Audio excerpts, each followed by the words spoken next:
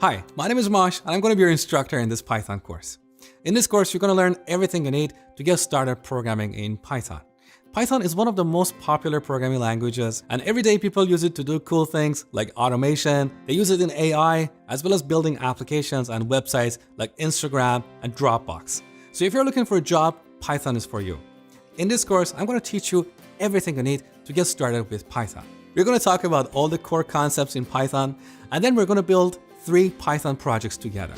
Here's the first project we're going to build. You're going to learn how to create this beautiful website for an imaginary grocery store. Here on the homepage, we can see all the products in the shop, and we also have an admin area for managing the stock. We're going to build this using a popular Python framework called Django. Now, if you have never built a website before, don't worry, I will teach you everything from scratch. You're also going to learn how to use Python in machine learning or artificial intelligence. So you will learn how to write a Python program that will predict the kind of music that people like based on their profile, just like how YouTube recommends videos based on the videos you have watched before. I will also teach you how to use Python to automate boring, repetitive tasks that waste your time. You will write a Python program that will process thousands of spreadsheets in under a second. I've designed this Python course for anyone who wants to learn Python. If you're a beginner, don't worry. I will hold your hands through this entire course. You're not too old or too young, and Python is super easy to learn. You can write your first Python program in literally seconds. Plus, I'm going to give you plenty of exercises to help you build your confidence writing cool Python programs. My name is Mosh. I'm a software engineer with 2 decades of experience, and I've taught over 3 million people how to code. I'm super excited to be teaching you Python in this course, so I hope you stick around and learn this beautiful and powerful programming language. In this tutorial, I'm going to show you how to download and install Python on your computer. So the first thing I want you to do is open up your browser and head over to python.org. On this page, click on Downloads. Here you can see the latest version of Python. Currently, at the time of recording this video, the latest version is Python 3.7.2. Chances are in the future, when you're watching this tutorial, there is a newer version of Python available. Don't worry, all the materials you're going to learn in this course will apply to the latest version of Python as well. So let's go ahead and download Python 3. All right, now look at your downloads folder.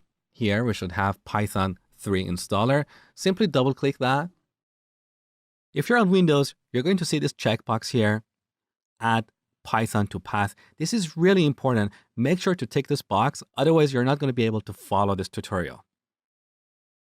If you're on a Mac, you're going to see an installer like this. With this setup wizard, we can install Python 3 on our computer. So simply click continue and again, agree with the license agreement and install it. This is going to take a few seconds, so I'm going to pause the recording. All right, we have successfully installed Python 3 on our computer. Let's close this. All right, next we need to install a code editor. We use a code editor to write our code. Just like how we use Microsoft Word to write documents, we use a code editor to write code. Now, there's so many code editors out there. The one that I'm going to show you in this tutorial is PyCharm. That is one of the most popular code editors for writing Python code. You can get it from jetbrains.com/PyCharm. Now, more accurately, PyCharm is considered an IDE, which is short for Integrated Development Environment. And that's basically a code editor on steroids. It has some additional features that makes it really easy to write code. So let's go ahead and download PyCharm. Now here on the download page, you can see 2 versions of PyCharm. One is the Professional Edition, which has additional features and you'll have to pay for them. The other is the Community Edition. That is absolutely free, and that's what we're going to use in this tutorial. So go ahead and download this as well. Now, once again, look at your downloads folder. Here you should have PyCharm. So double click this. Now, if you're on Windows, you're going to see an installation wizard. Simply click next until you install PyCharm. If you're on Mac, you need to drag and drop this icon onto the applications folder. So drag and drop. All right, now let's double click this to run it. The first time you run PyCharm, you're going to get this warning because this is an application that you download from the internet. So let's go ahead and open it. Next, you're going to see this dialog box for importing some settings. Leave this to do not import settings. It doesn't really matter. Okay. On this page, select I've never used PyCharm. You can see some keyword shortcuts that might be useful in the future. Just accept this, and down the bottom, click the next button. And then next again, and one more time, and finally start using PyCharm. So here's the main page of PyCharm that you're going to see every time you open it. Click on Create New Project. This is the location for our project. Let's call this project Hello World. Now, before clicking Create, expand this item here. Make sure that base interpreter is set to Python 3. Python interpreter is basically a program that knows how to execute Python code. It will interpret or translate Python instructions into instructions that a computer can understand. Now, Mac computers by default come with an older installation of Python, that is Python 2. It's considered legacy, which means it's no longer maintained or supported. So earlier we downloaded Python 3. Make sure that this is set to Python 3. If not, from this list, select Python 3.7. All right, now let's go ahead and create this project.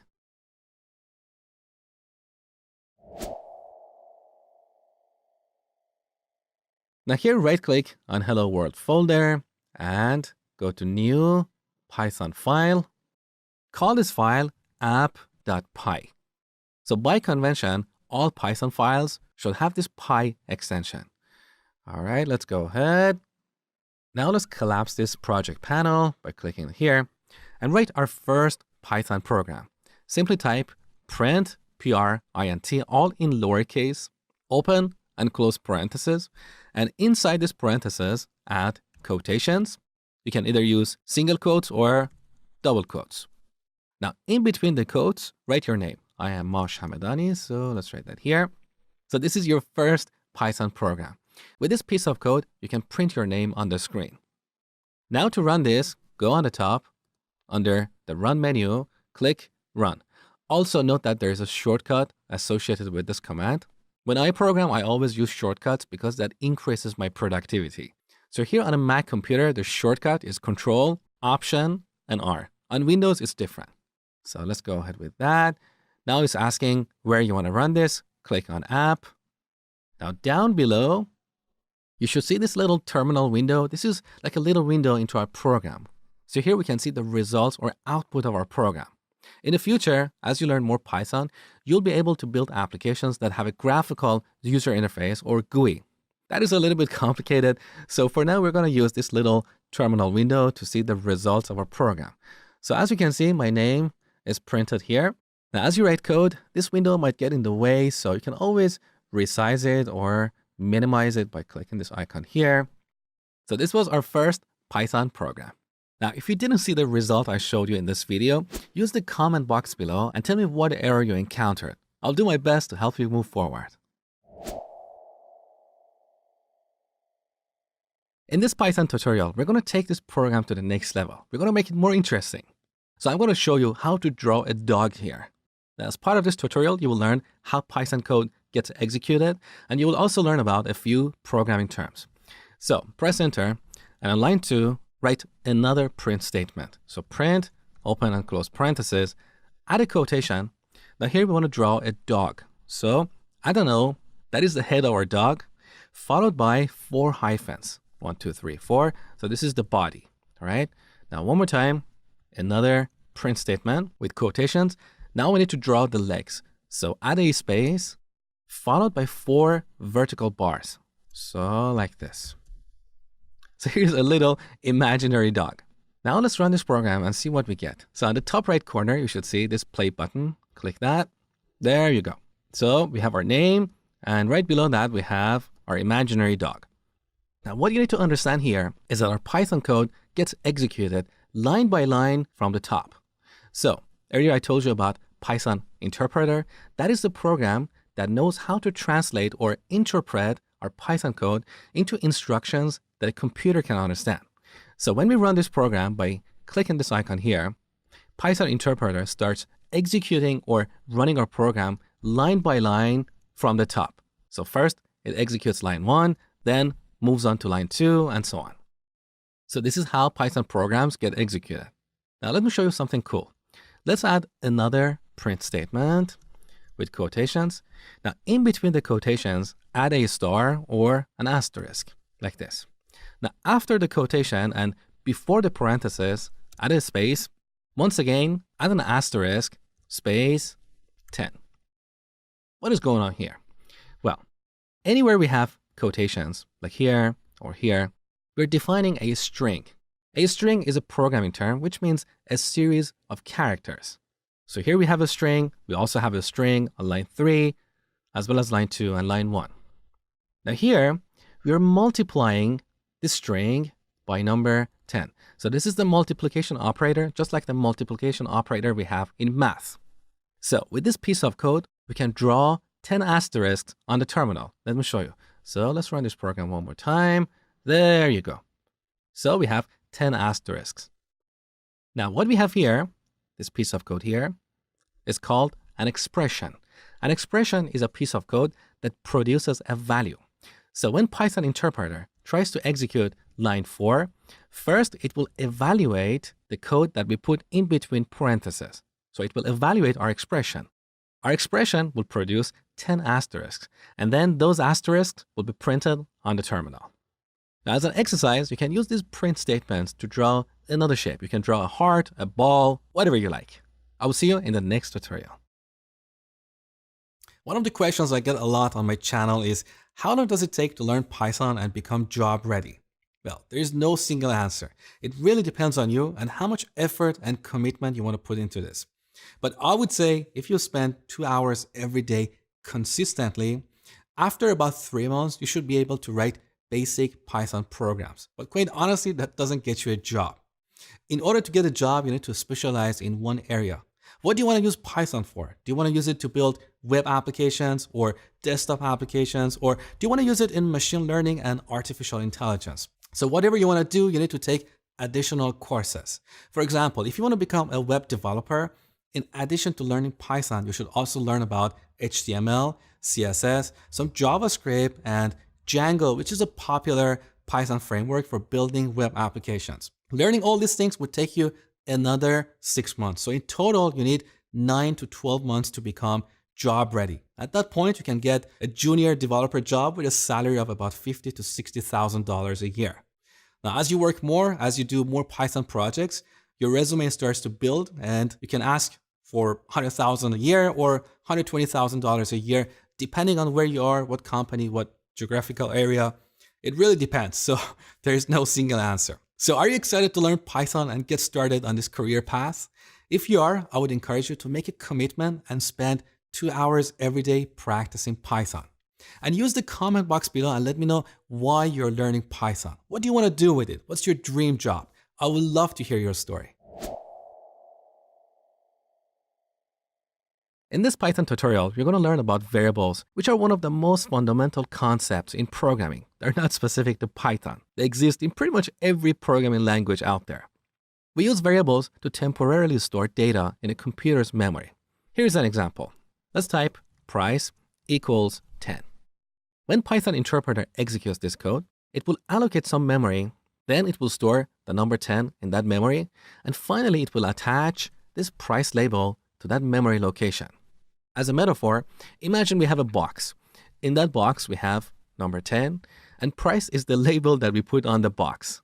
Now we can use this label anywhere in our program to access the value that we have in that box. This is a very simplified explanation. So now let's print price on the terminal. Print. Now this time we're not going to add quotations, because if we put quotations here, we will see the text price on the terminal, not the value of the price variable. So delete quotations and type price. Now let's run this program one more time. There you go. So we see 10 on the terminal. So this is how we define variables. We start with an identifier, which is the name of our variable, then an equal sign, and finally a value. Now more accurately, when this number 10 is about to be stored in the memory, first it will get converted to its binary representation. So this number 10 that we have is in the decimal system, which has all the digits from 0 to 9. Computers don't understand all these digits. They only understand zeros and ones. So when we store the number 10 in the computer's memory, first it will get converted to its binary representation, which would be a bunch of zeros and ones, like 001001, whatever, I don't know. Then it will get stored in the computer's memory. So let's take this program to the next level. On the second line, we can update the value of this price variable. So we can reset it to a new value like 20. Now, when we run our program, we should see 20 because as I told you before, Python interpreter executes our code line by line from the top. So first we set price to 10, then we reset it to 20, and finally we print it on the terminal. Let's run the program. There you go. So we see 20 here, okay? Now these numbers that we have here are whole numbers without a decimal point. In programming, we refer to these numbers as integers. So an integer is a number without a decimal point. We can also use numbers with a decimal point. For example, here on line 2, we can define another variable called rating, and we set it to 4.9. Now in programming, we refer to this kind of number as a floating point number, or float for short. So we have integers and floats. We can also define a variable and set it to a string. For example, name equals Mosh. We also have another kind of value, which is called Boolean, which can be true or false. They are like yes and no in English. Here's an example. I'm going to define a variable is underline published. So we use an underscore to separate multiple words in our variable's name. We set this to true or false. These are the Boolean values. Now, note that Python is a case-sensitive language, which means it's sensitive to lowercase and uppercase characters. So when defining variables, we should always use lowercase letters. But here, false and true are special keywords in the language. So if we spell it with a lowercase f, Python doesn't understand it. You can see we have a red underline here, which indicates an error. So make sure to spell this with a capital F, or if you want to set this to true, make sure T is capital. So in this program, we are storing simple values in our computer's memory. Simple values can be numbers, which can be integers or floats, or they can be strings or booleans. But in Python, we can also store complex values like lists and objects, and that's what I'm going to show you in the future. So before going any further, I want you to do a little exercise. Imagine we're going to write a program for a hospital. So we check in a patient named John Smith. He's 20 years old and is a new patient. I want you to define 3 variables here for his name, his age, and another variable to tell if this is a new or an existing patient.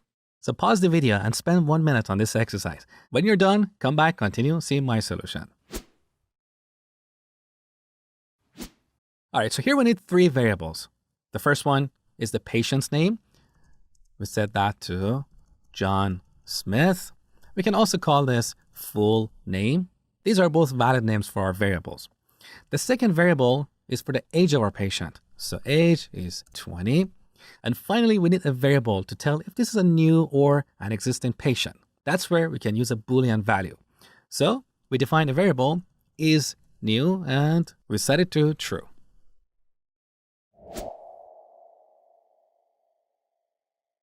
So you have learned how to print messages on the terminal window. In this tutorial, I'm going to show you how to receive input from the user. So we're going to write a small program that asks the user's name, and then it will print a greeting message customized for that user. So instead of print, we're going to use input. Now, both this input and print are functions that are built into Python. As a metaphor, think of the remote control of your TV. On this remote control, we have a bunch of buttons. These are the functions built into your TV. You can turn it on, turn it off, change the volume, and so on. In Python, we also have a bunch of functions for common tasks, such as printing messages, receiving input, and so on. So we're going to use the input function. Now, whenever we have these parentheses, we say we're calling or executing that function. It's like pressing a button on a remote control. So we're going to call the input function, and in between parentheses, we want to add a string to print something on the terminal. What is your name? With a question mark followed by a space. You will see why in a second. So this input function will print this message on the terminal, and then it will wait for the user to enter a value. Whatever the user enters, this input function will return. So now we can get that value and store it in the memory using a variable. So we get the result and put it in a variable called name. Okay? Now on the second line, we want to print a message like, hi John, or hi Mosh, whatever. So print quotations, hi, with a space. Now after the quotation, we want to dynamically print what we have in the name variable. So we add a plus sign and then name. So here we have hi, which is a string.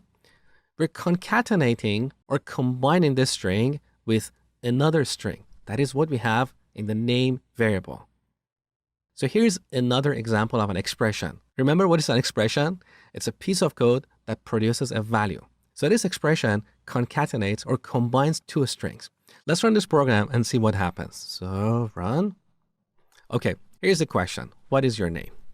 Mosh. Now note that earlier we added a space after the question mark. We did this so here in the terminal window, the cursor is separated from the question mark. Otherwise, it would be so close.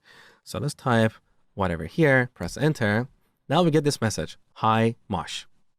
Now here's a little exercise for you. I want you to extend this program and ask two questions. First, ask the person's name and then their favorite color, and then print a message like Mosh likes blue. So pause the video, do this exercise, and then come back, continue watching. All right, so here's the first question. Right after that, we're going to call the input function one more time. This time, we're going to ask a different question. What is your favorite color? Now we get the new value and store it in a variable called color, or we could call it favorite underline color. Either works. And finally, we're going to change what we pass to the print function. So first we print the name, then we concatenate this with a string. Here we're going to type likes. We also put one space before and after likes. And once again, we concatenate this with the favorite color. So favorite color. Now let's run this program. So what is your name? Mosh, enter. Favorite color, blue, enter. We get this message, Mosh likes blue. Hey guys, Mosh here. I just wanted to let you know that you really don't have to memorize anything in this course because I've put together a cheat sheet with summary notes so you can quickly review the materials in this course. The link is below this video. So I have done my best to create the best possible Python course on YouTube. And I really appreciate it if you support my hard work by liking this video and sharing it with others so they can learn as well. And be sure to subscribe to my channel for more tutorials like this. All right, now let's move on to the next tutorial. In this Python tutorial, we're going to write a program that will ask the year we were born in, and then it will calculate our age and print it on the terminal. So let's start with our input function, input. Let's print birth year, followed by a colon and a space. Now let's get the return value and store it in a variable called birth underline year. So as I told you before, we use an underscore to separate multiple words. Next, we need to calculate the age. So we define another variable called age, and here we do some basic math. Currently, we are in 2019. So let's write an expression like this, 2019 minus birth year. Now, finally, let's print age on a terminal. Let's run our program and see what happens. So my birth year is 1982. Enter. Oops, we got an error. What is going on here? So whenever you see this red message, that means there is something wrong in your program. With the information here, we can find exactly where the error occurred. So next to the file, you can see the file that generated this error. In this case, that is app.py. So currently our program has only a single file, but real complex programs often have hundreds or even thousands of files. So in this file, on line 2, this is where we got this error. And right below that, you can see the piece of code that generated this error. So that is where we're calculating the age. And right below that, you can see the type of the error. In this case, we have a type error, and here's the message, unsupported operand types for subtraction, int and stir. So int is short for integer, and that represents a whole number, and stir is short for string. So here we're subtracting a string from an integer, and Python doesn't know what to do with it. Let me explain. So I'm going to close the terminal window. So after the first line is executed, we have this birth year variable set to a string. So whatever we type in the terminal is always treated as a string, even if we type a number. In other words, when we run this program, this birth year variable will be set to a string with 4 characters, 1982. This string is different from the actual number 1982. One is an integer, the other is a string, right? So back to line 2, where this error occurred. At runtime, which means when we run our program, this expression on the right side of the assignment operator is going to look like this. 2019 minus string 1982. Python doesn't know how to interpret or how to evaluate this expression. To fix this problem, we need to convert this 1982 into an integer, and then we'll be able to subtract it from 2019. And that is very easy. So far you have learned about 2 built-in functions. One is print, the other is input. We have a few more functions for converting values into different types. So we have int for converting a string into an integer. We also have float for converting a string into a float or a number with a decimal point. And we also have bool for converting a string into a Boolean value. So to fix this problem, we need to go back on line 2 and pass this birth year variable to the int function like this. Int parentheses like this. So we pass this string to the int function. Int will convert it to an integer, and then Python interpreter will be able to evaluate this expression. Now let's run this program one more time. So birth year is 1982, enter. So I am 37 years old. In Python, we have a useful function for getting the type of variables. For example, let's print the type of birth year. So right after line 1, let's print. Now here we're going to call another built-in function called type. And now let's pass birth year. Okay. Now similarly after line 3, let's also print the type of age. So print type of age. Okay. Let's run our program. So birth year, one more time, 1982. Okay. Here's the result. So the type of birth year, as you can see, is a class of str or string. We'll look at classes in the future. So for now, don't worry about them. And also below that, you can see that the type of the age variable is int or integer. So here's what you need to take away. Whenever you use the input function, you always get a string. So if you're expecting a numerical value, you should always convert that string into either an integer or a float. Now here's a little exercise for you. I want you to write a program, ask the user their weight, and then convert it to kilograms and print it on the terminal. So pause the video, do the exercise, and when you're ready, come back, continue watching. All right, so let's use our input function and ask for the weight in pounds. Here we get the weight in lbs or pounds. Now we need to convert this into kilogram. That is very easy. So we define another variable, weight underline kilogram or kg. We set this to weight underline lbs times 0.45. And finally, let's print weight underline kilogram. Let's run this Python program and see what happens. So my weight is 160. All right, once again, we got an error. Can't multiply sequence by non-int of type float. So as I told you before, this input function returns a string. So we cannot multiply a string by a float. Python doesn't know what to do with it. So in this case, we should convert this number to an integer or a float and then multiply it by 0.45. So let's call the int function and pass weight underline lbs and run our program one more time. 160. Okay, so I am 72 kilograms.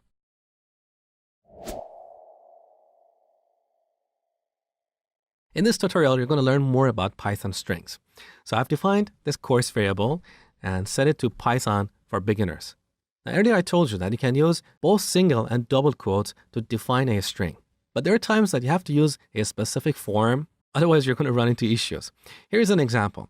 Imagine we want to change this string into Python's course for beginners. So we want to add an apostrophe like this, Python's course for beginners. You can immediately see this is going crazy because our string starts here and then terminates here. All these characters that we have after the second apostrophe, Python interpreter doesn't know what they are. So to solve this problem, we need to use double quotes to define our string so we can have a single quote in the middle of the string. So let's change this to double quotes. Now you can see it adds another double quote to close it. We have to manually remove this. And also one more time at the beginning of the string, we need to add another double quote. Now you can see the error is gone. So if we print course, we see Python's course for beginners. Beautiful. Now let's say we don't want this apostrophe here. So we have Python for beginners, but we want to put beginners in double quotes. Once again, if you add a double quote here, Python interpreter gets confused because it assumes the second double quote indicates the end of our string, so it doesn't know what these characters are. So to solve this, we need to change our double quotes to single quotes like this, and then we can add double quotes in the middle of the string. Now let's run this program. There you go. So we get Python for beginners. So these are the cases for using single or double quotes. Now, in all the examples I've shown you so far, we only deal with short strings. But what if you want to define a string that is multiple lines? For example, what if you want to define a string for the message that we send in an email? In that case, we need to use triple quotes. So let me delete this. Now we add 3 quotes. So 1, 2, 3. There you go. So we have 3 quotes to start our string and 3 to terminate it. Again, these quotes can be single or double quotes, okay? Now with this, we can define a string that spans multiple lines. For example, we can say, hi, John. Here is our first email to you. Thank you, the support team, like that. Now, let's run this program and here's the result. So we get this beautiful multi-line string. Now let's change this back to something simple so we can look at other characteristics of strings in Python. So I'm going to use single quotes and set the course name to Python for beginners. Now here we can use square brackets to get a character at a given index in this string. Let me show you. So to get the first character, we use square brackets and type 0. So the index of the first character in this string is 0. In other words, this is how Python strings are indexed. 0, 1, 2, 3, 4, and so on. So the index of the first character is 0, the second character is 1, and so on. So let me delete this and run this program. We get P. We can also use a negative index here, and this is one of the features that we don't have in other programming languages, as far as I know. So with a negative index, we can get the characters starting from the end. So if I pass -1 here, assuming that 0 is the index of the first character, -1 is the index of the last character. So when we run this program, we should see S. Let's run it. There you go. We get S. If we pass -2, this will return the second character from the end. Let's run it one more time. Now we get R because that is the second character from the end. Okay. So pay close attention to this square bracket syntax because quite often it's the topic for online Python tests or university exams. So if you're preparing for a Python test, make sure to watch this tutorial one more time and understand exactly how this square bracket syntax works. We can also use a similar syntax to extract a few characters instead of just one character.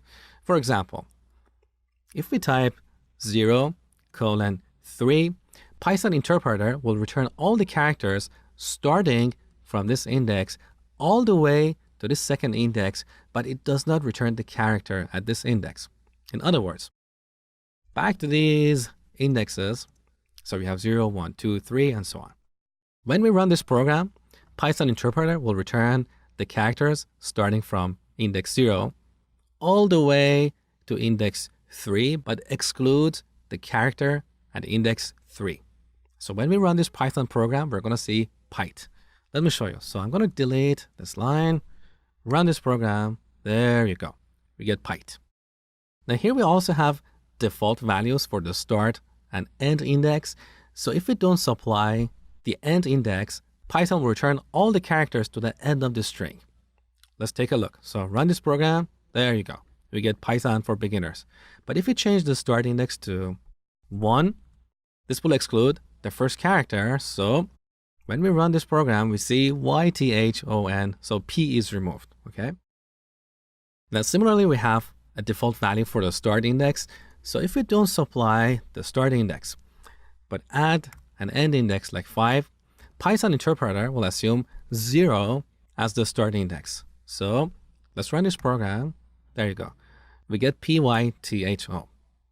Now, what if we leave both the start and end index? Well, I told you that in this case, 0 will be assumed as the start index, and the length of the string will be assumed as the end index. So with this syntax, we can basically copy or clone a string. In other words, if I define another variable here, let's call it another, and set it to course square brackets with just a colon, now this expression will return all the characters in the course variable. So this second variable will be a copy of our first variable. Let's take a look. So let's print another and run our program. There you go. We get Python for beginners. So once again, the square bracket syntax is pretty important. If you're preparing for online Python tests or college exams, make sure to watch this tutorial again. Now here's a little exercise for you. I'm going to delete all this code, define a variable called name, and set it to Jennifer. Now when we print name of 1:-1, what do you think we're going to see on the terminal? I want you to use your knowledge to tell what we're going to see on the terminal without running this program. So pause the video, think about it for a few seconds, and then come back, continue watching. So this expression will return the characters starting from index 1, which is the second character, all the way to the first character from the end, but excluding the character at this index. In this case, the first character from the end is R, so R will be excluded. In other words, we're going to see all the characters starting from E all the way to the second E. Let's take a look. So I'm going to run this program. There you go. This is what we get. And I hope you guessed it right.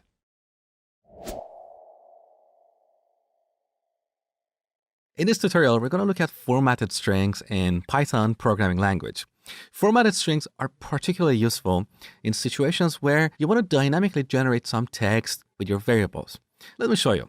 Let's say we have two variables, first name and last name. So first, we set this to John, and last, we set this to Smith. Now, it's better to call these variables first name and last name because they're more descriptive. But here I'm using shorter names because I want you to see the entire code on the screen. So let's say with these two variables, we want to generate some text like this. John, in square brackets, Smith is a coder. Let's say we want to print this on a terminal. How do we do this? Well, we define another variable like message. Now here we add the first name. Now we need to concatenate this with a string that contains a space and a square bracket. Next, we need to add the last name. Then we need to add a string that contains the closing square bracket followed by is a coder. Okay, so then if we print message and run this program, we see John Smith is a coder, right? Now, while this approach perfectly works, it's not ideal because as our text gets more complicated, it becomes harder to visualize the output. So someone else reading this code, they have to visualize all these string concatenations in their head. This is where we use formatted strings. They make it easier for us to visualize the output. So I'm going to define another variable, let's say MSG, short for message, and set this to a formatted string. A formatted string is one that is prefixed with an F. So F quotes. Now in between the quotes, first we want to add the value of the first name variable. So we add curly braces, and here we type first. Next, we add a space. We add our square brackets. In between the square brackets, we want to display the last name. So once again, we add curly braces and type last. And finally here we type is a coder. So this is what we call a formatted string. With these curly braces, we're defining placeholders or holes in our string. And when we run our program, these holes will be filled with the value of our variables. So here we have two placeholders or two holes in our string. One is for the value of our first name variable, and the other is for the value of the last name variable. Now compare this formatted string with string concatenation. With this formatted string, we can easily visualize what the output looks like, right? Now let's print this on the terminal to make sure we get the exact same output. So let's print message. There you go. So John Smith is a coder. So to define formatted strings, prefix your strings with an F and use curly braces to dynamically insert values into your strings.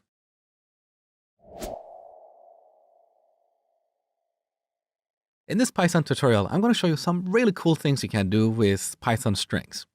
So let's start by defining a variable, course, and we set that to Python for beginners. Now to calculate the number of characters in this string, we can use a built-in function called len. So len, we give it this course variable, and then we can print the result. Let's run this program. So as you can see, we have 20 characters in this string. This is particularly useful when we receive input from the user. For example, you have noticed that when you fill out a form online, each input field quite often has a limit. For example, you might have 50 characters for your name. So using this len function, we can enforce a limit on the number of characters in an input field. If the user types in more characters than we allow them, we can display an error, okay? Now, this len function is another function built into Python. It's a general purpose function. So it's not limited to counting the number of characters in a string. In the future, when we look at lists, I'm going to show you that we can use this function to count the number of items in a list. So it's a general purpose function. Now, we also have functions specific to strings. For example, we have functions for converting all these characters to uppercase or lowercase. To access these functions, we use the dot operator. Let me show you. So first we type course, then dot. Look, these are all the functions that are specific to strings. Now, in more accurate terms, we refer to these functions as methods. This is a term in object-oriented programming that we'll look at in the future. But for now, what I want you to take away is that when a function belongs to something else or is specific to some kind of object, we refer to that function as a method. For example, here we have this function, upper, for converting the string into uppercase. Now, more accurately, because this function is specific to strings, we refer to this as a method. In contrast, len and print are general purpose functions. They don't belong to strings or numbers or other kinds of objects, okay? So this is the difference between functions and methods. Now, let's look at this upper method. So let's print the result and run our program. There you go. We get all these characters displayed in uppercase. Now, note that this method does not change or modify our original string. In fact, it creates a new string and returns it. So if we print our course variable right after we call the upper method, you can see that our course variable still has its original form. So let's run this program one more time. There you go. Look, this is our original course variable. It's not modified. Now, similar to the upper method, we have another method for converting a string into lowercase. So let me show you. Print course.lower. Now let's run the program. So on the second line, you can see all characters are in lowercase. Now there are times that you want to find a character or a sequence of character in a string. In those situations, you can use the find method. So let me delete these few lines. We call course.find. Here we pass a character, let's say P, and this will return the index of the first occurrence of that character. Let me show you. So let's print the result. We get 0 because the index of the first capital P in our string is 0. As another example, if we pass a lowercase o here, let's see what we get. We get 4 because the index of this o here is 4. Now, note that the find method is case sensitive, so it's sensitive to lowercase and uppercase characters. As an example, if we pass an uppercase o here and run this program, we get -1 because we don't have an uppercase o anywhere in the string. Okay? We can also pass a sequence of characters. For example, we can pass beginners with a capital B. Let's run this program. We get 11 because the word beginners starts at index 11. Now, we also have a method for replacing a character or a sequence of characters, and that is called replace. So let's change find to replace. Let's say we want to replace beginners with absolute beginners. So we add a comma to pass a second value to this function, or more accurately, this method. We add a string. Here I'm going to pass absolute beginners. Okay, now let's run this program. So we get Python for absolute beginners. Again, this method, like the find method, is case sensitive. So if we pass beginners all in lowercase, this method is not going to find this exact word in our string, so it's not going to replace it with absolute beginners. Let's take a look. So I'm going to run the program one more time. Look, we still get Python for beginners. We can also replace a single character. For example, we can replace capital P with, let's say, capital J. Now, when we run this program, we get Python for beginners. So these are the find and replace method. And one last thing I want to show you in this tutorial. There are times that you want to check the existence of a character or a sequence of characters in your string. In those situations, you use the in operator. So let's say we want to know if this string contains the word Python. We can write an expression like this. String Python space in space course. So we're checking to see if Python is in the course variable. Now, this is an expression that produces a Boolean value, like a true or false. So we refer to this expression as a Boolean expression. Now, if we print this on the terminal, we should get true. And by the way, let me delete the second line. We don't need it anymore. So run the program, we get true. But if I change this capital P to a lowercase p and run the program, we get false because we don't have this exact sequence of characters in our string.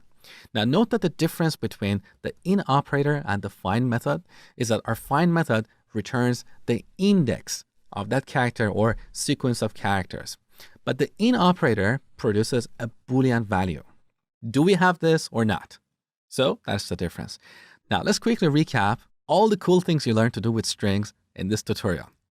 We can use the len function to count the number of characters in a string. This is a general purpose function built into Python. We also have specific functions for strings, which we refer to as methods. These include upper for converting a string into uppercase. We also have lower and title methods. You learn about the find method, which returns the index of a character or sequence of characters. We have the replace method for replacing characters and words in a string. And finally, you learn about the in operator. So some characters in a string.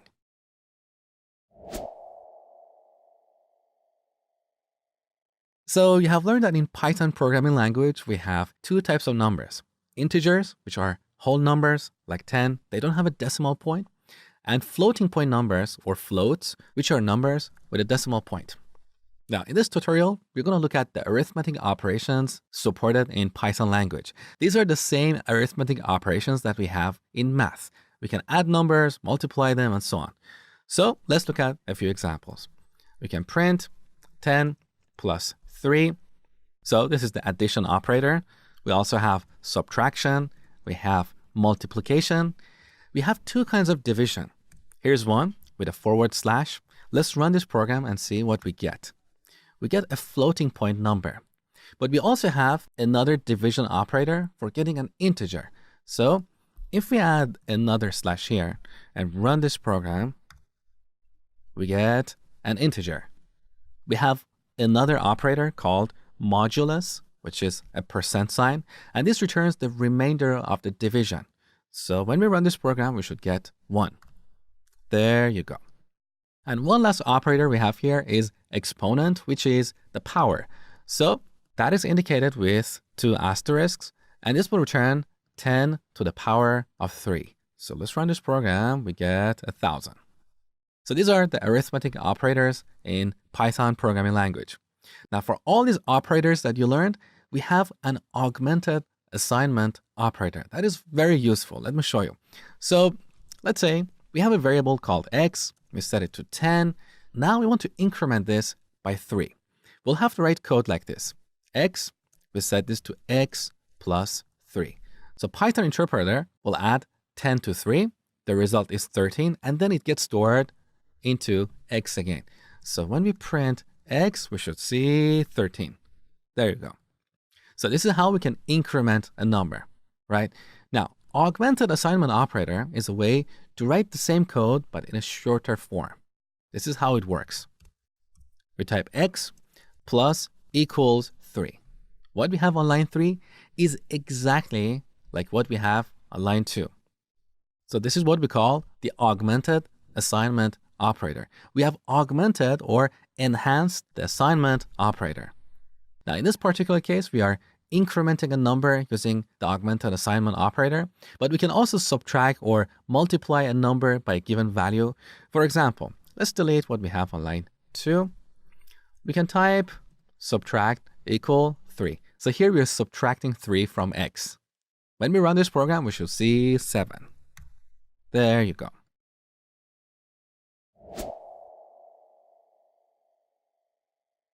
Now let me ask you a question. I'm going to clear all this code here. Define x and set it to 10 plus 3 times 2. What do you think is the result of this expression? This is a very basic math question that unfortunately a lot of people fail to answer. The answer is 16.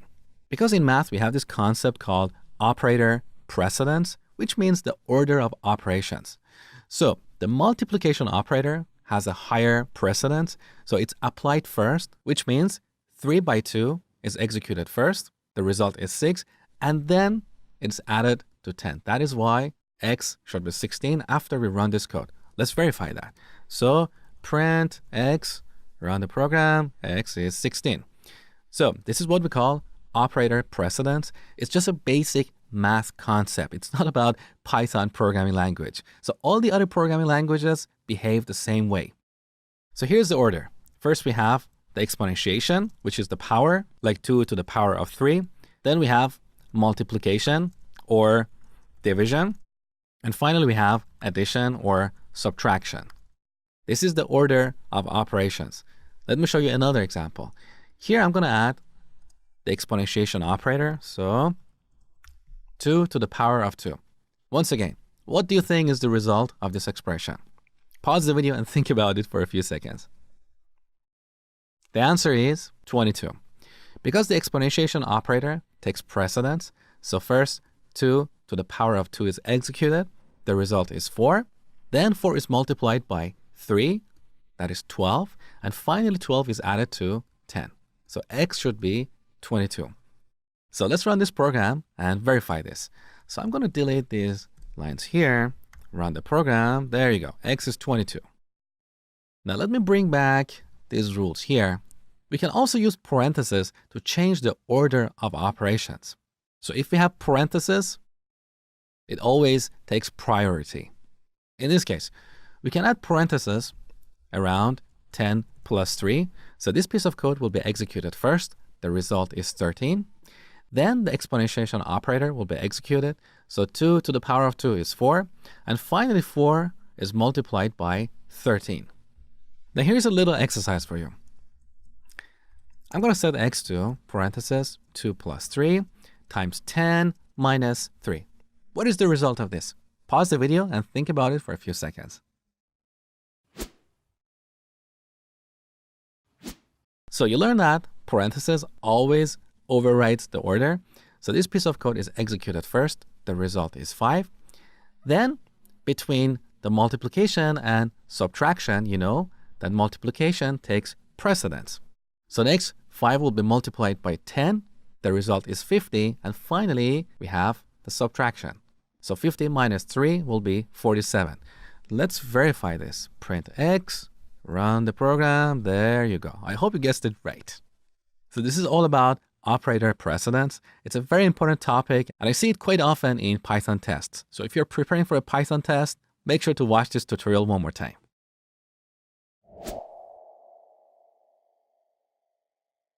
In this tutorial, we're going to look at a few useful functions for working with numbers. Let's start by defining a variable like x and set it to 2.9. Now to round this number, we can use the built-in round function. So we call the round function, give it x, and then print the result. Let's run this program. So we get 3. We have another useful built-in function called ABS, which is short for absolute. And this is the absolute function that we have in math. We give it a value and it always returns the positive representation of that value, even if that value is negative. Here's an example. Let's call the ABS function and give it negative 2.9. When we run this program, we're going to see 2.9 on the terminal. So let's go ahead. There you go. So absolute always returns a positive number. Now, technically in Python, we have a handful of built-in functions for performing mathematical operations. If you want to write a program that involves complex mathematical calculations, you need to import the math module. A module in Python is a separate file with some reusable code. We use these modules to organize our code into different files. As a metaphor, think of a supermarket. When you go to a supermarket, you see different sections for fruits and vegetables, cleaning products, junk food, and so on. Each section in a supermarket is like a module in Python. So in Python, we have this math module, which contains a bunch of reusable functions for performing mathematical calculations. So let me show you how to use this module. On the top, we type import math, all in lowercase. With this, we can import the math module. Now math is an object like a string, so we can access its functions, or more accurately, its methods, using the dot operator. So if we type math dot, look, these are all the mathematical functions available in this module. For example, we can call the ceil method to get the ceiling of a number. So if we pass 2.9 here and then print the result, we should see 3. Let me delete all this other code here. All right, let's run this program. There you go. So we get 3. Another useful method is the floor method. So let's give that a try. Floor of 2.9. What do you think we're going to get? We get 2. Now, there's so many functions built in this module, and we don't really have time to go through all of them. But let me show you how you can learn about them on your own. Open up your browser and search for Python 3 Math Module. Make sure to add the version, Python 3, because the Math module in Python 2 is slightly different from the Math module in Python 3. So, Python 3 Math Module. Now here, you can see the documentation for this module. Let's go. Let's have a look. If you scroll down, you can see the list of all the functions and their explanation. So as an exercise, I encourage you to spend 5 minutes, have a quick look at this documentation, see what functions are there for you in case you need them.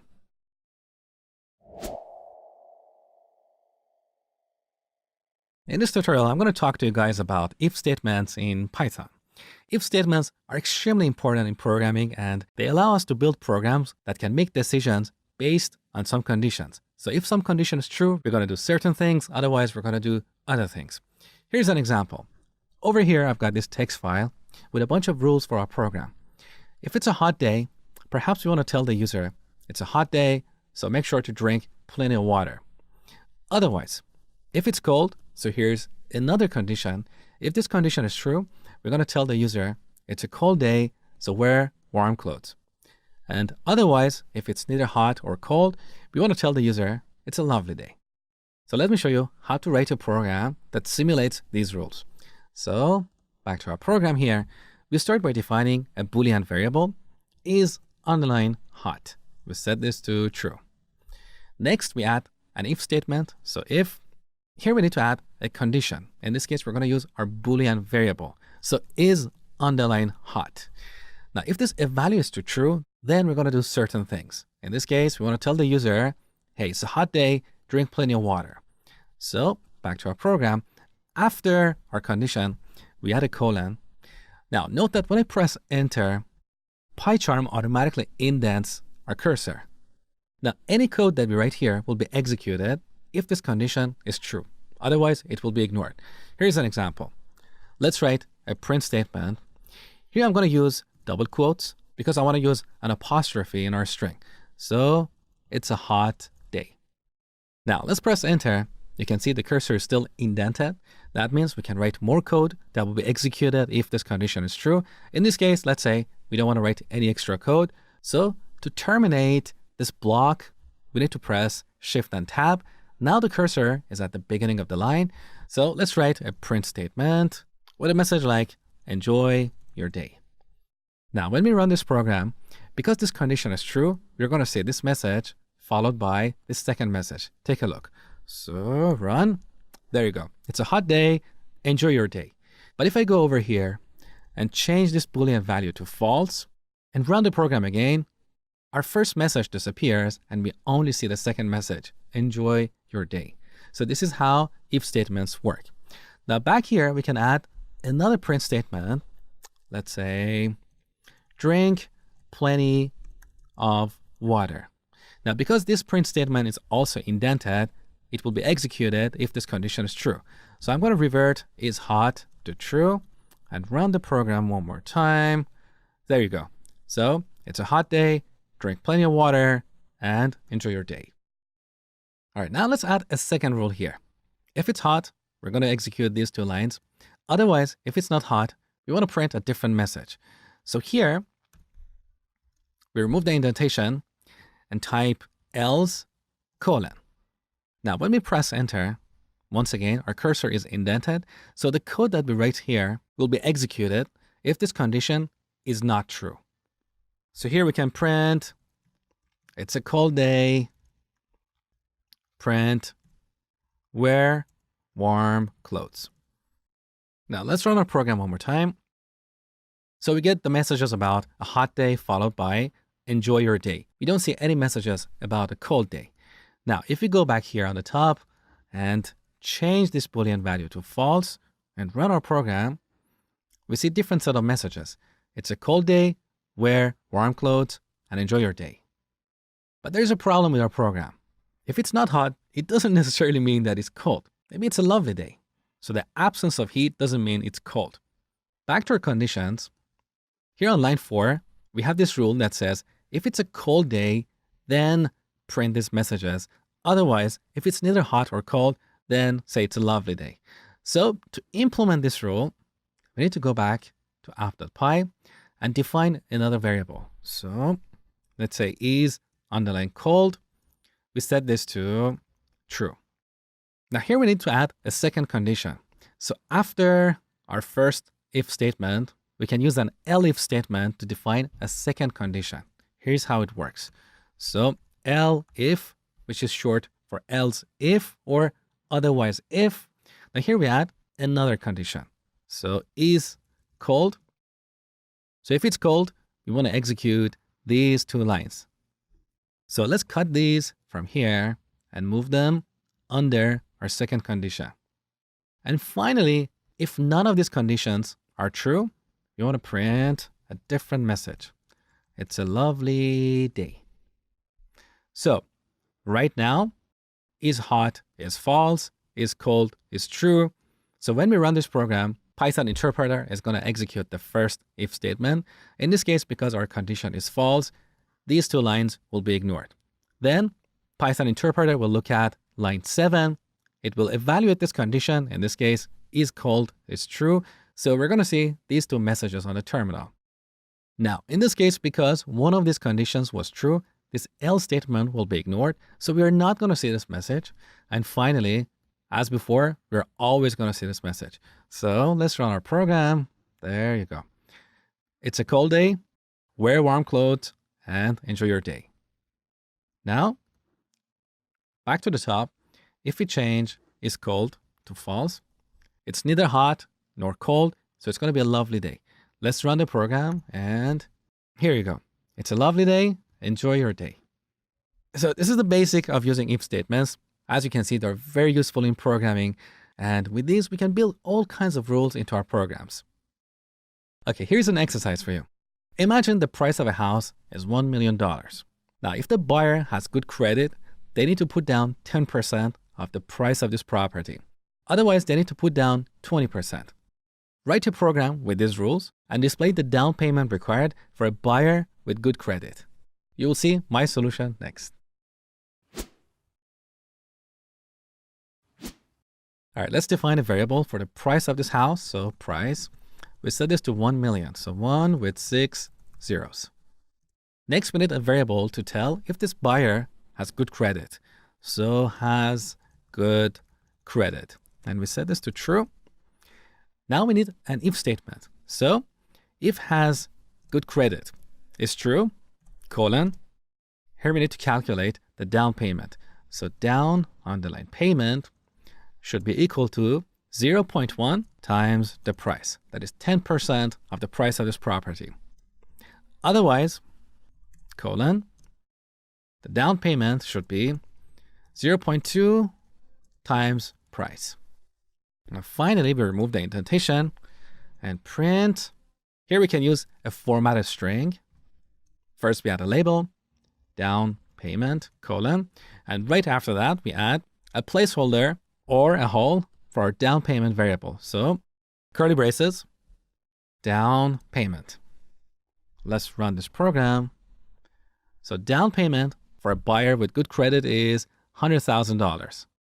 Now let's improve this by adding a $sign before this number. So back to our formatted string, just before the curly brace, I'm going to add a $sign. Let's run this one more time. That is better.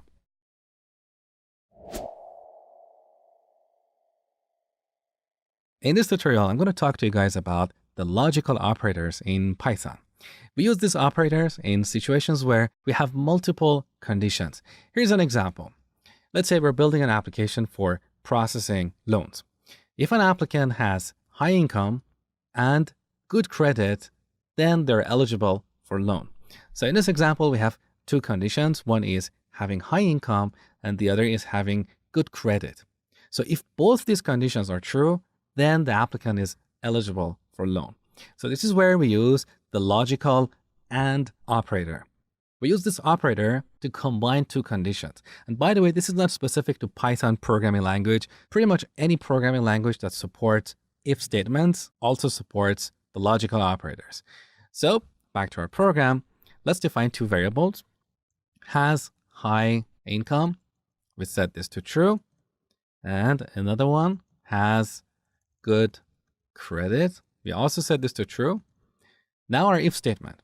If has high income is true and has good credit is also true, then we're going to print eligible for loan.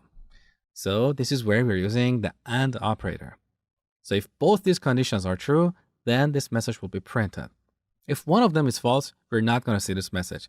Let's try this out. So I'm going to run this program. So we see eligible for loan. But if we change either of these conditions to false and run the program again, look, the message disappeared. So this is the logical AND operator. We also have the logical OR, and we use that in situations where we want to do certain things if at least one of the conditions is true. For example, let's change the rule for this program such that if the applicant has high income or good credit, then they're eligible for loan. So if either or both these conditions are true, then the applicant is eligible. Now, back to our program, we can implement this rule by using the logical OR operator. So we simply replace AND with OR. Now, when we run this program, we're going to see this message because at least one of our conditions is true.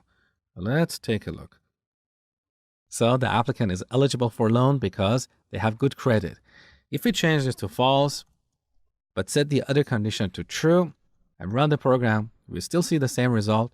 But if both these conditions are false, then we're not going to see this message anymore. So this is the difference between these operators.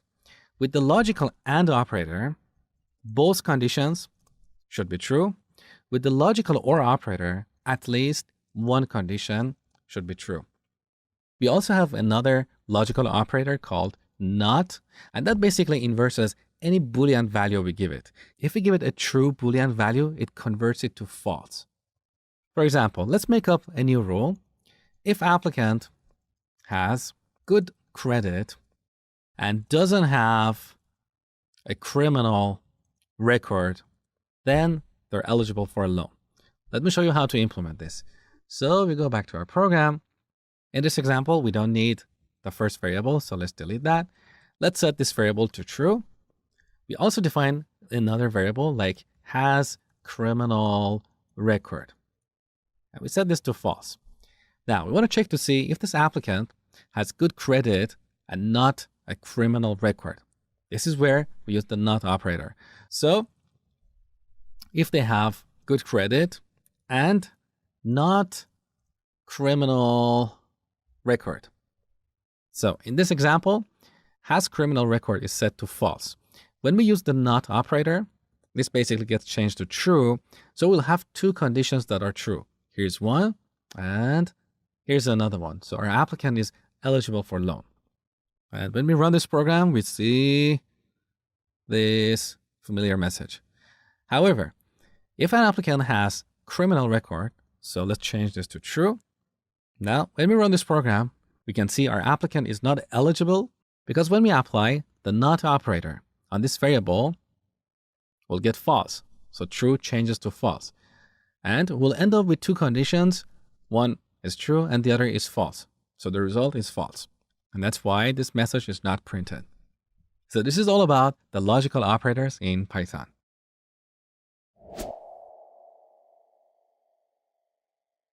In this tutorial, I'm going to talk to you guys about the comparison operators in Python.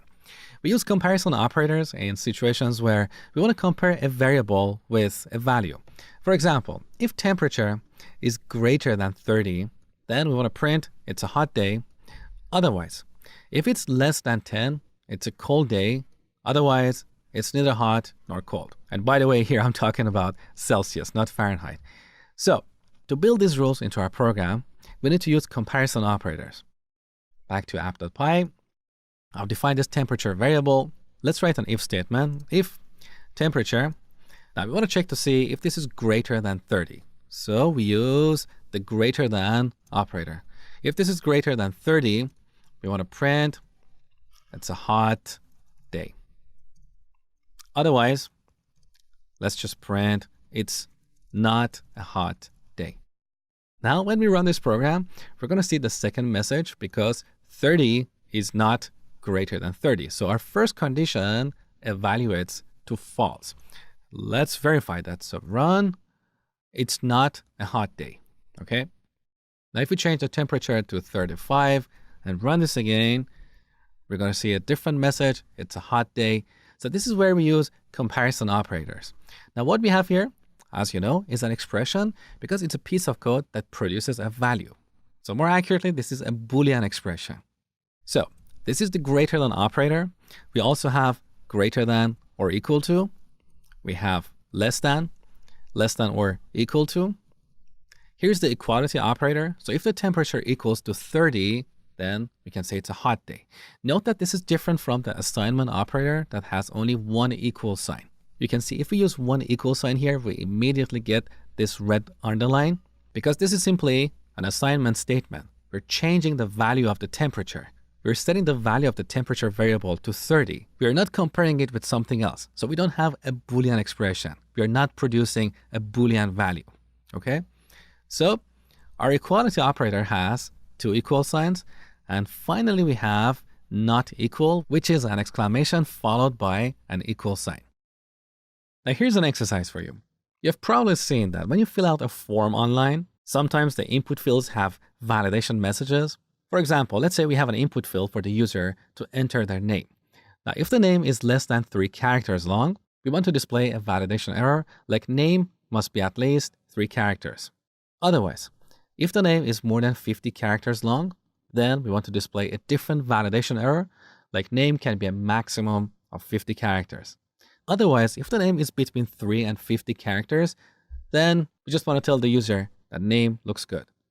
So go ahead and write a program to implement these rules.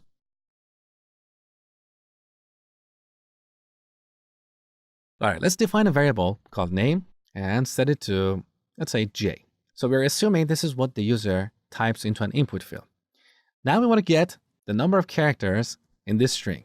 So we use the len function, right? Len of name. When we print this, we get 1, right? You have seen this before.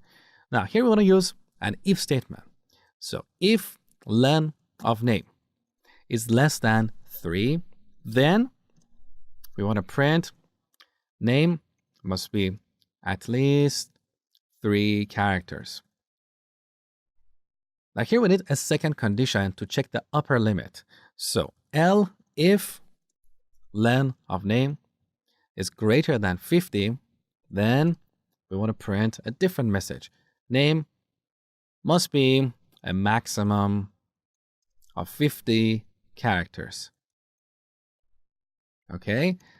And otherwise, so else, if none of these conditions is true, that means the name looks good. So print name looks good. Let's run our program. So in this case, we get this message because our name is too short. Now, if you go back here and type something really, really long, and then run our program, we're going to see a different message. Name must be a maximum of 50 characters. And finally, if we type a proper name here, like John Smith, and run our program, we get name looks good.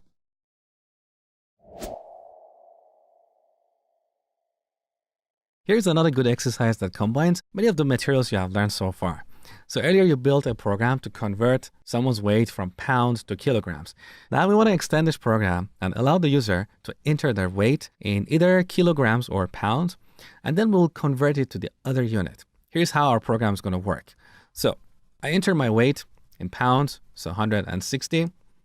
Now it's telling me, is this in pounds or kilograms? So here I need to enter L for pounds or K for kilograms. And by the way, this program is not case sensitive. So whether I enter a capital L or a lowercase l, it takes it as pounds. Now it tells me you are 72 kilos. Let's run this program one more time. This time I'm going to enter my weight in kilos. So 72 is the weight and the unit is kilograms, so K. And it says you are 160 pounds. So go ahead and spend a few minutes on this exercise. You will see my solution next.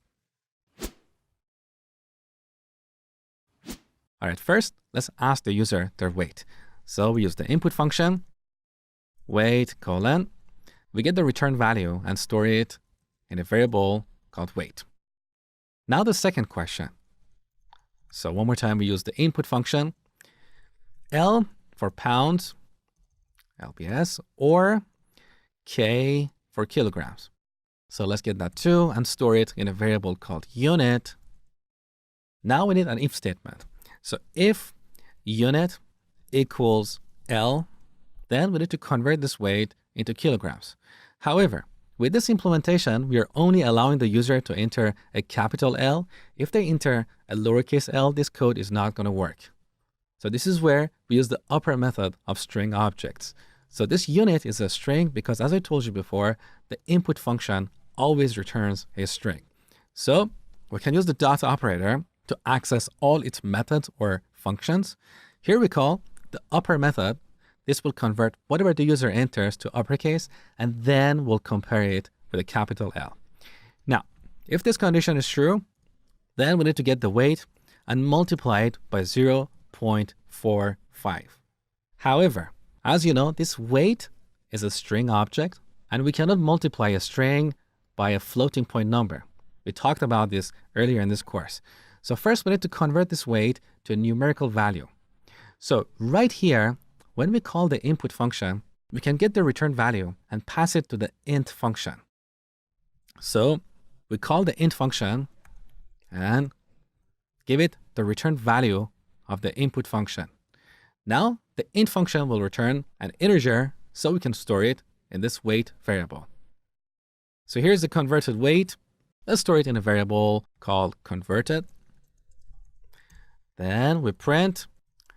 Here we can use a formatted string. So we prefix the string with F. We we add curly braces to dynamically insert the value of converted variable. And finally, we add kilos. Otherwise, if the unit is kilogram, we need to divide the weight by 0.45. So once again, we type converted equals to weight divided by 0.45. And just to refresh our memory, this division operator returns a floating point number, but if we use double slashes, we'll get an integer. In this case, I want to get a floating point number. So finally, let's print a formatted string. You are, curly braces, converted pounds. Okay. Now let's run this program and see what happens. So weight is 160 in pounds, and that equals to 72 kilos. Perfect. If we run it one more time and enter 72 kilos, we get 160 pounds.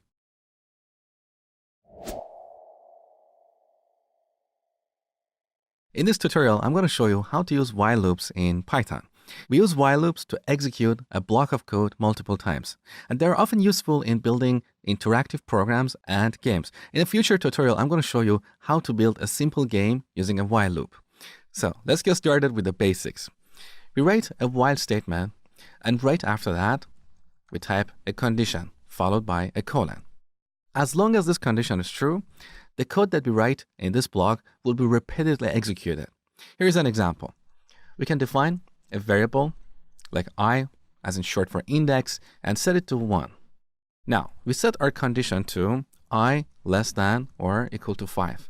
So as long as I is less than or equal to 5, we can print I on the terminal. And then we need to increment I by 1. So we set I to I plus 1. The reason we do this is that if we don't do this, I will be 1 forever. So we'll end up with an infinite loop because this condition will always be true. 1 is always less than 5. So in every iteration of this loop, we increment I by 1. So at some point, I is going to be 6. And then that is when this condition will be false. And then we'll jump out of this loop. Okay. Now to demonstrate how everything works, after this loop, I'm going to add a print statement, say done. So note that these two lines are indented, so they're part of the while block. Okay. Now let's go ahead and run this program to see what happens. So take a look. We get the numbers 1 to 5 followed by done. So here's how this program gets executed. First, we set I to 1. Now Python interpreter executes line 2. This condition is true because I is less than 5. So I is printed on the terminal and then incremented by 1. Then the control moves back to the beginning of the while loop. So it doesn't go to the next statement. So we come back here. Now we are in the second iteration. In the second iteration, I is 2. And because 2 is less than 5, our condition is still true. So I will be printed on the terminal. And once again, it will be incremented by 1. So at some point, I is going to be 6. And that's when this condition will be false. So our loop will be terminated. And then this done message will be printed on the terminal. So this is the basics of while loops. Now let's make this program a little bit more interesting. Here we can write an expression like this. We add a string, and in this string we add an asterisk. And then we multiply this string by I. So with this expression, we can repeat a string. When we multiply a string by a number, that string will be repeated. For example, if I is 2, this expression will produce a string with 2 asterisks. Okay, now let's run the program and see what we get. So we get this little triangle shape here because in the first iteration, I is 1. So 1 times an asterisk produces 1 asterisk. In the second iteration, I is 2. So when we multiply 2 by 1 asterisk, we'll get 2 asterisks.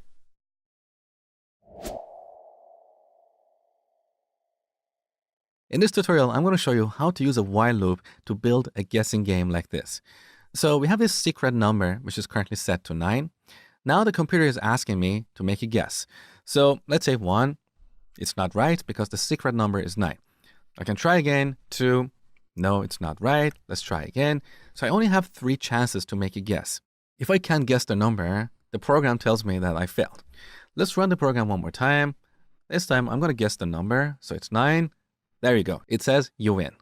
So let's go ahead and build this program using a while loop.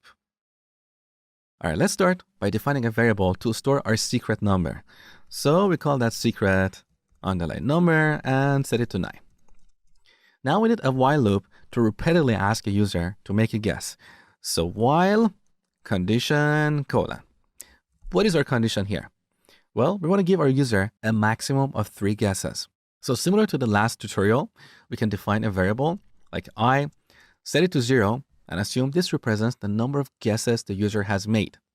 And then we can write our condition as I less than 3. Note that here I'm not using less than or equal to operator because with this condition, our loop will be executed 4 times, while I is 0, 1, 2, and 3. So here we should use the less than operator.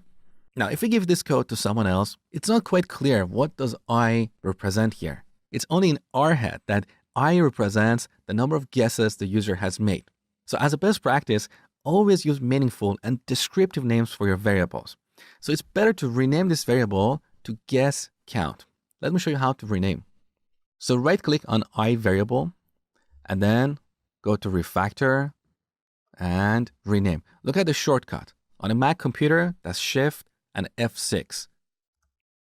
Now in this dialog box, we can easily rename a variable and PyCharm will update all the references to that variable. So we don't have to manually update each instance, okay? Let's change this to guess underline count. Enter. There you go. Now that is better. Also, it's better to store 3 in a separate variable to make our code more readable because it's not quite clear what does 3 represent here. So let's define a variable called guess limit and set it to 3. And then we can change 3 to guess underline limit. Now our code is more readable. While guess count is less than guess limit, see, it reads like a story. This is how you should write code. All right. So while this condition is true, we want to ask the user to make a guess. So here we use our input function, guess. Now, whatever the user enters comes out as a string, so we need to convert it to an integer. So right here, we pass the result to the int function and then get it and store it in a separate variable called guess. So at this point, the user made a guess. Now we need to increment guess count. So guess count, we set it to plus equal 1. Okay. Now we need to check to see if the user made the right guess. So here we need an if statement. If what the user guessed equals our secret number. Again, see, our code is so readable. It's like a story. You can read it like plain English. So if this condition is true, we want to tell the user they won. So print you won. Now let's go ahead and run our program up to this point. So, okay, it's asking me to make a guess. I'm going to make the wrong guess. So 1, it asks me again, beautiful. 2, one more time, 3. Okay, what is missing in this implementation is the message that tells me that I failed. We're going to take care of it momentarily. But let's run the program one more time and make the right guess. So 9, okay, it says you won, but it's still asking me to make a guess because our while loop is going to get executed 3 times. Look, 1 and 2. So we need to change our program such that if the user makes the right guess, we need to terminate our while loop. We need to jump out of it. How do we do that? So over here, if the user makes the right guess, after we print this message, we can use the break statement to terminate a loop. When Python interpreter sees this, it's going to immediately terminate our loop. It's not going to evaluate this condition again. Now let's run our program and see what happens. So I'm going to guess the right number. You won, and look, we were not asked to make 2 more guesses. Beautiful.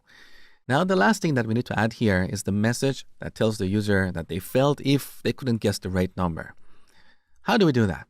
Well, in Python, our while loops can optionally have an else part, similar to the if statements. So earlier you learned that our if statements can optionally have an else part, like here. So if this condition is true, do this, otherwise do something else, right? In this case, our if statement doesn't have an else part. Now, Similar to the if statements, our while loops, our while statements can also have an else part. So right at this level, we can add an else block, so else colon, and the code that we write here will get executed if this while loop completes successfully without an immediate break. In other words, if the user guesses the right number, we break this loop, we jump out of it, so the code that we write in the else block will not get executed. But if the user cannot guess this number, we're never going to break out of this loop, so this loop will be executed to completion until this condition becomes false. In that case, the code that we write in the else block will get executed. And this is the perfect opportunity for us to tell the user, hey, you made 3 guesses, but none of them were right. So print, sorry, you failed. Now let's test our program one more time. So guess 1, 2, 3. Sorry, you failed. Let's run it one more time. This time I'm going to make a wrong guess and then the right guess. We won and our loop terminated immediately.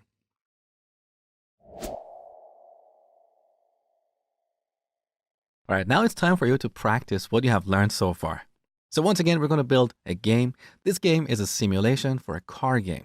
Now, our game doesn't have a graphical user interface or GUI, and it doesn't really matter for now. Our focus is entirely on building the engine for this game. So let's see how this program works. When we run this, we get this little symbol here, and our program is waiting for us to enter a command. If we type help, either in lowercase or uppercase, it doesn't matter. We get the list of commands that our program or our game currently supports. So we can type the start command to start our car. We can type the stop command to stop our car and quit to terminate the game. Any other commands that we type, our program is going to tell us, hey, I don't understand that. For example, if I type ASD here, it says, I don't understand that. If we type start, we get this message, car started, ready to go. If we type stop, it says car stopped. And finally, if we type quit, our program terminates. This is a fantastic exercise for you to practice what you have learned. So pause the video and spend 5 to 10 minutes to build this program. All right, we're going to start with a while loop with a condition. What is our condition here?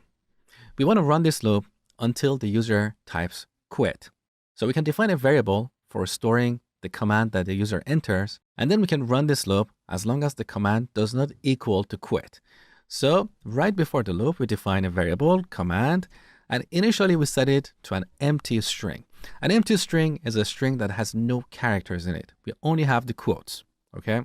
So then we type out our condition as while command does not equal to quit, then do something.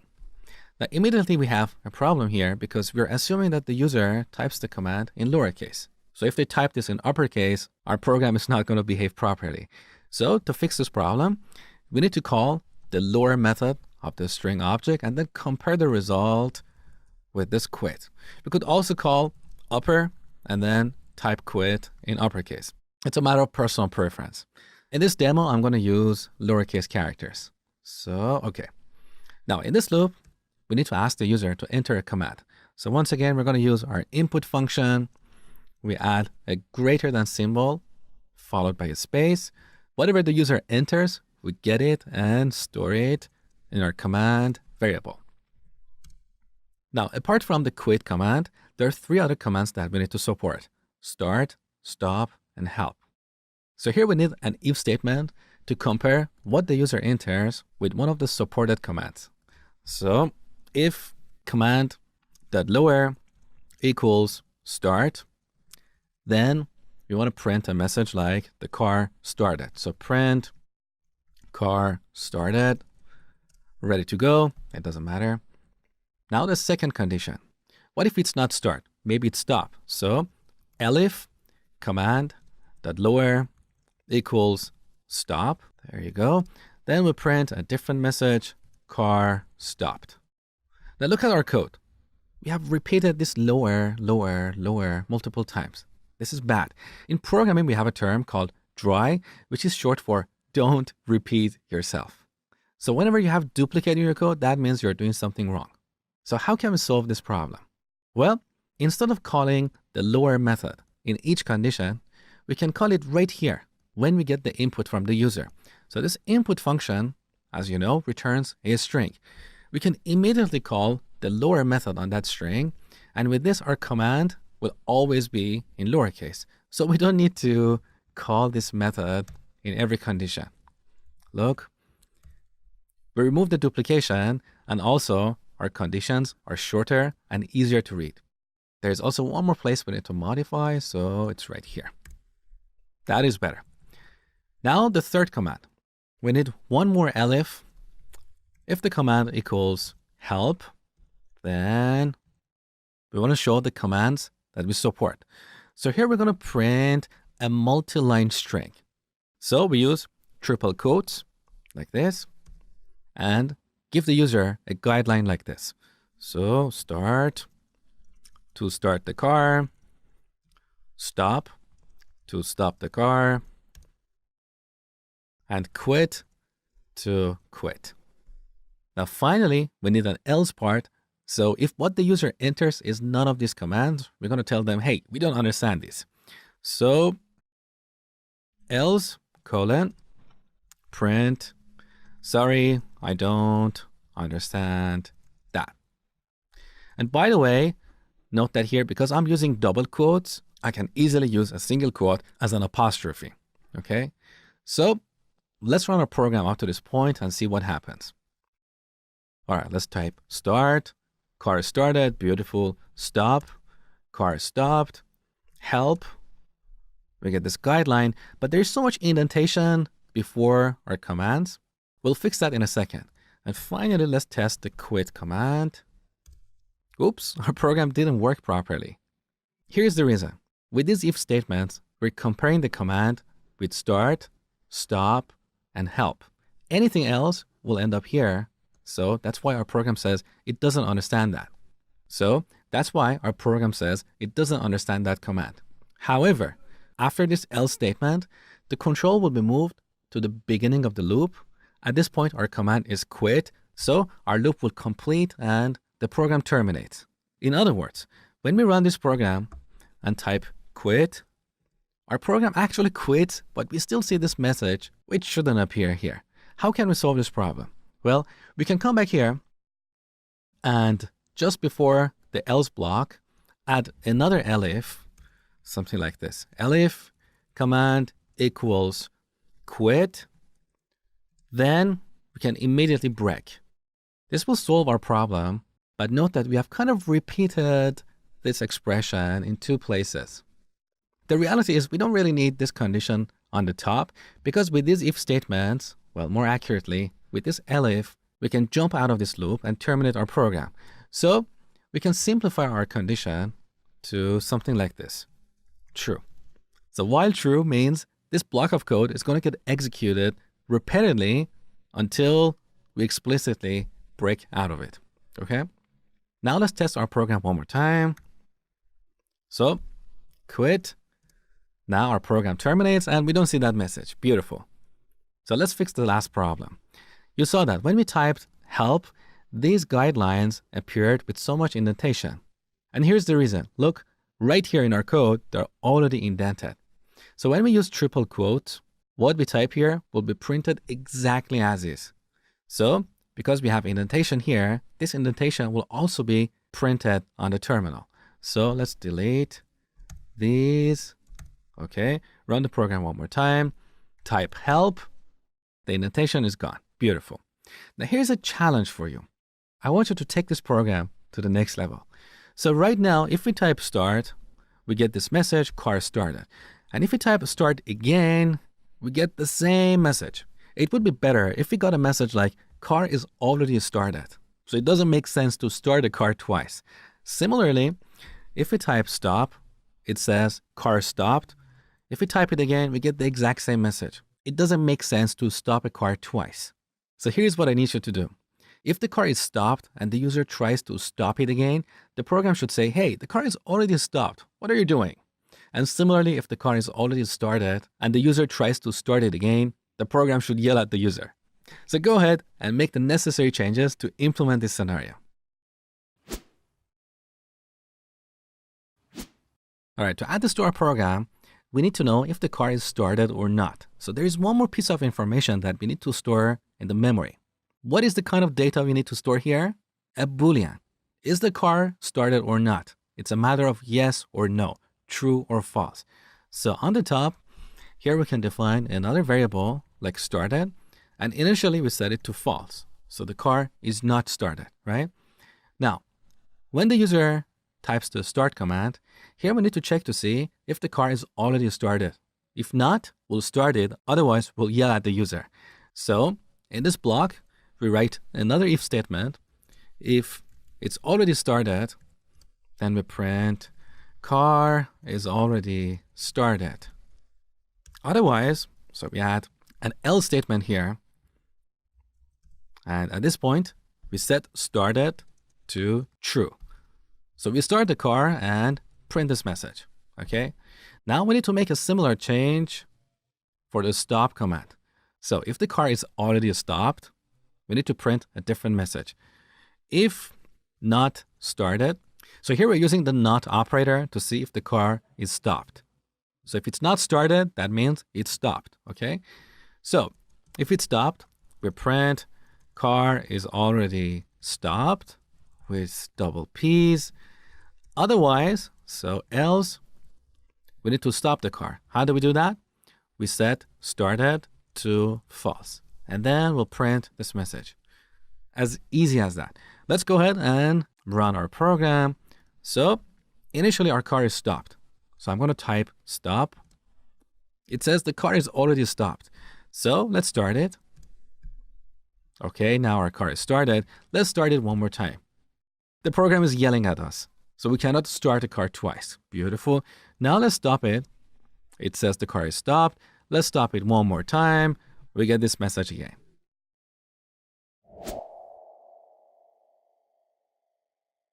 In this tutorial, I'm going to talk to you guys about for loops in Python. In the last tutorial, you learned about while loops. You learned that we use while loops to execute a block of code multiple times. In Python, we have another kind of loop that is a for loop, and we use that to iterate over items of a collection, such as a string, because a string is a sequence of characters. So it looks like a collection.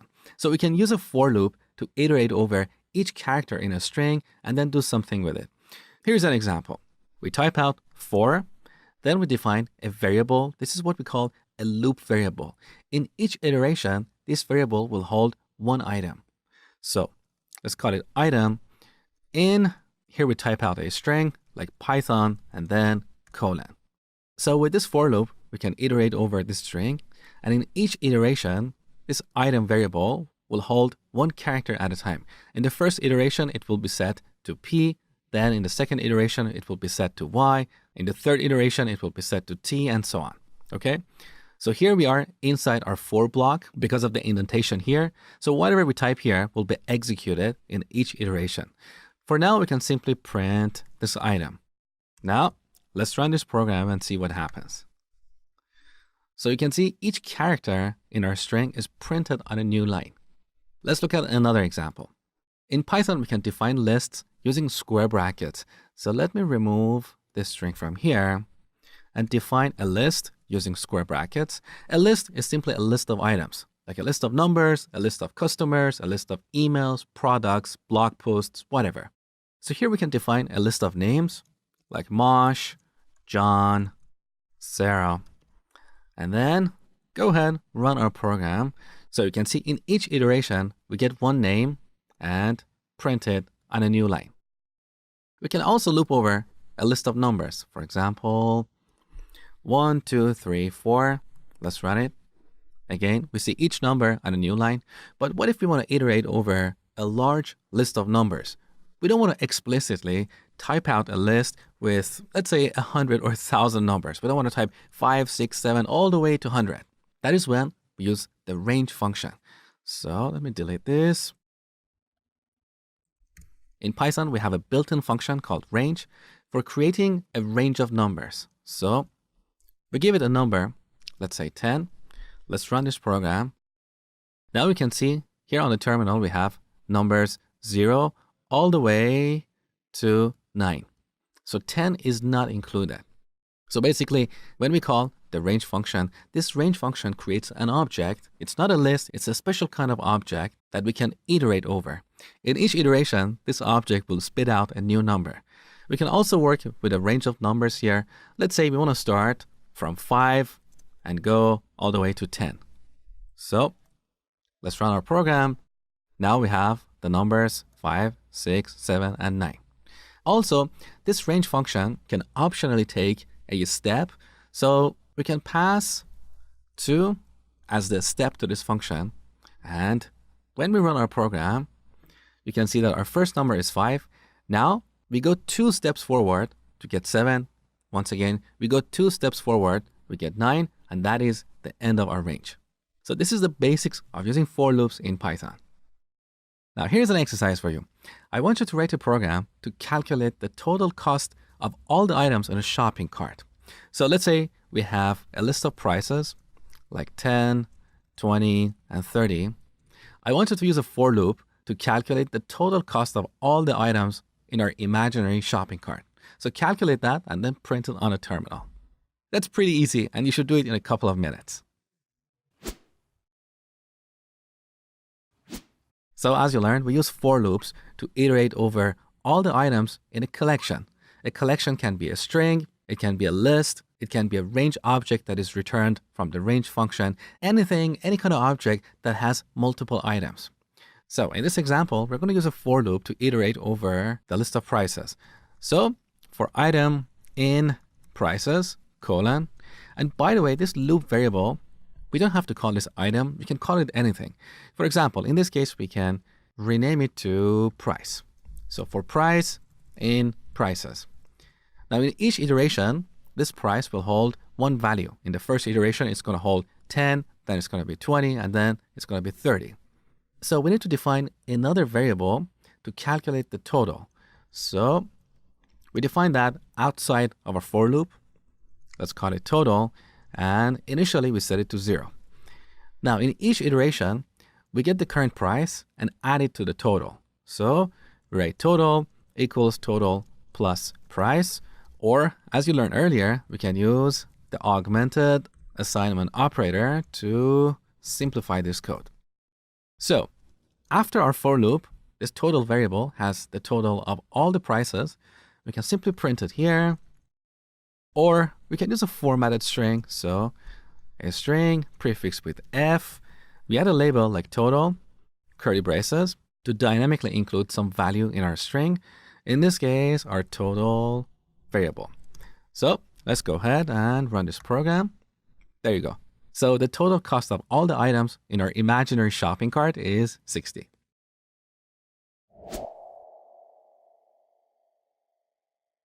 In this tutorial, I'm going to talk to you guys about nested loops in Python. Using a nested loop basically means adding one loop inside of another loop. And with this technique, we can do some amazing things. For example, we can easily generate a list of coordinates. So a coordinate, as you know, is a combination of an X and Y value. Let's say 0 and 0. Now let's say we want to generate a list of coordinates like this. So we have 0 and 0, then we'll have 0 and 1, then 0 and 2. Next, we're going to change X. So we're going to use 1 for the X. And once again, we're going to use these 3 values for the Y coordinates. So 1 and 0, then 1 and 1, and 1 and 2. You got the point. We can easily generate these coordinates using nested loops. Let me show you. So we start with one loop, let's say for X in range 4. With this loop, we can generate values for the X coordinate. Let's print this on the terminal. Okay, so we get the values 0 to 3. Now, for each X, like 0, we should generate a few Y values. So that is where we use a nested loop. So inside of this loop, we're going to add another loop. So instead of just printing X, first we want to add another loop for Y in range, let's say 3.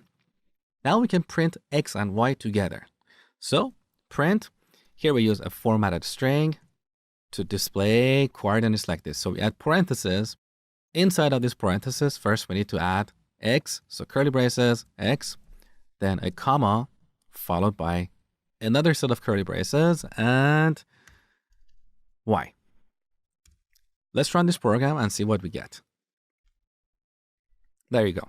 So we have these coordinates 0 and 0, 0 and 1, 0 and 2. Then we have 1 and 0, 1 and 1, 1 and 2, and so on. So let me explain exactly how this program gets executed. So in the first iteration of our outer loop, x is 0, right? Now we are on line 2. Here we have a new loop, which we call an inner loop. In this inner loop, in the first iteration, y is going to be 0. So we'll print 0 and 0 on the terminal. Now the control goes back to line 2, or our inner loop. In this second iteration, y will be set to 1, but we're still in the first iteration of our outer loop. So x is still 0, but now y is incremented to 1. So that is why we see 0 and 1 on the terminal. Once again, the control goes back to line 2. We are in the third iteration of our inner loop. So this will continue until this inner loop completes. That is when y reaches 2, because this range function generates number 0 to 3, but not including 3. So we'll have 0, 1, and 2. After this inner loop completes, then the control goes back to line 1. At this point, we're going to be in the second iteration of our outer loop. So x will be 1, then the control will be moved to line 2, or our inner loop. At this point, this range function is going to generate the numbers 0 to 3 one more time. So this inner loop will be executed 3 times, and then we'll go back to our outer loop. So this is how nested loops get executed. Okay, here's an exercise for you, but this one is a little bit more challenging than the exercises we have done so far. So I really don't expect you to do it, but if you do it, wow, I will be so proud of you. So see what I have done here? Using nested loops, I've written some code to draw this F shape. Can you see that? So let me give you a hint. First of all, we have this list called numbers. In this list, we have these values, 5, 2, 5, 2, 2. These values determine the number of x's we have on each line. So, for example, the first item in this list, this tells us that we should have 5 x's on the first line. There you go. So 1, 2, 3, 4, 5. On the second line, we're going to have 2 x's.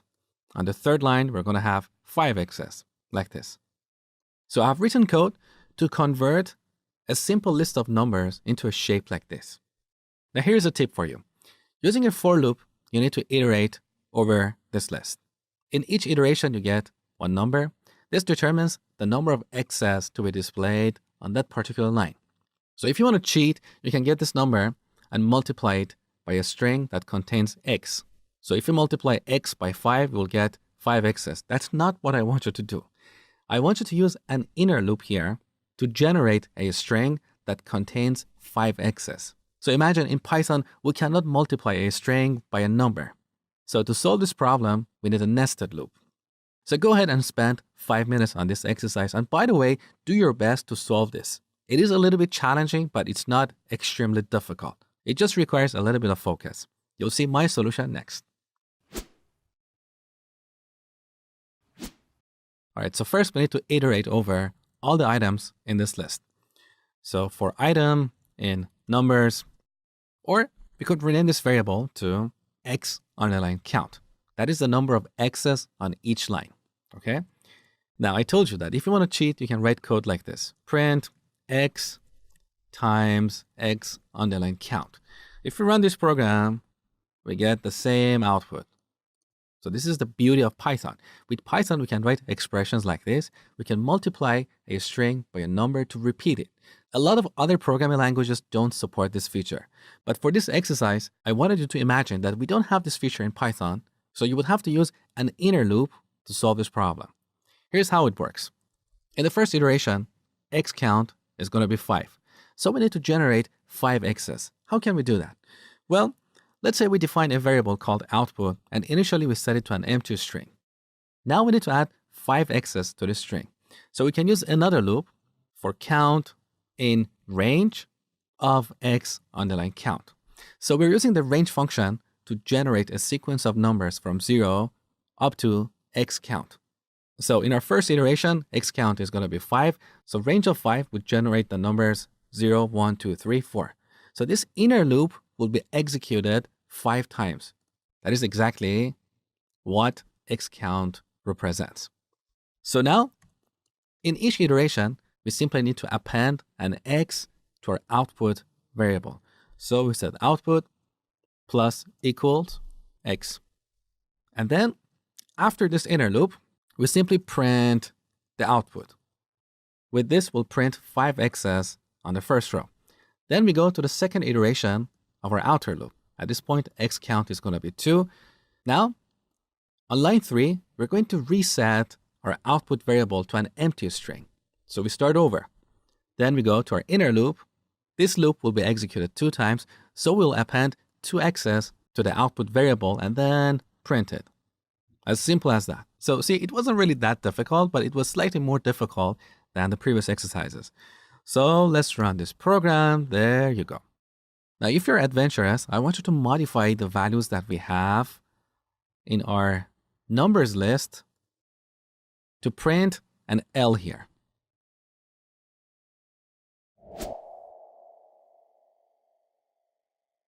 Now, in this tutorial, we're going to take a closer look at lists. So I'm going to define a list of names.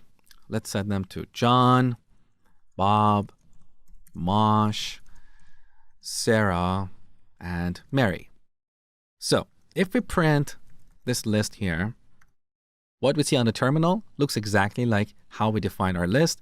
So we have square brackets, and in between these square brackets, we have our items. So we have 5 strings in this list. Now we can also access an individual element using an index, just like how we can access an individual character in a string using an index. So here we type out square brackets and specify an index. The index of the first item in this list is 0. So let's run this program. There you go. We get John. Now, if you want to print out the third element in this list, its index is 2. So names of 2 returns Mosh. Now we can also pass a negative index here. So -1 refers to the last item in this list, that is Mary. Let's run the program. There you go. We see Mary.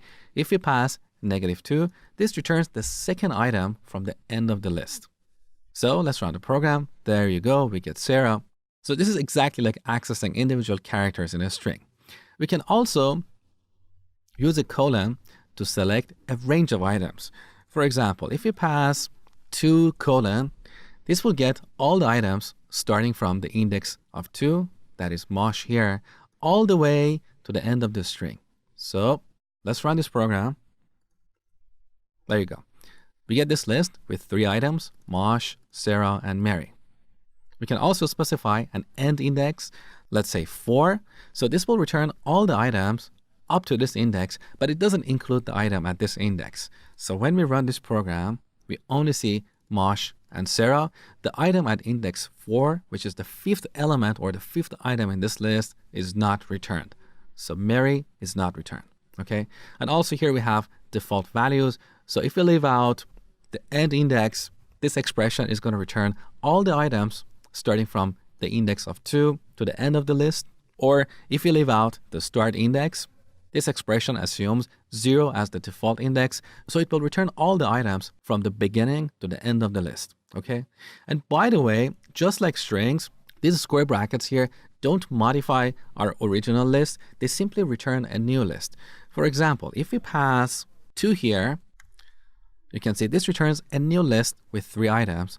So if we go back here and print our original list of names right after, you can see it's not affected. So whenever we use square brackets with a colon to select a range of items, we get a new list. And by the way, we can also modify any of the elements in this list. For example, let's say we made a mistake and the first item shouldn't be spelled John with an H. So we want to remove the H.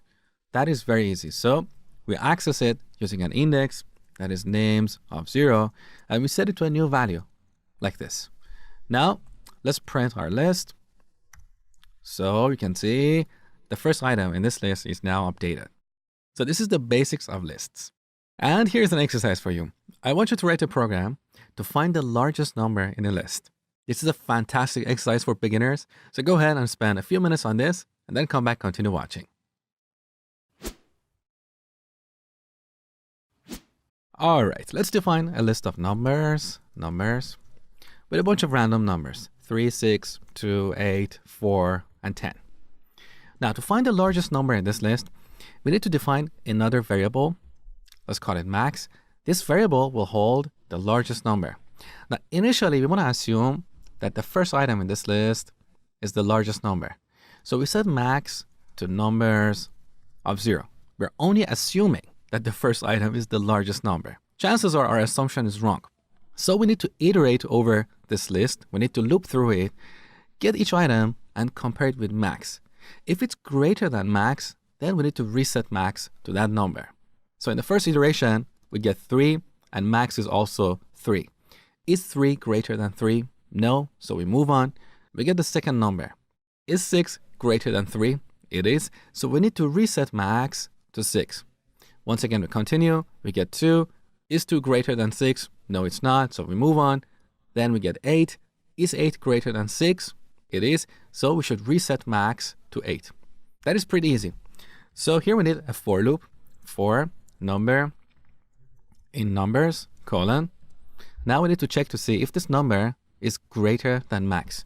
So if number is greater than max, colon, then we need to reset max. So we set max to this new number. That's all we had to do. So let's print max and run our program. We can see the largest number in this list is 10. It doesn't matter whether this number is at the end of the list or at the beginning. So if I move 10 and put it right at the beginning, we should still see the same result. Let's run our program. We still see 10. If I put this somewhere in the middle, our program should still work. Let's put it right after 2. Run the program. We still get 10.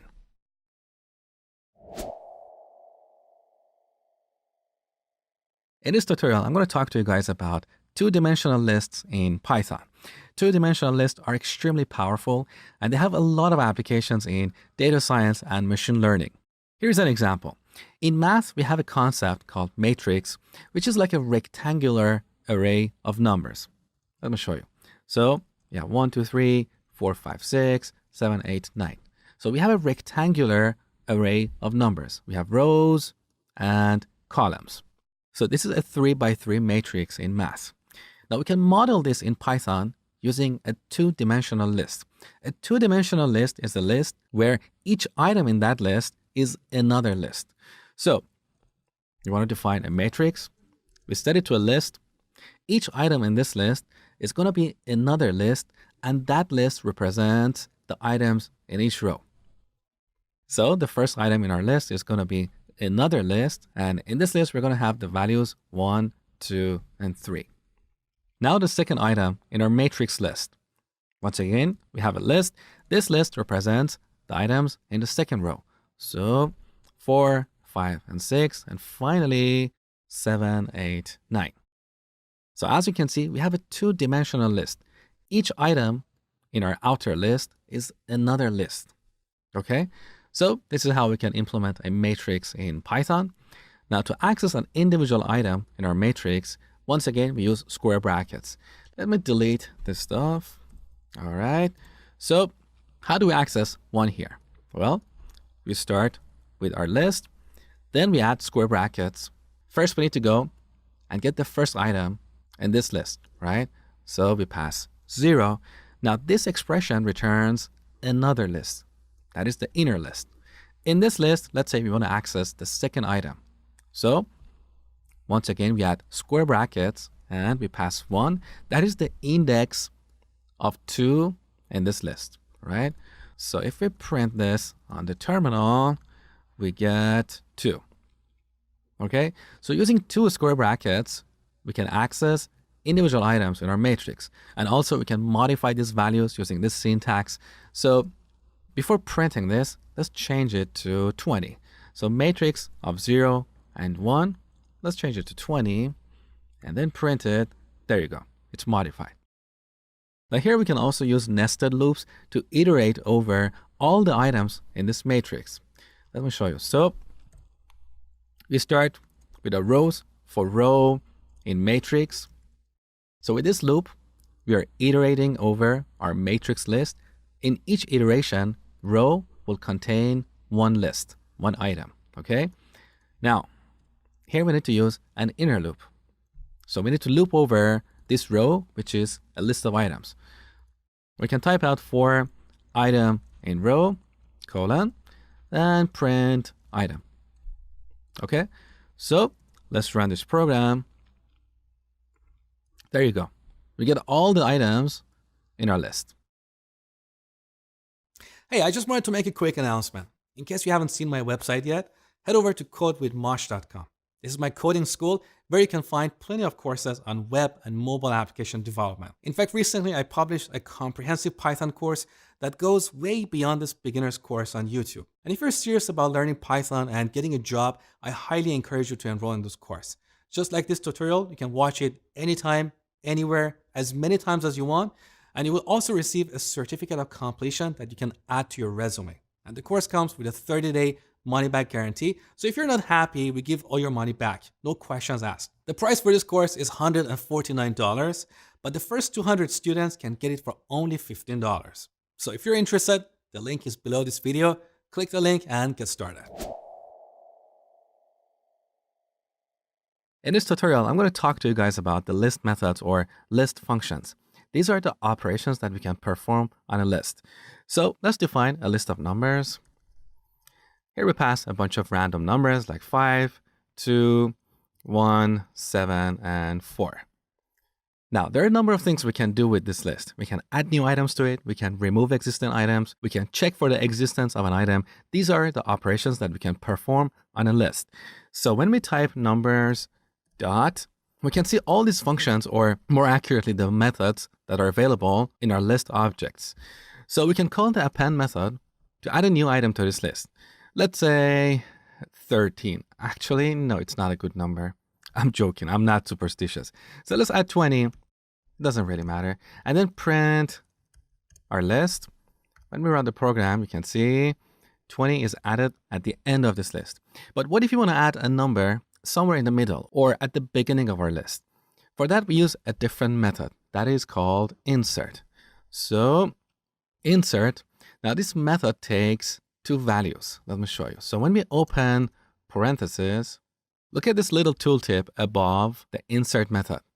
You see the first value that we need to pass here is an index. So this is the index at which we want to insert this new item. Let's say we want to add an item at the beginning of our list. So we pass the index position of 0. And then the second value is the actual object we want to add to this list. Let's say we want to add the number 10. Now, when we print this list, you can see that the number 10 is placed at the beginning of the list and all the other items are pushed to the right. We can also remove an item. So we call remove and pass the item that we want to remove. Let's say we want to remove 5. Now we print our list. So you can see 5 is gone and we have 2174. If you want to remove all the items in the list, you can call the clear method. So clear. This method doesn't take any values. So we simply call it and it empties our list. All the items are removed. We also have another useful method called pop. And with this, we can remove the last item in a list. Let me show you. So run our program. You can see the number 4 is removed from the end of our list. Now, if you want to check for the existence of an item in a list, you can call the index method. So we call index and pass a value here like 5. And this returns the index of the first occurrence of this item. So let's print this on the terminal. We don't need this line anymore. So the index of 5 is 0. What if we pass a number that doesn't exist in this list? Let's say 50. Run the program. We get an error. We get a value error. 50 is not in the list. There is also another way to check for the existence of an item. We can use the in operator. So let me show you. We type out 50 in numbers. Earlier, we used the in operator with a string. we could check for the existence of a character or a sequence of characters in a string. Now here we're checking for the existence of 50 in the list of numbers. So let's print this. We get a Boolean value, false. So unlike the index method, this expression doesn't generate an error. So it's safer to use this. We also have another method for counting the occurrences of an item. Let's say we have another 5 over here. Now we can call numbers.count and pass 5. And this should return 2 because we have 2 5s in this list. Take a look. There you go. That is pretty useful. Now, if you want to sort your lists, you can call the sort method. So we call the sort method here. This method doesn't take any values. So look at the return value. That is none. None is an object in Python that represents the absence of a value. So this sort method doesn't really return any values. It simply sorts this list in place. So instead of printing the return value of this method, we simply call it to sort our list and then print our list. Take a look. Now all the items are sorted in ascending order. We can also sort the items in descending order. So after we sort the list, we can call the reverse method, and this simply reverses our list. Now let's go ahead and run our program. Take a look. Our numbers are sorted in descending order. And one last method I want to show you here that is pretty useful is the copy method. So copy. With this method, we can get a copy of our list. So let's define another variable called numbers2. Now numbers2 is a copy of our original list. So if we make any changes to our original list, if we add new items to it, if we remove existing items, these operations are not going to impact our second list. Let me show you. So after we take a copy of our numbers list, let's add a new item to this list. So numbers.append 10. So the first list is updated. So now we have a new item in our first list. Then let's print the second list. Take a look. We don't have the number 10 here because these are two independent lists. So these are all the operations that we can perform on lists. We can add new items to a list. We can remove existing items. We can check for the existence of an item. We can sort our lists and copy them. Now here's the exercise for this tutorial. I want you to write a program to remove the duplicates in a list. Again, this is a fantastic exercise. So spend a few minutes on this and then come back, continue watching. All right, let's say we have a list of numbers with a bunch of duplicates. So 2, 2, 4, 6, 3, 4, 6, 1. We want to remove the duplicates. So we need to define another list. Let's call that Unix. Initially, we set it to an empty list.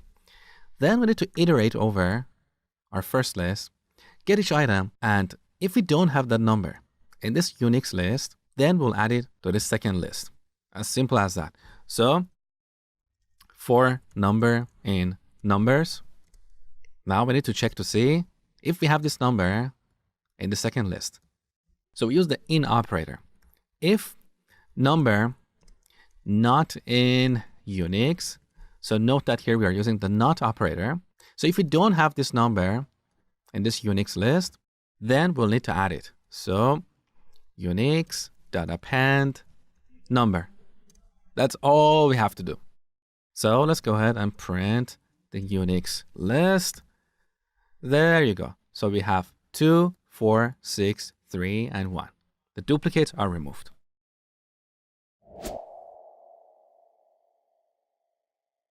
In this tutorial, I'm going to talk to you guys about another important structure in Python called tuple. Tuples are similar to lists, so we can use them to store a list of items. But unlike lists, we cannot modify them. We cannot add new items. We cannot remove existing items. We say tuples are immutable. We cannot mutate or change them. Let me show you. So I'm going to start by defining a list of numbers, 1, 2, 3. So we use square brackets to define lists and parentheses to define tuples. So if we change this to parentheses, 1, 2, 3, now we have a tuple. So if we type numbers dot, look here, we don't have the append or insert methods. So we cannot add new items to this tuple. We also don't have remove, clear, and pop. We cannot remove any of these items here. We only have two methods, count and index. We use count to count the number of occurrences of an item, and index to find the index of the first occurrence of an item. So we can only get information about a tuple. We cannot change it. And by the way, these other methods that you see here, they start with 2 underscores. We refer to these as magic methods. They're more of an advanced topic, so they go beyond the scope of this tutorial. If you're interested to learn about them, you can get my Python course. I've covered them in detail. So, similar to lists, we can access individual items using square brackets. So we can get the first item like this and then print it on the terminal. There you go. The first item is 1. But if we try to change the first item, we'll get an error. So numbers of 0, we set it to 10 and run our program. There you go. We get this type error because the tuple object does not support item assignment. So we cannot mutate or change tuples. They are immutable. Now, practically speaking, most of the time you'll be using lists, but tuples are also useful. If you want to create a list of items and you want to make sure that nowhere in your program you accidentally modify that list, then it's better to use a tuple.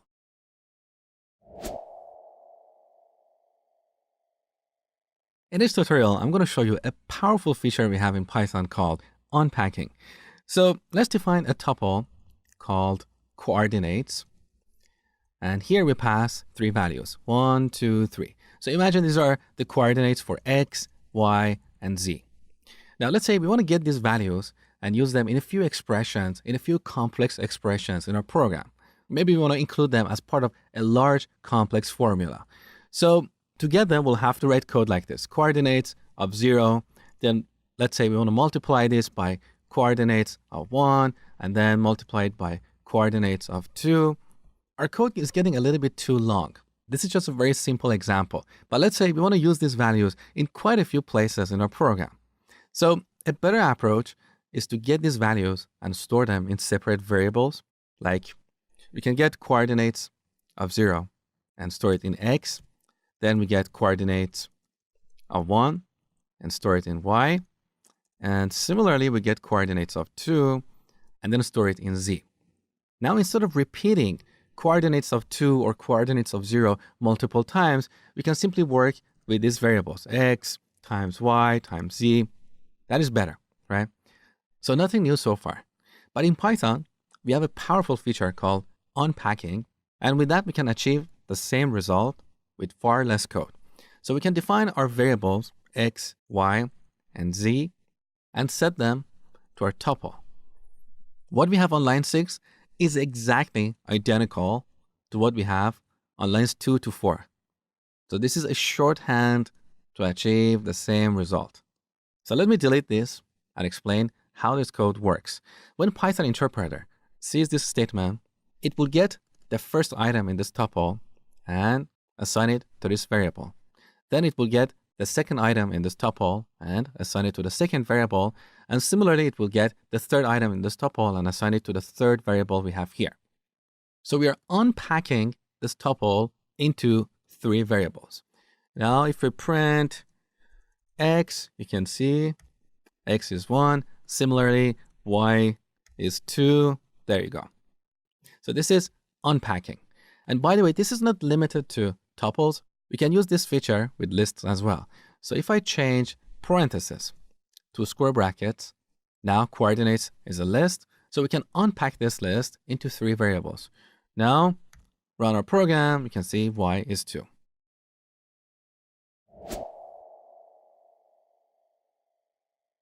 In this tutorial, I'm going to talk to you guys about dictionaries in Python. We use dictionaries in situations where we want to store information that come as key value pairs. Here's an example. Think of a customer. A customer has a bunch of attributes like name, email, phone number, address, and so on. Now, each of these attributes has a value. For example, the name can be John Smith. The email can be john@gmail.com. The phone can be whatever. So what we have here is a bunch of key value pairs. So in this example, our keys are name, email, and phone, and each key is associated with a value. So this is where we use a dictionary. With a dictionary, we can store a bunch of key value pairs. So let me show you how to define a dictionary in Python. Back to our program, I'm going to define a variable, customer, And here we set it to curly braces. With these curly braces, we can define a dictionary. In this example, we have an empty dictionary that doesn't have any key value pairs. Now we can add one or more key value pairs in between the braces. So let's add a key value pair here. I'm going to set the key to name and the value to John Smith. Then we add a comma to add another key value pair. So let's set age to 30. Let's add another key value pair is underline verified. And we set this to a Boolean. Now what matters here is that these keys should be unique. So if I add another key value pair here, let's set age to 40. Now look, PyCharm has highlighted the age key because we have duplicated that, and that's not allowed. So each key should be unique in a dictionary, just like the dictionaries we have in the real world. In a real dictionary, we have a bunch of words and their definition. Each word is listed only once in a dictionary. We don't have the word book twice. So let's delete this second duplicate key value pair. So the keys should be unique. And in this example, I'm using strings, but they can also be numbers. We're going to look at that later. But the value can be anything.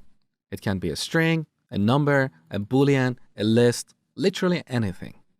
Now we can access each item in this dictionary using square brackets. So we type customer, square brackets, and then specify a key, like name. And this will return the value associated with the name key. Let's print it on the terminal, have a look. There you go. So the name is John Smith. Now, what if we pass a key that doesn't exist? Let's say birth date. Run the program. We get a key error because we don't have a key called birth date.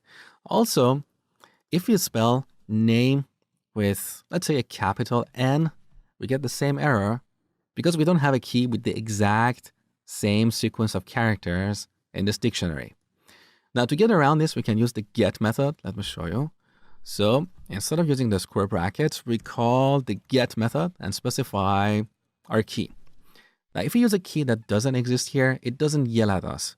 For example, if we pass birth date, it simply returns the none value.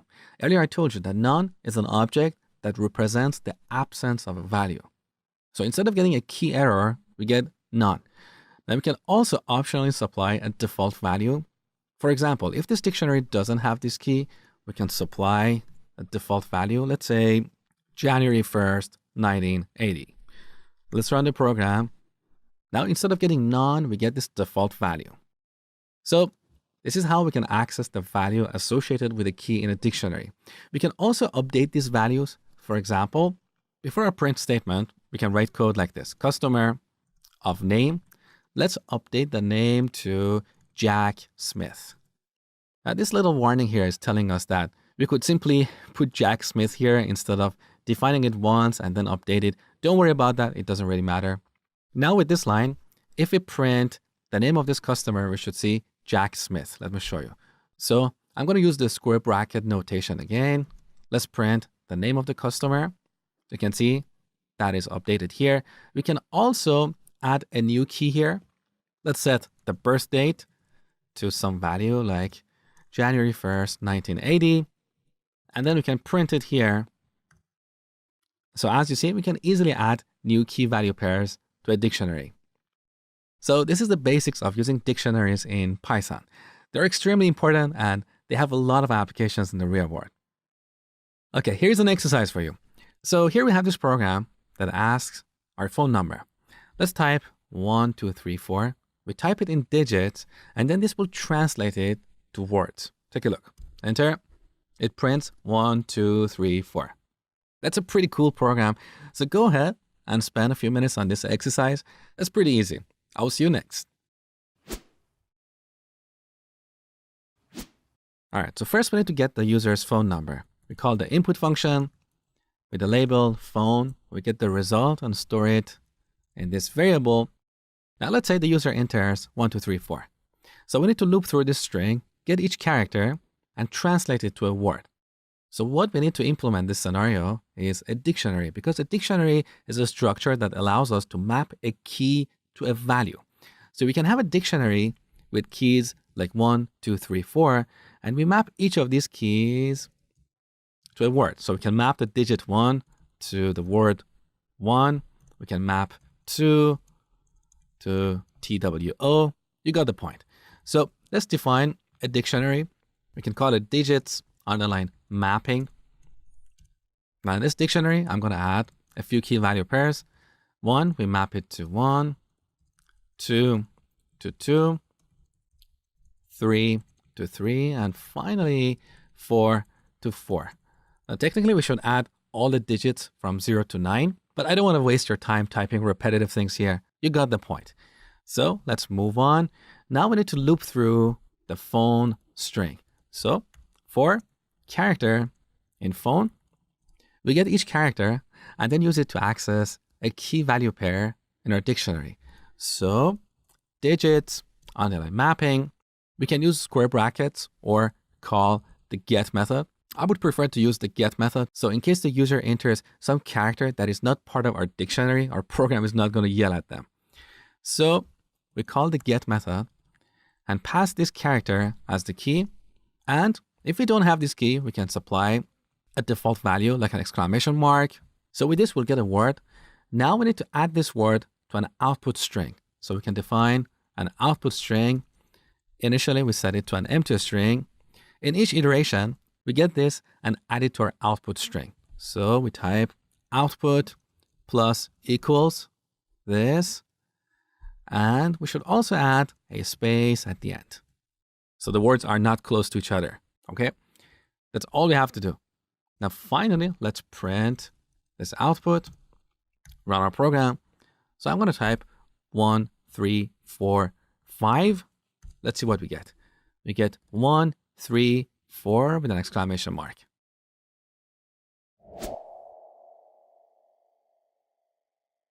In this tutorial, I'm going to show you something really cool that you can do with dictionaries. So here we have this program. We can type a message like good morning, followed by a smiley face. When we press enter, we get this beautiful smiley face.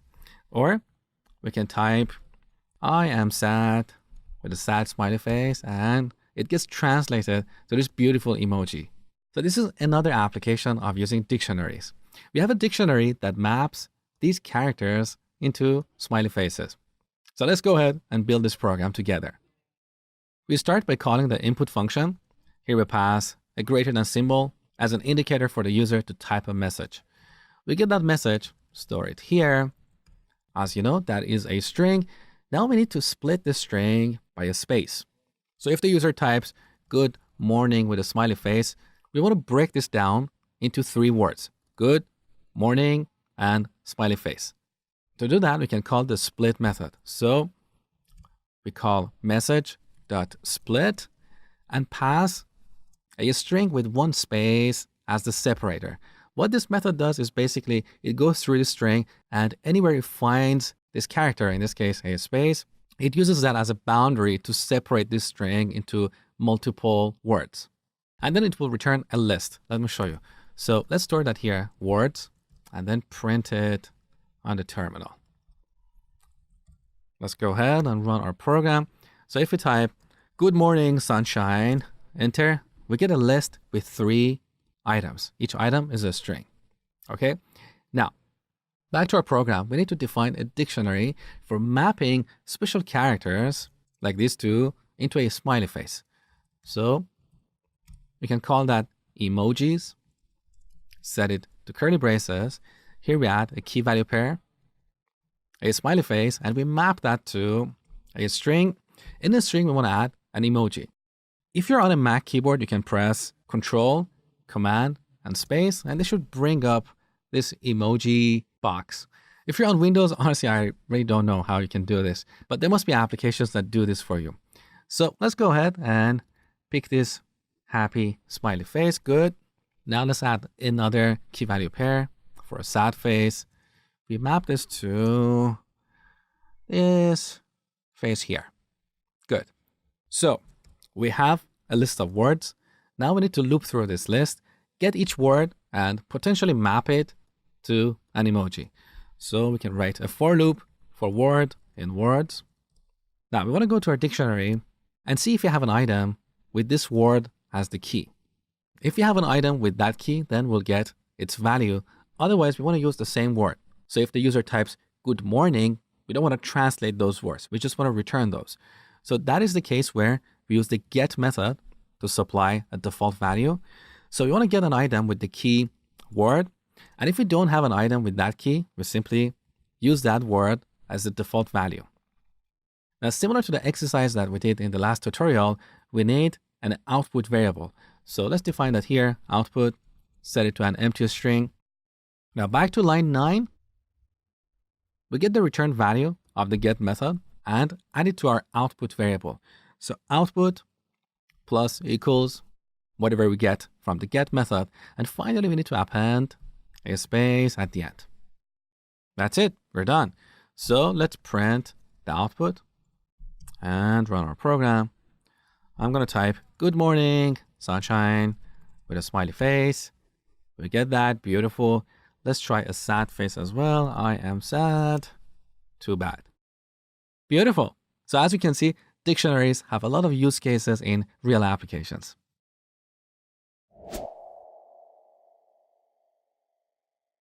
Here's a solution from the last tutorial where we created an emoji converter.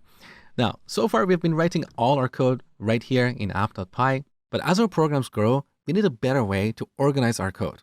We need to break up our code into smaller, more manageable, and more maintainable chunks, which we call functions. So a function is a container for a few lines of code that perform a specific task. For example, you have learned about a few of the built-in functions in Python like print and input. Each of these functions have a purpose. They know how to perform a specific task. So when building large, complex programs, we should break up our code into smaller, reusable chunks, which we call functions, to better organize our code. And that's what I'm going to show you in this tutorial. So let's write a simple program for printing a greeting message. So we're going to do a print, hi there, and let's add another message, welcome aboard. So here we have a simple program with only 2 lines of code. Now let's say these 2 lines, potentially we're going to need them in other programs. So we can put them in a function that we can reuse.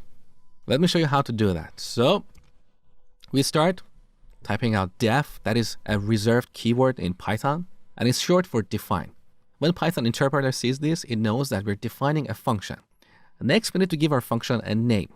Let's say greet underline user. So all the best practices you learn about naming your variables also apply here, which means you should name your functions with lowercase characters. If there are multiple words, you need to separate them using an underscore. And you should always use meaningful and descriptive names for your functions. So here we're defining a function called greetUser. After that, we need to add parentheses followed by a colon. Now, you know that whenever we add a colon at the end of a line, we're telling Python that we're defining a block of code. So when we press enter, the next line is indented. Now, any code that we write here will belong to this function. So I'm going to move these 2 lines, these 2 print statements inside of our function. We can simply press tab to indent them. Beautiful. Also, let's remove this extra line break. That is better. So these 2 lines now are part of our greet user function. So whenever we call this function, these 2 lines will be executed. Okay. Now let's remove indentation. So here we are outside of our function. Let's do a print statement and print start. After that, let's call our function. So greet user. And finally, let's do another print statement and print finish. Now we have this little warning here, this underline. If you hover your mouse over this line, this tooltip is telling you that we should add 2 blank lines after function definition. This is coming from PEP 8, which is a document that defines the best practices for formatting our code. We'll look at that in the future. So for now, to make PyCharm happy, let's add an extra line break after this function. So whenever we define a function, we need to add 2 line breaks after. Okay. So now let's run our program and see what happens. All right. So we get 4 messages on the terminal. First, we get the start message. Then we get the messages coming from our greet function. So hi there and welcome aboard. And finally, we see the finish message. So let me explain the flow of our program. When Python runs this code, it doesn't actually print these 2 messages on the terminal because these lines of code are inside of this function. So they will only get executed if we call this function. If we don't call this function, these lines will not get executed, okay? So the execution of our program actually starts here. The first message that we see on the terminal is the start message. After that, Python sees that we're calling the greet function. So it will jump over here and then execute these two lines. Then it will jump outside of this function and continue the normal execution of our program. So it will print the finished message on the terminal. So this is how functions work. Also note that the order of this code matters. So here we're calling the greet function after we have defined it.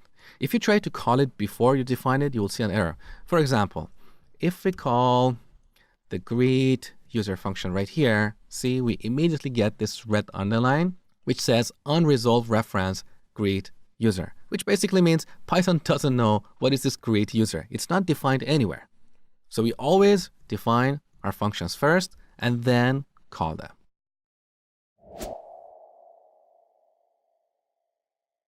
Here's the function we created in the last tutorial. Now I got a question for you. What is the difference between calling this function and the print function of Python? The difference is that the print function takes some information, in this case, the message that we want to print, but our greet function doesn't take any information. Wouldn't that be nicer if you could pass the name of the user here, and then instead of saying, hi there, we could print the name of the user? So in this tutorial, I'm going to show you how to pass information to your functions. And that is pretty easy. So back to the definition of our greet user function. Inside of this parenthesis, we can add parameters. These parameters are placeholders for receiving information. For example, we can add a name parameter, and with this, we can pass the name of the user when calling this function. So let's pass John here. Now, when we call this function and pass this value, this name parameter will be set to John. So it will act like a local variable that we define inside of this function. Just imagine we didn't have this parameter, and instead we had a variable like name that was set to John. Now here, we could simply print the name of this user. So we could use a formatted string and print the value of the name variable, right? Now, we don't really have this local variable defined in this function. We have a parameter. It's exactly the same thing. So with these parameters, we can receive information in our functions. Now let's go ahead and run this program. So take a look. We get, hi John, welcome aboard. We can take this to the next level. Now we can call this function one more time. So greet user, and this time supply a different name. Let's say Mary. So we are reusing our greet function and passing it a different value. Imagine if we didn't have this function, we would have to repeat this line twice. Once for hi John and another time for hi Mary. So this is the benefit of defining functions. We can take a few lines of code that have a specific purpose and put them inside of a function. So now let's run our program one more time. There you go. So we get hi John, welcome aboard. Then we get hi Mary, welcome aboard. Now note that when a function has a parameter, we are obligated to pass a value for that parameter. So if we remove John from here and run our program, we get this type error, greet user missing one required positional argument. Argument in programming is the value that we supply to a function. So back to this example, Mary in this case is an argument that we pass to the name parameter. A lot of programmers don't know the difference between parameters and arguments and think they are the same, but they are not. Parameters are the holes or placeholders that we define in our function for receiving information. Arguments are the actual pieces of information that we supply to these functions, okay? So let's bring back this John string, okay? Now we can also define multiple parameters. For example, let's rename this parameter to first name. As I told you before, you can right click here, go to refactor, and then rename, or preferably you can use a shortcut. So the shortcut for this on Mac is Shift and F6. And this brings up the rename dialog box. Here we can change this to first underline name. Now we can add a second parameter, so comma, followed by last underline name. So back to our formatted string, let's also print the last name. Beautiful. So here when calling these functions, then we can supply another argument. So John Smith, And let's delete this line. We don't really need it anymore. Run our program. Take a look. Hi, John Smith.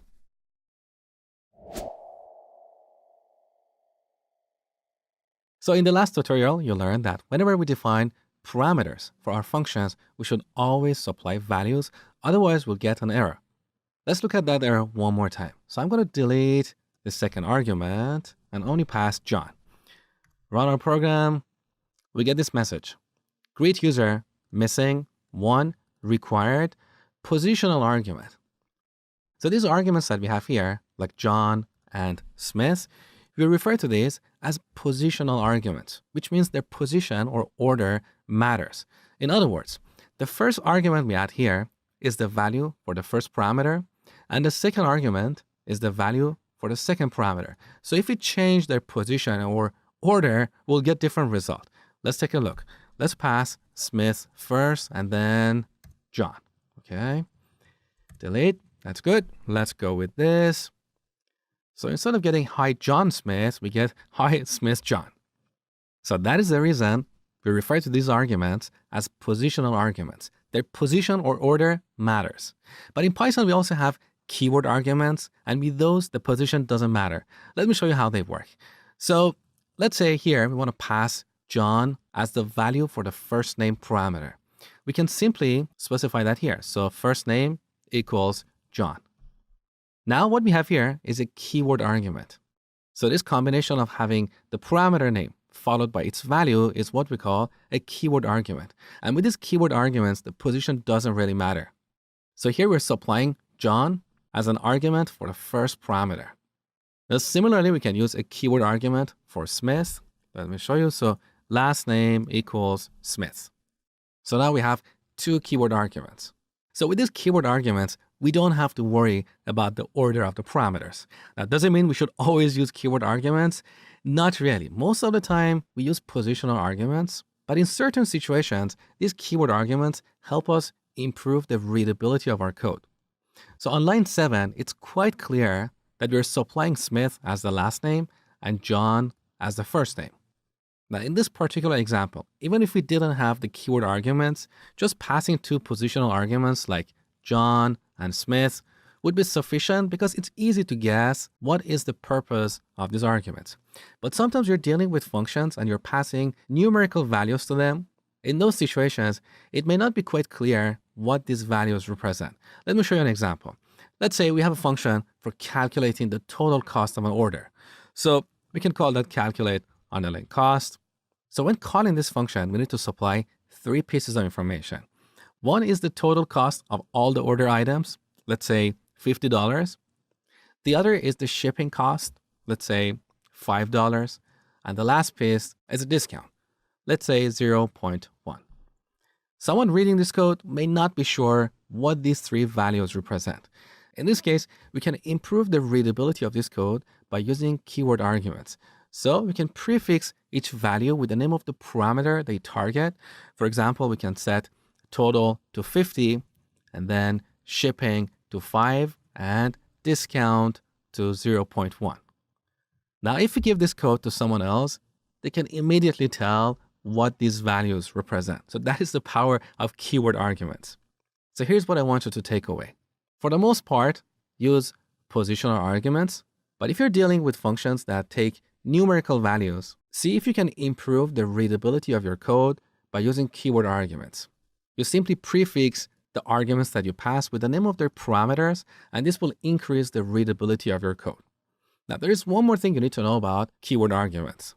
These keyword arguments should always come after positional arguments. Let me show you what I mean. So back to our simple greet user function. Let's use a keyword argument for the first name. So let's set first name to John and see what happens. Look, we immediately get this error. Take a look. Positional argument after keyword argument. So when calling this function, we're supplying one keyword argument and one positional argument. And Python doesn't like this. So if you're mixing positional and keyword arguments, you should always use the positional arguments first and then the keyword arguments. In other words, let's remove this keyword argument here. So John is now a positional argument, is targeting the first parameter, right? Now, after this positional argument, we can supply any number of keyword arguments. So if we set last name to Smith, look, Python doesn't have any problem with this because we're adding a keyword argument after a positional argument. So let's quickly recap. For the most part, use positional arguments. If you're dealing with functions that take multiple numerical values and it's not quite clear what those values represent, use keyword arguments to improve the readability of your code. And finally, if you're passing both positional and keyword arguments, use the keyword arguments after the positional arguments.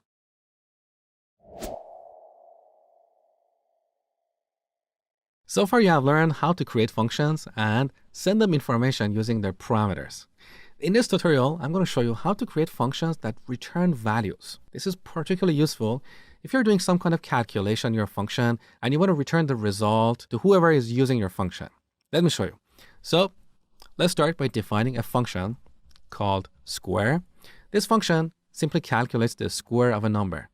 So we need to add one parameter here, that is our number. Now here we want to calculate number times number. That is the square of a number. Now to return this number outside of this function, we simply use the return statement. So return. Now our square function is very simple. It only has one line of code. But in a real program, you might have a function that has 10 lines of code to calculate something. So this return statement is very valuable. With that, we can return values to the callers of our function.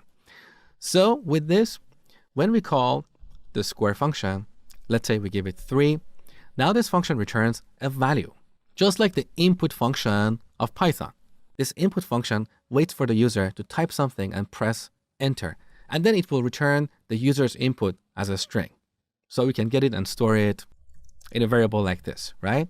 We have the same story with our square function. So our square function returns a value. We can simply get it and store it in a variable. Let's call that result. Now we can print result on the terminal. There you go. So result is 9. We could also pass this function call directly inside of the print function without defining a separate variable. Sometimes this is useful for writing shorter code. So in this case, we don't really need this result variable. We simply want to print the square of 3. So we could simply pass this function call right here as an argument for the print function. So let's delete this variable. Now our code is shorter. So with this, we're calling the square function. This returns a value, and we'll pass that value as an argument to the print function. Okay? When we run this program, we get the exact same result. There you go. Now, what happens if we don't use a return statement in our function? So in the last example, we simply used a print statement. Let's temporarily remove this return statement and print the result on the terminal like this. So let's run our program one more time and see what we get. We get two things on the terminal, the number 9 and none. What is happening here? Well, when Python interpreter executes this code, first it will call the square function. So the control moves to the square function. Here we calculate the square of this given number and then print it on the terminal. That is the reason we see 9 right here. Now, by default, all functions return the value none. So if we don't have a return statement here, by default, Python returns none. None is an object that represents the absence of a value. It's like nothing or null in C, C++, Java, and JavaScript. So in this example, we didn't have a return statement, and by default, Python returned none from this function. So after this square function is executed, the value none is returned and passed as an argument to the print function. That is the reason we see none on the second line. So here are the two things you need to take away from this tutorial. By default, all functions in Python return none. You can change that. So if you have a function that calculates something, you can return the result using the return statement.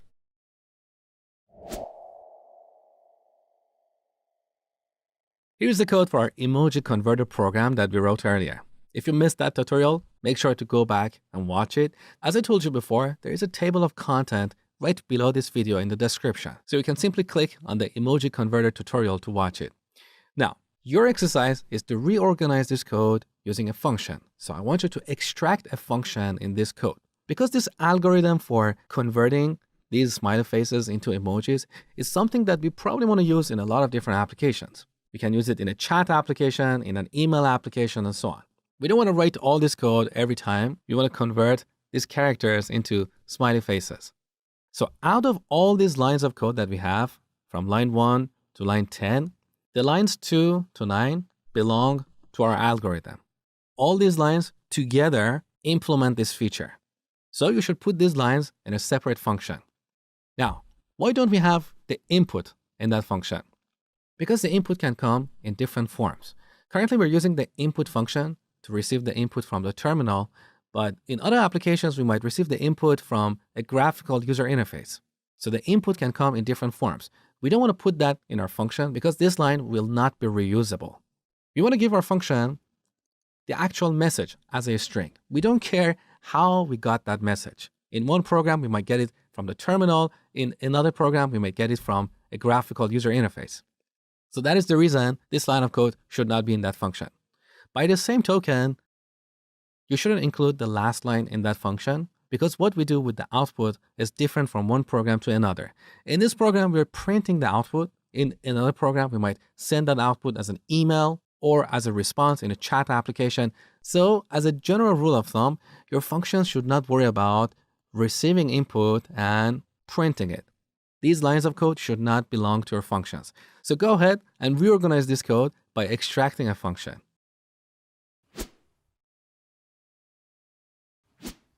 All right, on the top, first we need to define our function. So we type def, give our function a name like emoji underline converter. So the name of this function clearly tells me what it does. Each function should be responsible for one and only one task, and that task should be clearly explained in the name of the function. Okay? So our emoji converter function should take a parameter. We call that message. That is a string, right? Colon. Now we need to move the lines 5 all the way to the end of our for block into that function. So let's select all these lines. We can cut them from here by pressing Command and X on Mac or Control and X on Windows. Then we paste them here. As you can see, these lines are automatically indented, so they are part of the emoji converter function.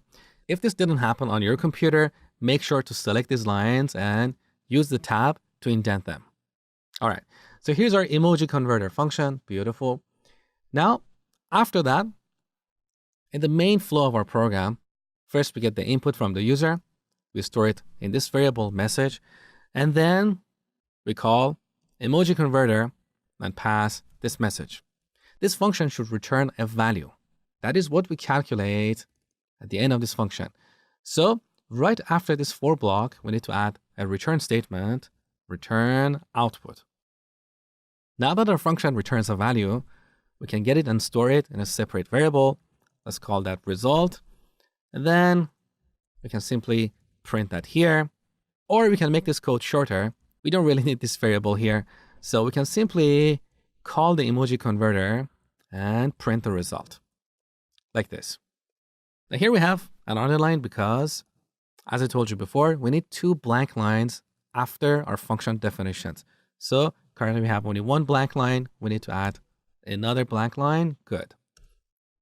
Let's go ahead and run this program to make sure everything works as before. So I'm going to type a message like good morning with a smiley face. Good. Let's run it one more time. I'm sad. Too bad. Okay, beautiful. So here's the final result. We defined this function called emoji converter.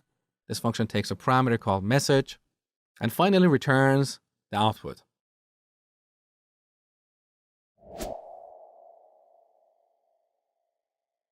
In this tutorial, I'm going to teach you guys how to handle errors in your Python programs.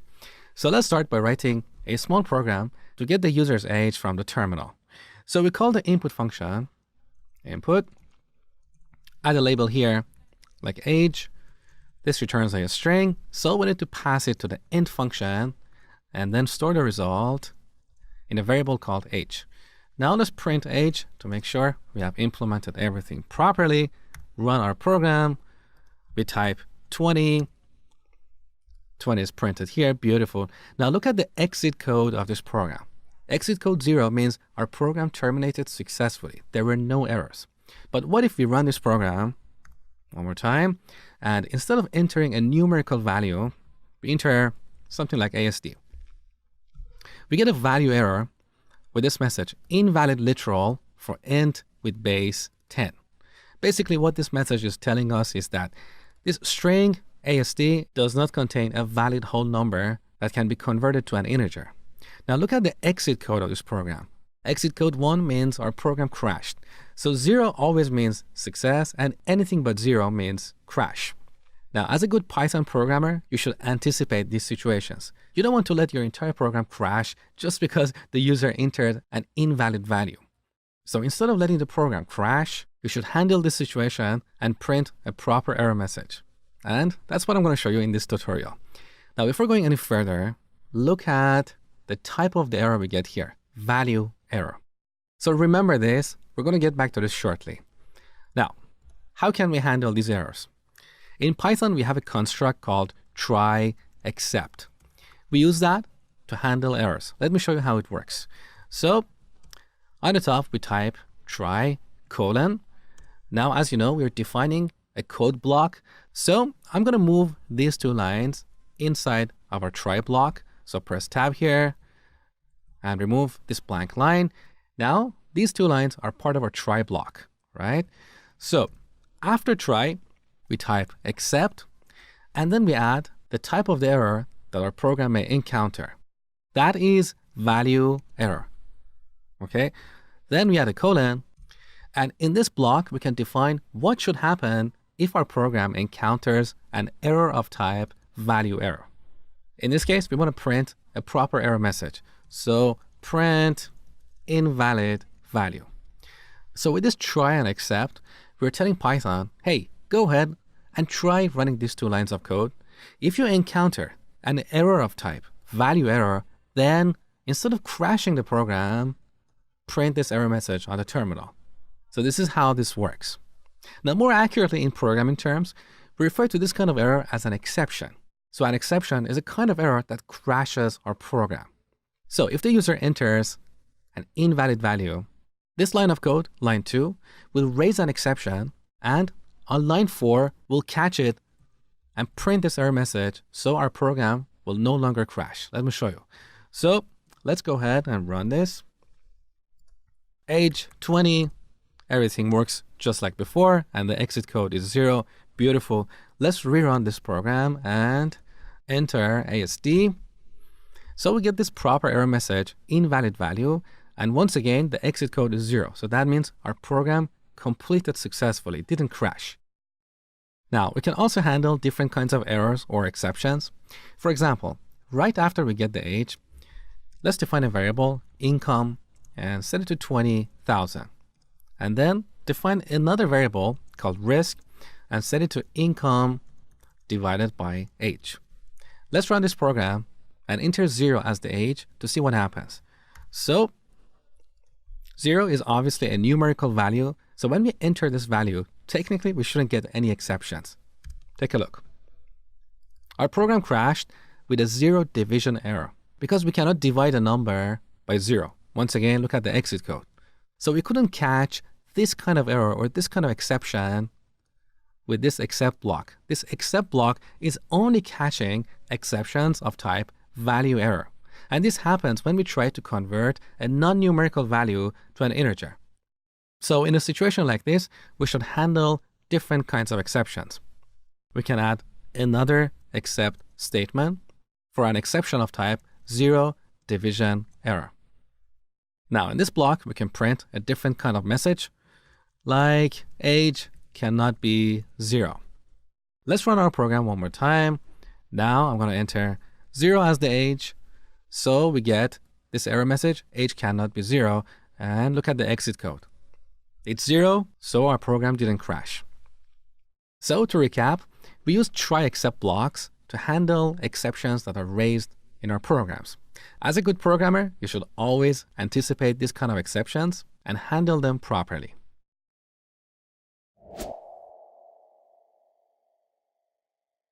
In this tutorial, I'm going to talk to you guys about comments in Python. We use comments to add notes or comments to our programs. For example, here I'm going to make a print statement. Sky is blue. Now, before that, I can add a comment using a hash sign, and then whatever I type here is going to get ignored. It's not going to get executed. Let me show you. So let's run this program. Look, we only see this message, sky is blue. So with this comment, we can explain something about our code. We can use that as reminders to fix things or clean things up, or we can use it to communicate things with other developers reading our code. Why we have written this code in a certain way. These are good use cases for using comments. We can also have comments over multiple lines, so we can simply add more comments. Each line should start with a new hash sign. Now, one thing you need to avoid when using comments is explaining what the code does. So here's an example of a bad comment. Let me just delete these 2 lines. And with this comment, I'm going to say print sky is blue. Why is this a bad comment? Because it's telling me the obvious. It is obvious that the next line is going to print sky is blue. Now, the problem with this comment is that apart from being verbose and repetitive, if we come back here and change sky to ocean, now this comment gets outdated. So every time we change this code, then we'll have to come back and modify the corresponding comment. So I've seen some developers add comments in front of their functions. For example, they define a function, let's say square, that takes a number and simply returns number times number. Well, it is obvious that this function calculates and returns the square of the given number. So there is really no need to add a comment and explain that. Calculates and returns the square of a number. This is very repetitive and it creates noise in your code. Someone else reading your code, they get distracted with all these unnecessary comments. So use comments to explain whys and hows, not whats. If you have made certain assumptions, you can use comments to explain those assumptions, or you can use them to add notes to remind yourself or other developers to do something in the code. So comments are good, but too much of a good thing is a bad thing.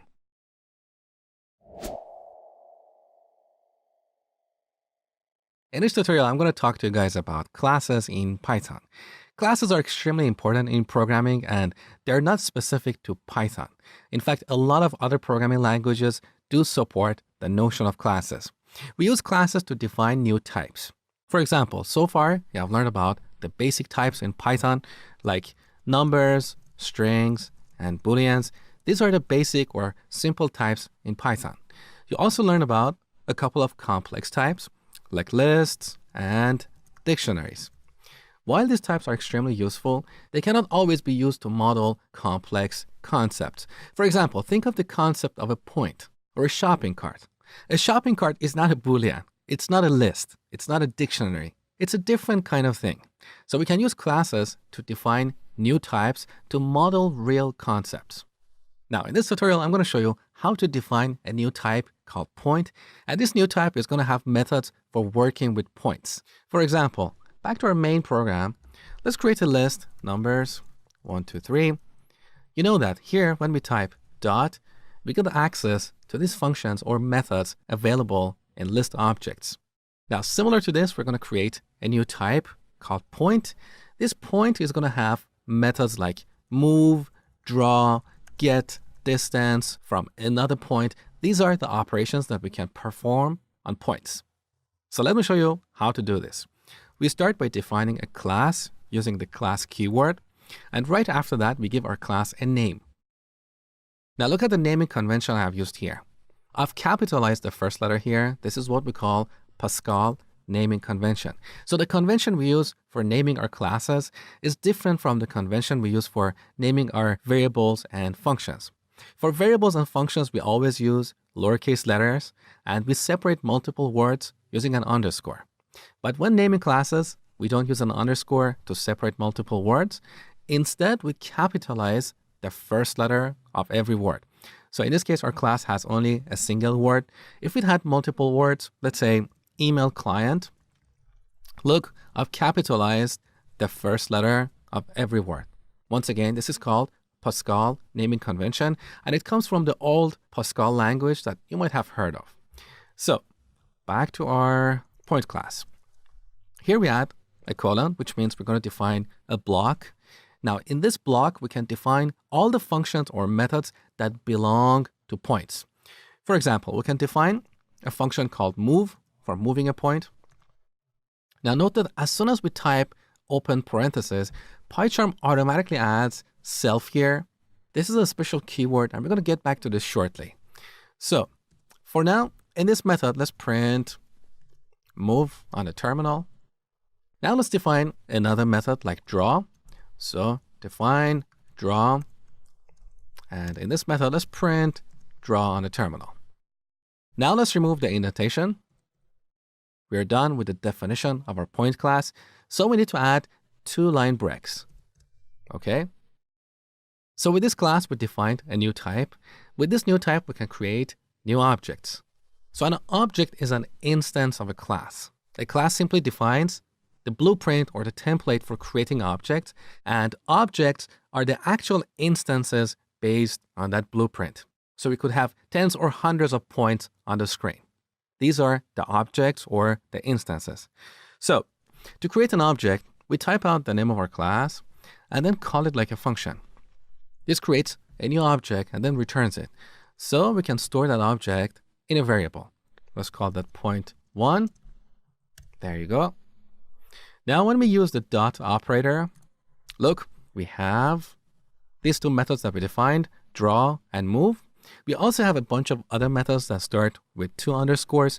These are called magic methods. We'll look at them later in the course.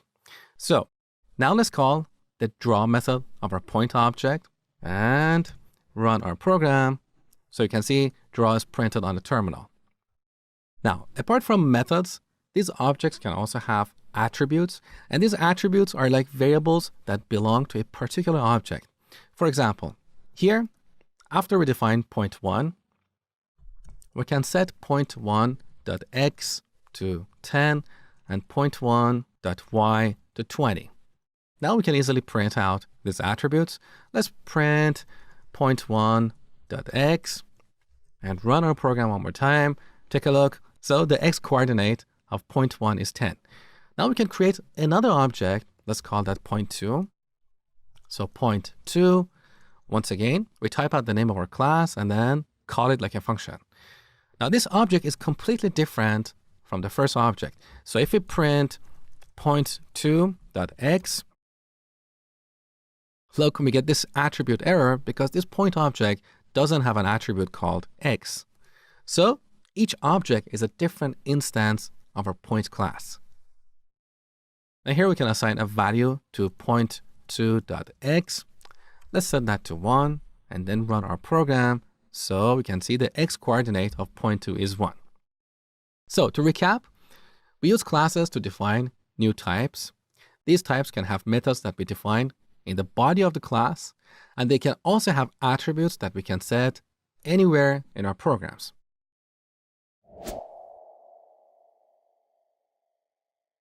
You have learned how to create new types using classes. Now there is a tiny problem in this implementation. We can create a point object without an x or y coordinates. Let me show you.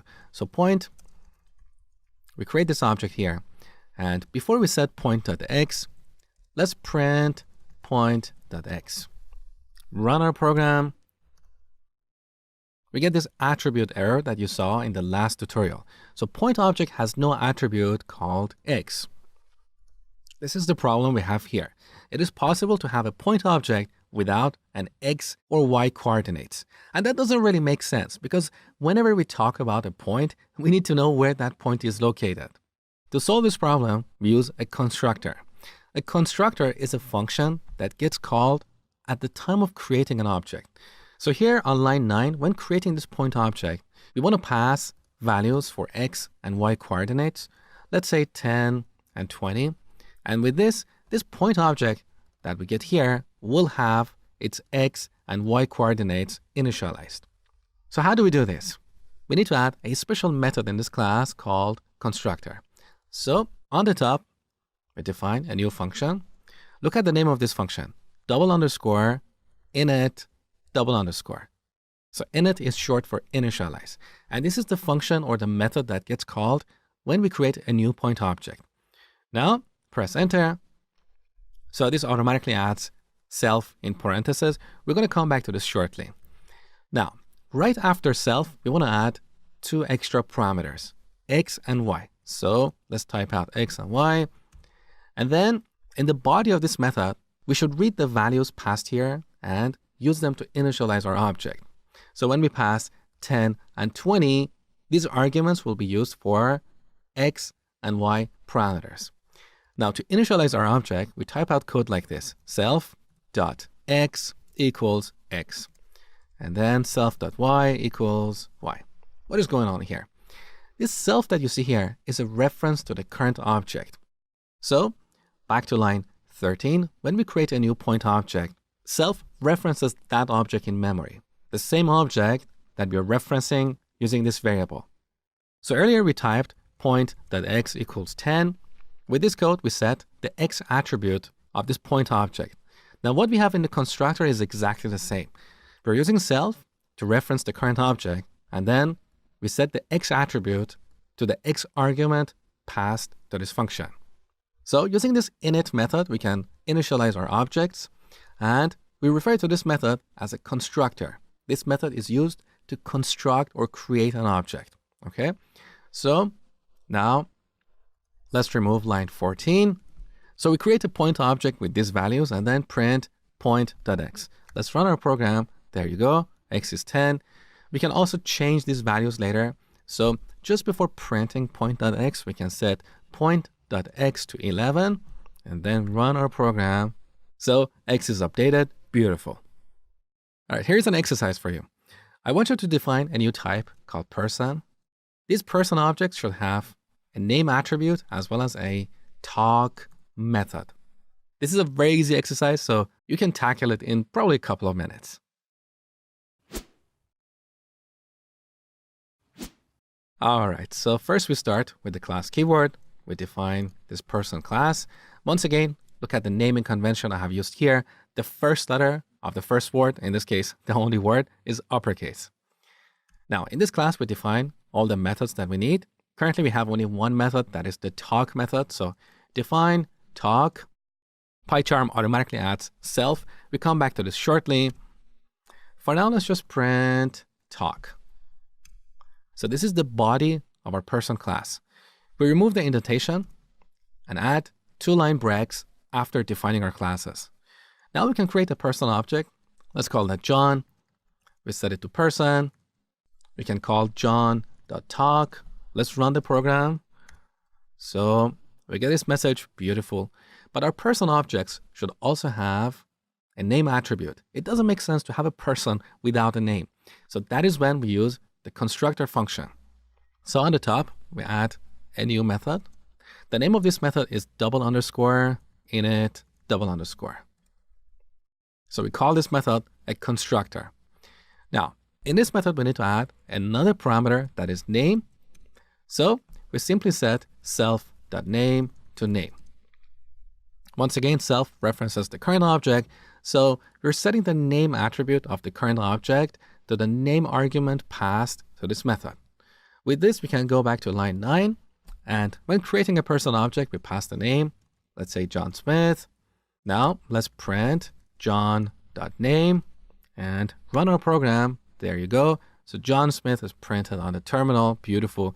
So this is all you had to do as part of this exercise. But let's make this program a little bit more interesting.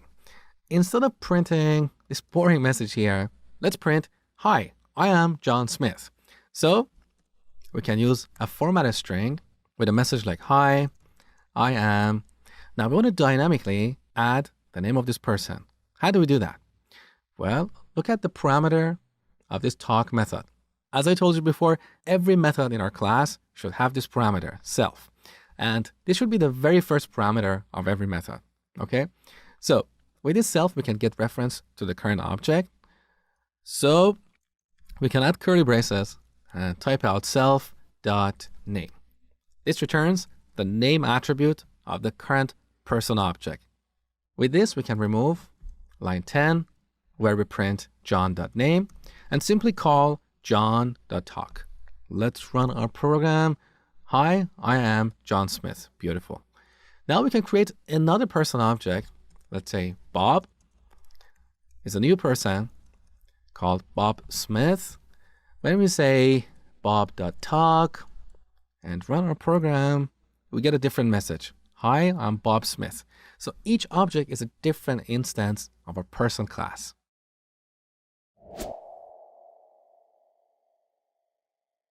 In this tutorial, I'm going to talk to you guys about inheritance in Python. Inheritance is a mechanism for reusing code. And once again, it's not limited to Python. Most languages that support classes also support inheritance. So let me show you how it works. Let's say we have this dog class with a simple walk method. In this method, we're simply printing the walk message on the terminal. Now, let's say in a real program, instead of just one line of code here, we're going to have 10 lines of code. Now, what if in the future, we want to define another class, let's say cat, and we want to add this walk method there as well. We'll have to repeat all that code in this new class, walk. This is bad because we have repeated or duplicated our code. In programming, we have a principle called DRY, which is short for don't repeat yourself. And here's the reason. Let's say sometime in the future, we discover a problem in our walk method. If we have repeated or duplicated this method in many other places, then we'll have to come back and fix that problem in every single place we have duplicated this code. So that's why in programming, we should not define something twice. So how can we solve this problem? Well, there are different approaches. One approach, which is easier to understand for beginners, is inheritance. And here's how it works. We define a new class called mammal and move the walk method right there. Then we'll have the dog and cat classes inherit that method from their parent, just like how humans inherit certain attributes or behaviors from their parents. It's exactly the same. So on the top, we define a new class. Let's call it mammal. Then we need to move the walk method there. So we select it, cut it using Command and X on Mac or Control X on Windows. And then paste it here. Beautiful. Now we want our dog class to inherit this method from the mammal class. So right after the class name, we add parentheses and then type out the name of the parent class. In this case, mammal. That's all we had to do. So with this, the dog class will inherit all the methods defined in the mammal class. Now there's a tiny problem here. If you look at line 9, there is a red underline here. The reason this is happening is because Python doesn't like an empty class. So right now, our dog class is empty. It doesn't have anything. We either need to add methods specific to dogs, or just to make Python happy, we can use the pass statement, and that basically means nothing. We're telling Python interpreter, hey, pass this line, don't worry about it. But with this, we don't have an empty class, okay? Now, as I told you before, after each class, you should have 2 line breaks. So right now, we only have 1 line break, and that is the reason we have this little warning here. So let's add another blank line. Beautiful. So our dog class is inheriting the walk method from the mammal. We need to apply the same change to the cat class. So we'll have cat inherit from mammal, and then we use the pass statement here. With these changes, now we can create either a dog or a cat object. Let's say dog1. We set it to a dog object. And when we type dot, look, we have the walk method that is defined in the mammal class. We can easily call it. Let's run our program. There you go. We see the walk message. So both the dog and cat classes are inheriting all the methods defined in their parent class. Now here we can add methods specific to dogs.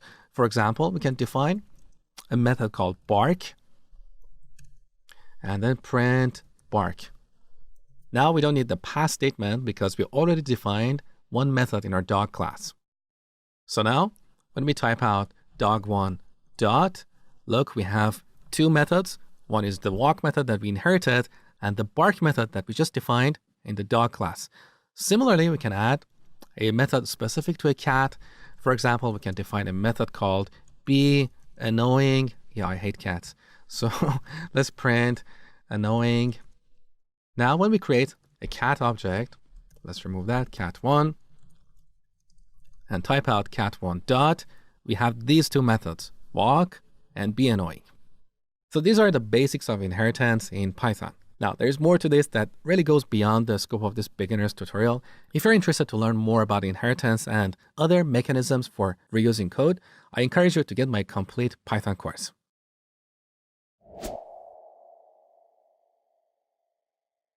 In this tutorial, I'm going to talk to you guys about modules in Python. A module in Python is basically a file with some Python code. And we use modules to organize our code into multiple files, just like sections in a supermarket. When you go to a supermarket, there are different sections for fruits, vegetables, cleaning products, and so on. We don't have one section with all the products in the supermarket. We have the same concept in programming. So instead of writing all of our code, instead of writing all the functions and classes in app.py, we want to break up our code into multiple files. We refer to each file as a module. With this, not only is our code better organized and structured, but we'll also have the ability to reuse our code. For example, over here in app.py, I've defined two functions for converting weight from pounds to kilograms and vice versa. Now we can take these two functions and put them in a separate module called converters. And then we can import that module into any program that needs these converter functions. Let me show you how to do this. So let's open up our project panel and right-click the project, go to new and add a new file. We're going to call this file converters.py. Then we go back to app.py, select all this code, cut it, and then paste it into our new module, converters.py. With this, we have cleaned up our app module. It's not bloated with different functions. So as we write more functions and classes, we put them in their corresponding modules. A module should contain all the related functions and classes, okay? Now, you want to import the converters module into our app module, and that is really easy. On the top, we write import converters without the extension. So we don't add .py. We only type out the name of the file. Let me close the project panel. Now, this converters is an object, so we can use the dot operator to access its members. So currently we have defined these two functions inside of our module, kilogram to pounds and pounds to kilogram. So we can easily call one of these functions. Let's pass 70 kilos, get the result and print it out. Run our program. So that is 155 pounds. Now there's also another syntax for importing modules. Let me show you. So instead of importing the entire module, we can import specific functions from that module. Here's how it works. We type out from, then we add the name of our module, so converters, import. Now here, if you press Control and space, you can see the list of all the functions defined in this module. So here we can grab one of these functions, let's say kilogram to pounds, and with this we can directly call this function just like a function defined in this file, app.py. Compare what we have on line 4 with what we have on line 6. On line 6, we'll have to prefix this function call with the name of an object, converters. So we have to type converters dot, and then we'll be able to access this function. In contrast, when we import a specific function from our module, then we can easily call that function without prefixing it with the module name. So here's what you need to take away. We use modules to better organize our code. Instead of writing all the code, instead of writing all our functions in one file, we break up our code across multiple files. Each file is called a module, and it should contain all the related functions and classes. Then we can import a module into another module. In this case, we are importing the converters module into our app module. And as you saw, there are two ways to import a module. We can import the entire module, and then we'll get an object with the same name as the module. So we can type converters dot, and then we'll be able to access all the functions and classes defined in this module. The other approach is to import a specific function or class from a module using the from import statement. Now here's your exercise. Earlier in the course, we had an exercise for finding the largest number in a list. So here on the top, we have a list of numbers. Initially, we set max to the first number in this list. Then we loop through this list, get each number. If the current number is greater than max, then we reset max. And finally, when we're done with our loop, we print max on the terminal. Now here's what I want you to do. This code currently has no organization. We don't have any functions. We don't have any modules. We wrote all the code in app.py. And that is okay for small programs, but as your programs grow, you need to properly organize your code into functions, classes, and modules. So as part of this exercise, I want you to write a function, call it find max. This function should take a list and return the largest number in that list. Now, after you do this, go ahead and put this function in a separate module. So extract it from here and put it in a module called utils. So in this module, we're going to have a bunch of utility functions. Okay? Then import the utils module into the current module and call this function. Finally, get the result and print it on the terminal. This is a fantastic exercise to teach you how to properly organize your code. So go ahead and spend a couple of minutes on this exercise.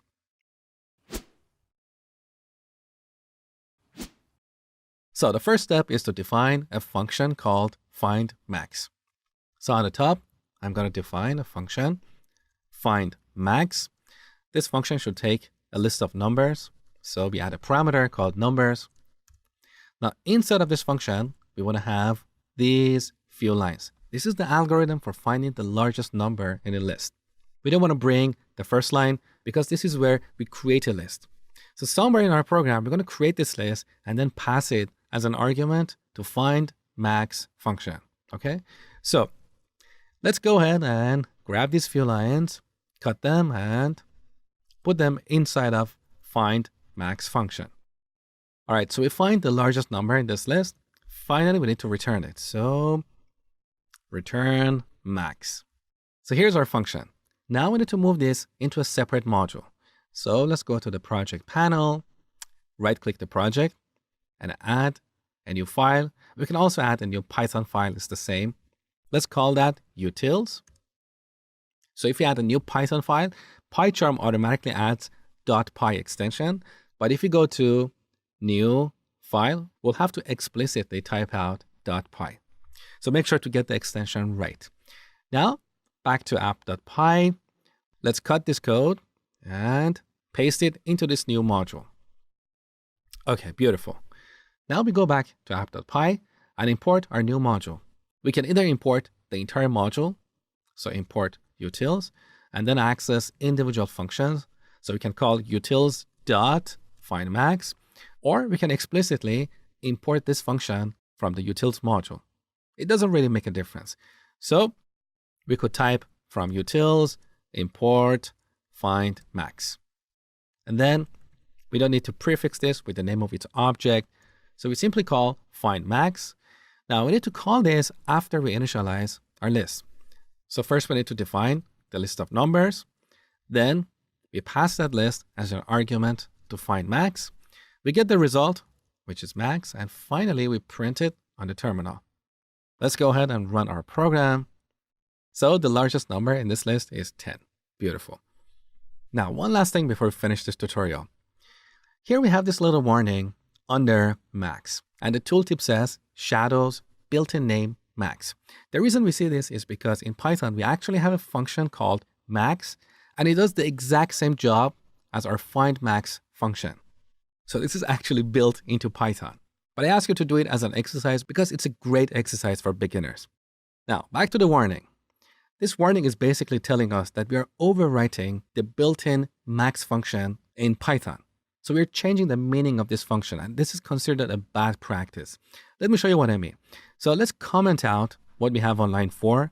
By putting a hash sign here, we can also use a shortcut, command and slash on Mac, or control and slash on Windows. So now this line is commented out. Look at the color of max here. It's purple. It's the same color as print. And this is the color used to identify the built-in functions. So now we can call this function and give it our list of numbers, run our program, we get the exact same result. However, if we bring this line back, once again, we can use the same shortcut, that is command and slash on Mac or control slash on Windows.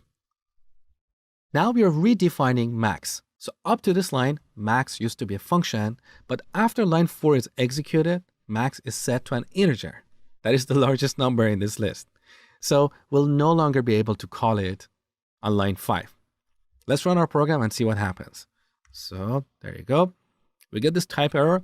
Int object is not callable because max is now an integer. It's not a function, so we cannot call it. So to solve this problem, we can rename this variable to something else. So right click here, go to refactor and rename this to maximum. So you can see the warning is gone. Also, we have the same warning in our utils module. So here we're redefining max. And as I told you before, this is a bad practice. We're changing the meaning of built-in functions in Python. So let's rename this as well. I'm going to use the shortcut that is Shift and F6. There you go. And here we can change this to maximum. Enter, done.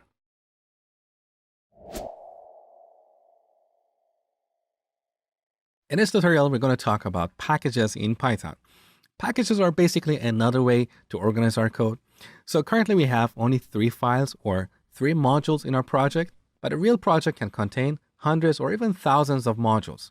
We don't want to add all those modules here because over time, this directory will get bloated with so many files. So a better approach is to organize related modules inside of a package. So a package is a container for multiple modules. In file system terms, a package is a directory or folder. So in our project, we can add a new directory, and in that directory, we can add all the related modules. As a metaphor, think of a mall. When you go to a mall or a shopping center, there are different sections for men's, women's, and kids' clothing. So that is like a package. Now, when you go to the men's section, there are different areas for different kinds of products. We have a section for shoes, t-shirts, jackets, and so on. So each of these is like a module. So in this tutorial, I'm going to show you how to create and use packages in Python. Here in our project panel, right-click the project and add a new directory. Let's call this directory e-commerce. So we're going to create a package called e-commerce. And in this package, we're going to have all the modules related for an e-commerce application. For example, we can have modules for sales, shipping, customer service, and so on. So let's go ahead. Now, here we have an empty directory. In order to convert this to a package, we need to add a special file in it.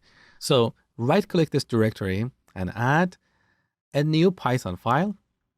Call that file $init. This is a special convention in Python. When Python interpreter sees a file with this name in a directory, it treats this directory as a package. We also have a shortcut for that in PyCharm. So let me delete this directory and start again. So delete. Once again, right-click the project and go to new. But instead of creating a new directory, we can create a new Python package. Let's call our package e-commerce. As you can see, PyCharm automatically creates this file for us, so we don't have to manually create it. Okay. Now, in this package, let's add a new module. So a new Python file. Let's call it shipping. Okay. Now in this module, we want to add a function for calculating the shipping cost. So define calculate underline shipping. And don't worry about parameters or the implementation. We simply print calculate underline shipping. Now let's say we want to import this shipping module into our app module. With this new structure, this shipping module is now part of the e-commerce package. So we cannot import it directly. We have to start from the e-commerce package. Okay. So back to app.py. Once again, there are 2 ways to import this module. We can import the entire module, or we can import one of its functions or classes. So let me show you both approaches. First, we're going to import the entire module. Import. Now, what is the name of our package? That is e-commerce, right? So e-commerce dot shipping. So instead of typing import shipping, we type import e-commerce dot shipping. We have to prefix it with the name of its package. Now to access any of the functions or classes in this module, we'll have to type out e-commerce shipping dot, and there you go. Now we can access the calculate shipping function. So let's go ahead and run our program. We see this message printed on the terminal. Beautiful. However, with this approach, every time we want to call one of the functions in this module, we'll have to prefix it with e-commerce dot shipping dot. That is very verbose. So when working with packages, we often use the second approach using the from statement. So we can type from e-commerce dot shipping import calculate shipping. Now we don't have to prefix this function with e-commerce dot shipping, and we can call it multiple times in this module. So our code is a little bit shorter. But what if you want to use multiple functions in this shipping module? We can either import them all here, so calculate shipping, comma, let's say calculate underline tax, or we can import the entire module and then access all the functions or classes in that module. So let me revert this back. To import the entire module, we type from e-commerce, so we remove dot shipping. So from this package, import the shipping module. Now this shipping module is an object, so we can access all the functions and classes defined here using the dot operator. So shipping dot, there you go, calculate shipping. So to recap, when using the from statement, we can either start from the package and import a specific module, or we can start from package dot module and then import a specific function, like calculate shipping. So this was the basics of using packages in Python. As I told you before, packages are extremely important, especially when you want to work with a framework like Django. We use Django for building web applications with Python, and I'm going to show you that later in this course. So in Django, we have quite a few packages, and each package contains several modules. So make sure to watch the tutorials about modules and packages one more time. Otherwise, you're going to get confused later when we get to Django.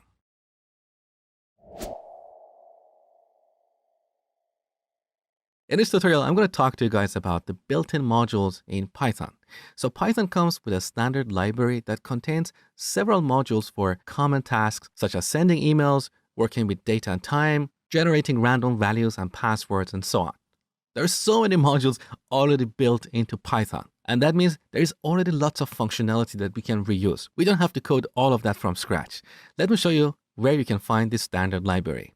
So open up your browser and search for Python 3 module index. Make sure to add the version number because the modules in Python 2 are different from modules in Python 3. So here we search for Python 3 module index, and the first page here, you can see it's Python module index for Python 3. Let's go ahead. So these are all the modules built into Python. For example, we have modules for working with data and time.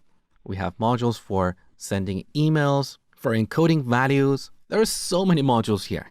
Now, the explanation of all this is beyond the scope of this course. That really requires its own course because we have so many modules here. But don't let this list intimidate you. This is not something that you need to learn right now. As you work with Python, as you build more applications, gradually you will get more familiar with various modules here. In fact, nobody knows all the modules in Python standard library. Everybody knows some modules based on the applications they have built. So in this tutorial, I'm going to show you how to use one of the built-in modules for generating random values. So on the top, we import the random module. Now, because random is a built-in module, we don't need to have a file here called random.py. So Python interpreter knows that random is a built-in module, and it knows where to find it. Now, if you're curious where this random module is stored on the disk, let me show you. So here in the project panel, expand external libraries, then expand Python 3, and then one more time, Python 3.7 library root. So this is a folder somewhere on your computer. In this folder, we have all the built-in modules in Python.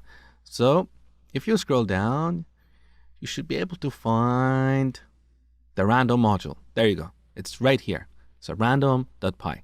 You can open this, and this shows you the source code of this module. There you go. Now, in this tutorial, we don't want to worry about that. So let's go back to our app.py and use this module to generate random values. So when we import this module, now we have this object random. So we can use the dot operator to access its methods. One method that is very useful here is the random method. And every time we call it, it generates a random value between 0 to 1. So here we can do a for loop. Let's say for I in range 3. So just to refresh our memory, we are using the range function to create a range object. We can loop through this range object, and in each iteration, this object will spit out a value. So with this for loop, we can execute this code 3 times. Now let's indent this. Okay. And finally, let's print the result. There you go. So we can see that in each iteration, we get a new random value between 0 to 1. Now, what if we want a random value for a particular age? Let's say random values between 10 to 20. Well, there is another method here, randint. We pass 2 arguments here to specify our range. Let's say 10 and 20. Run our program one more time. Now we have the numbers 20, 13, and 18. If we run our program one more time, we get different values. So 20, 19, 11, one more time. Look.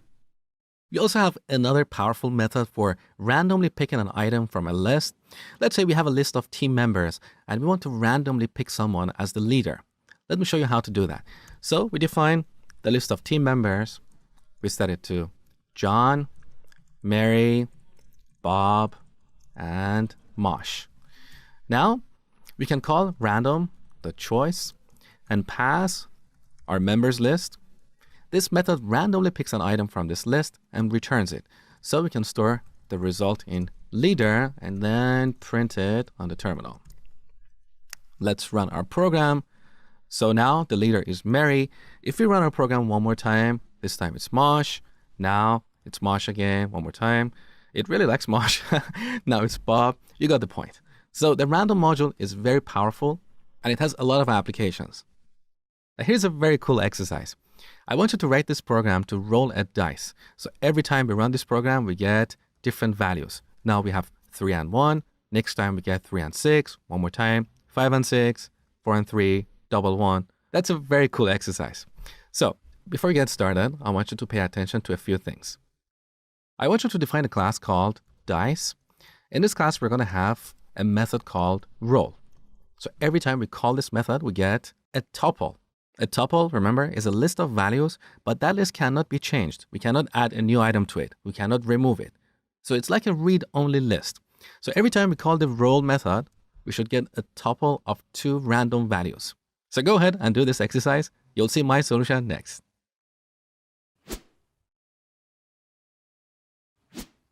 All right, we start by importing the random module on the top.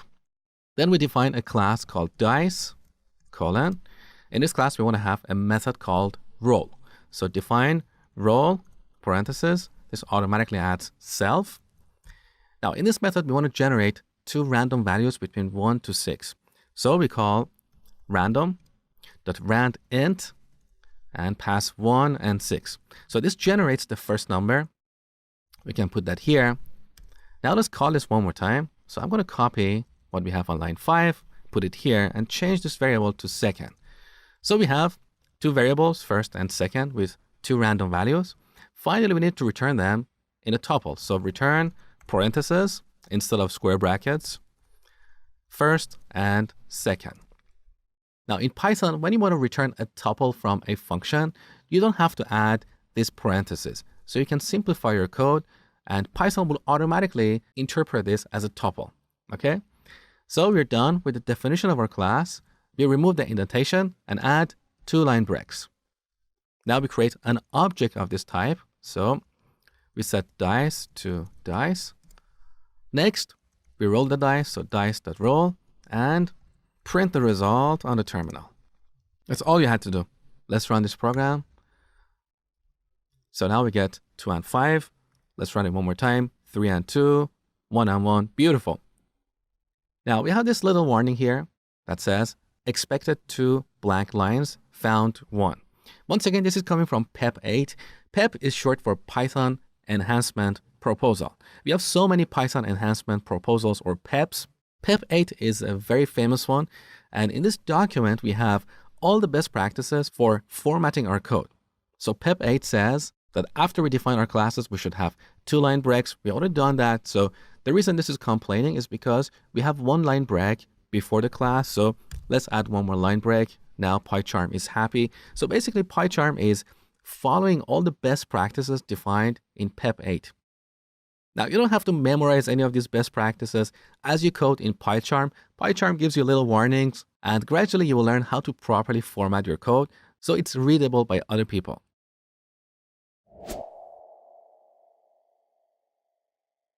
In this tutorial, I'm going to show you how to work with directories in Python. So here on Python 3 module index, you can see we have a module called pathlib, which provides an object-oriented file system paths. That basically means it provides classes that we can use to create objects to work with directories and files.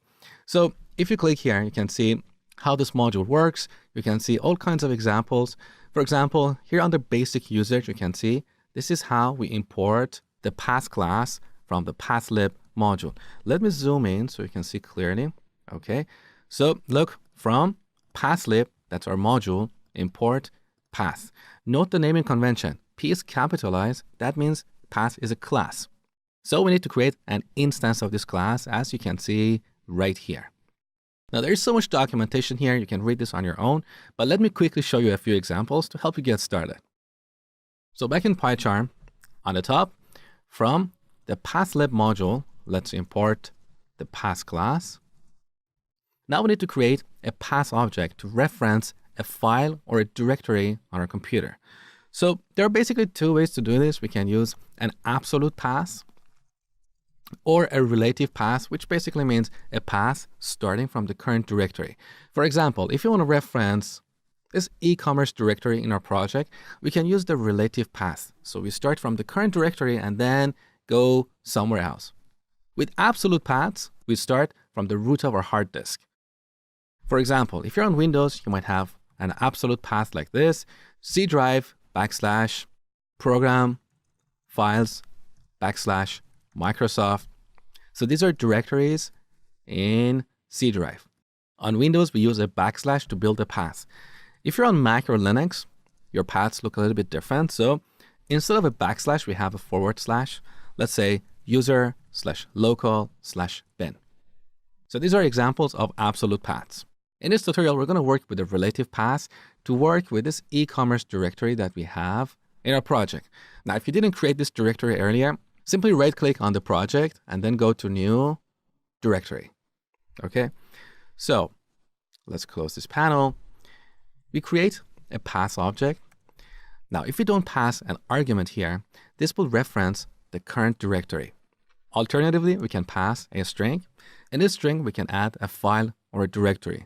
Let's say the e-commerce directory.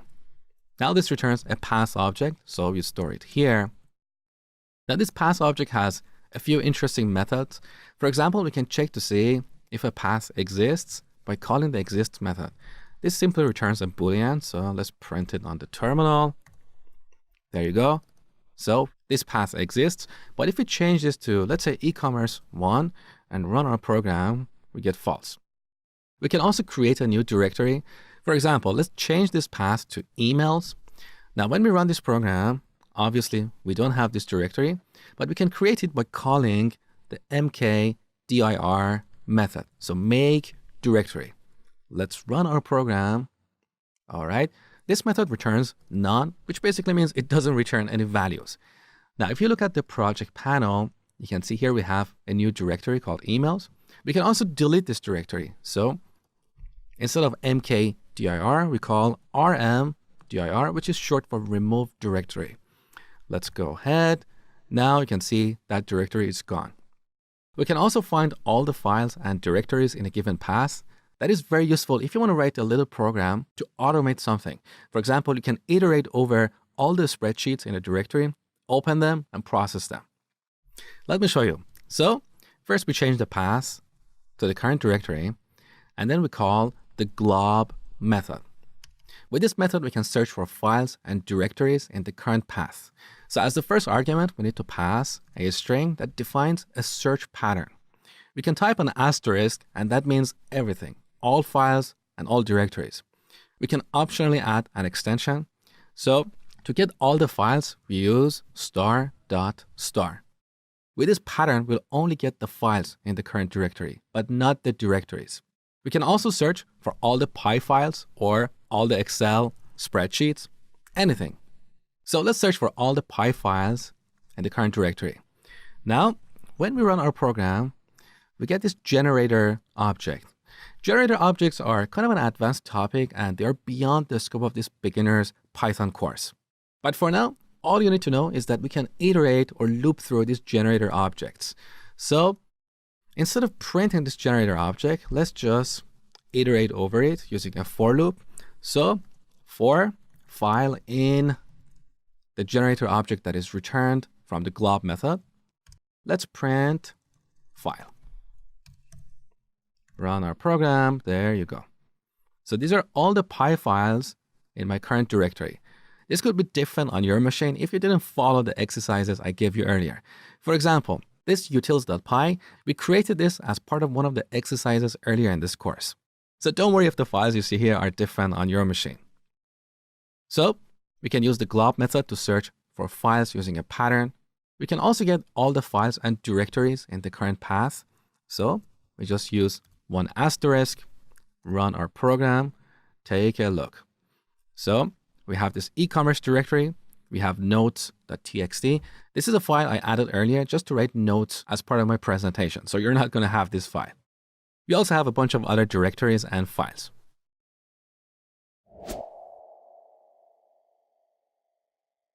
Even though Python's standard library is very comprehensive and has so many modules for common tasks, it's not complete by any means. That's why we have this directory called Python Package Index or PyPI. And in this directory, you can find thousands of packages for doing awesome things. These are the packages that people like you and I have built as part of their projects, and then they published it in this directory for other people to use. So that's why we have a fantastic community in Python. There are so many Python developers out there, and there's so many packages right in front of us to reuse in our programs. Let's say you want to send text messages in your programs. You don't have to build this functionality from scratch. You can simply come to pypi.org and search for SMS. As you can see, there are so many projects or packages that give you this functionality. Of course, not every package, not every project is complete or bug-free. Some of them are still in development or they have bugs. But if you look around, I'm pretty sure for any kind of functionality you can imagine, there is a good, reliable, and well-documented package for you. In my complete Python course, I will show you some of the most useful packages on PyPI. For example, you will learn how to access the information on Yelp.com in your programs. So you can write a program and search for businesses registered on Yelp. Let's say you want to search for the best barbers in New York City. I will show you how to do that. You also learn about a technique called web scraping, which means you can build an engine and have that engine browse a website and extract information from HTML files. This is the same technique that Google does to index various websites. So they have several engines or web crawlers. These crawlers are continuously looking at various websites and extracting information from their pages. When you publish a blog post, Google's web crawler finds the title of your post, its keywords, and so on. So I'm going to show you how to do that with Python. We'll also look at browser automation, and this is extremely powerful because you can automate testing of your web applications. So you might get a job as a test engineer, and your daily job is to browse a website, click here and there, fill out this form, that form, and ensure that the website is functioning properly. You can automate all of that with a powerful Python package called Selenium, as I have shown in my complete Python course. Now, in this tutorial, I'm going to show you how to install packages from pypi.org. So here on pypi.org, let's search for OpenPyXL. This is a package that we use for working with Excel spreadsheets. So let's search for this package. There you go. So currently it's at version 2.5. On the top, you can see this instruction, pip install OpenPyXL. This is the command that we need to type into a terminal window to install this package into our program. So back to PyCharm. Here on the status bar, we can open up a terminal window for executing various commands. So let's open it. Now, if you're on Windows, you're probably going to see something different instead of this $sign. Don't worry about that. Just execute this command. I'm going to show you. So pip install open PyExcel. Make sure to spell everything properly. So pip is the tool that comes with Python installation, and we use it to install or uninstall packages registered on pypi.org. So here we're using pip to install this package, open PyExcel. Enter. Let's go ahead with that. It's going to take a few seconds. Okay, done. Now we can import this package and its modules just like the built-in modules in Python or the modules that we have in our project. Now, if you're curious where this package is stored on disk, let me show you. So open up the project panel and then expand external libraries. Next, expand Python 3 and then expand site packages. This is where all these packages that we install with pip are stored. So here we have open PyExcel. You can open this. In this folder, we have another folder called cell. Now, look what we have here. We have this init py. Earlier, I told you that whenever we add this file to a folder, Python treats that folder as a package. So cell is a package, and in this package, we have these modules: cell, interface, read-only, and text. So as you can see, this package, open PyExcel, has several sub-packages like cell, chart, chart sheet, and so on. And in each package, we have several modules. In the next tutorial, I will show you how to work with Excel files. So we have covered all the core concepts in Python. I hope you learned a lot. Please support my hard work by liking this video and sharing it with others. And be sure to subscribe to my channel for more tutorials like this. Next, we're going to work on our first Python project that involves automation. You're going to write a Python program that can process thousands of spreadsheets in under a second. Are you excited? Let's get started. In this tutorial, I'm going to show you something really awesome you can do with Python. You're going to learn how to process spreadsheets. And this is extremely valuable in situations where you have hundreds or thousands of spreadsheets that need to be updated. If you want to do this by hand, it may take hours, days, weeks, or even months. You can simply build a Python program in less than half an hour and have that Python program automatically process thousands of spreadsheets in under 1 second. So here we're going to work on this Excel spreadsheet. You can download this below this video. In this spreadsheet, we have 3 columns: transaction ID, product ID, and price. Now, don't worry about the 4th column yet. So in this spreadsheet, we record all kinds of transactions, but let's say due to an error, it could be a human error or a system error, the price that we have here is wrong. Let's say we need to decrease this by 10%. If you want to do this manually, we'll have to come back here and add a formula. So we type out equal sign. Let's say we want to recalculate the value of this cell, that is C2. So we'll have to get that and then multiply it by 0.9. So that is like the 90% of the original price. We are reducing the price by 10%. Now when we hit enter, you can see the updated price. Next, we'll have to come back here, select the cell, and then apply the same formula to all the other rows. Now, what if we have thousands of rows here? We'll have to scroll up and down. This is going to be very tedious. So we're going to write a Python program that will do this for us. It's going to automate this process. And not only that, it will also add this beautiful chart right here. Once again, if you want to open up hundreds or thousands of spreadsheets and add a chart to each one, this is going to take at least a week or 2. Our Python program is going to do all of this in a matter of seconds. So let's get started. All right, the first thing I want you to do is to download this transactions file and add it to your project. I'll put the link below this video for you to download.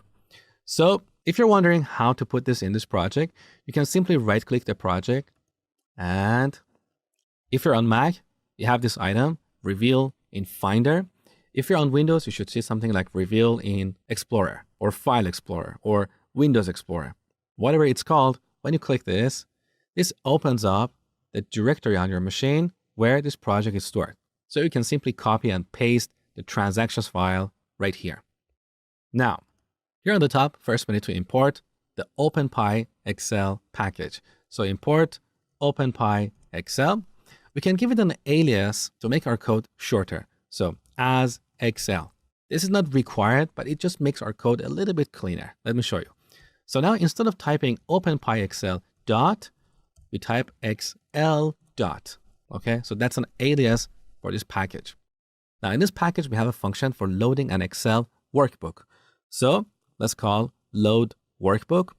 And as the argument, we pass transactions.xlsx. So this will load our Excel workbook and return a workbook object. Okay. Now, if you open this workbook, you can see you have only one sheet, and that is called sheet 1. So to access that, we use square brackets and specify the name of the sheet. That is sheet 1. Make sure to spell this with a capital S because this is case sensitive. If you don't spell it properly, you're going to get an error. So this returns our first sheet. Now in this sheet, we have various cells. So next you need to learn how to access a particular cell. And that is very easy. Back to PyCharm. With this sheet object, we can use square brackets and give the coordinate of a cell. The coordinate is the combination of the column and the row. For example, this cell, its coordinate is A1. So back to PyCharm, here we can type A1 and this returns our first cell. There is also another approach to get a cell.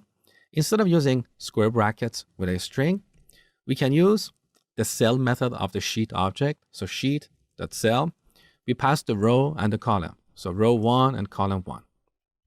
This returns the exact same cell. Now let's print the value of this cell. So cell.value and run our program. So the value is transaction ID. Beautiful. So now we need to iterate over all these rows. And for each row, we need to get the value in the third column. That is the price. We'll get that and then multiply it by 0.9.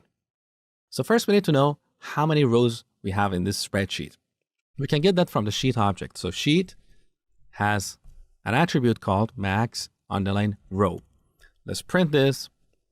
So in this sheet, we have 4 rows and you can verify that here. So we have a total of 4 rows. So we need to add a for loop that would generate the numbers 1 to 4. So let's delete this print statement and add a for loop for row in. We're going to use the range function to generate a range of numbers starting from 1 all the way to sheet.max_row plus 1.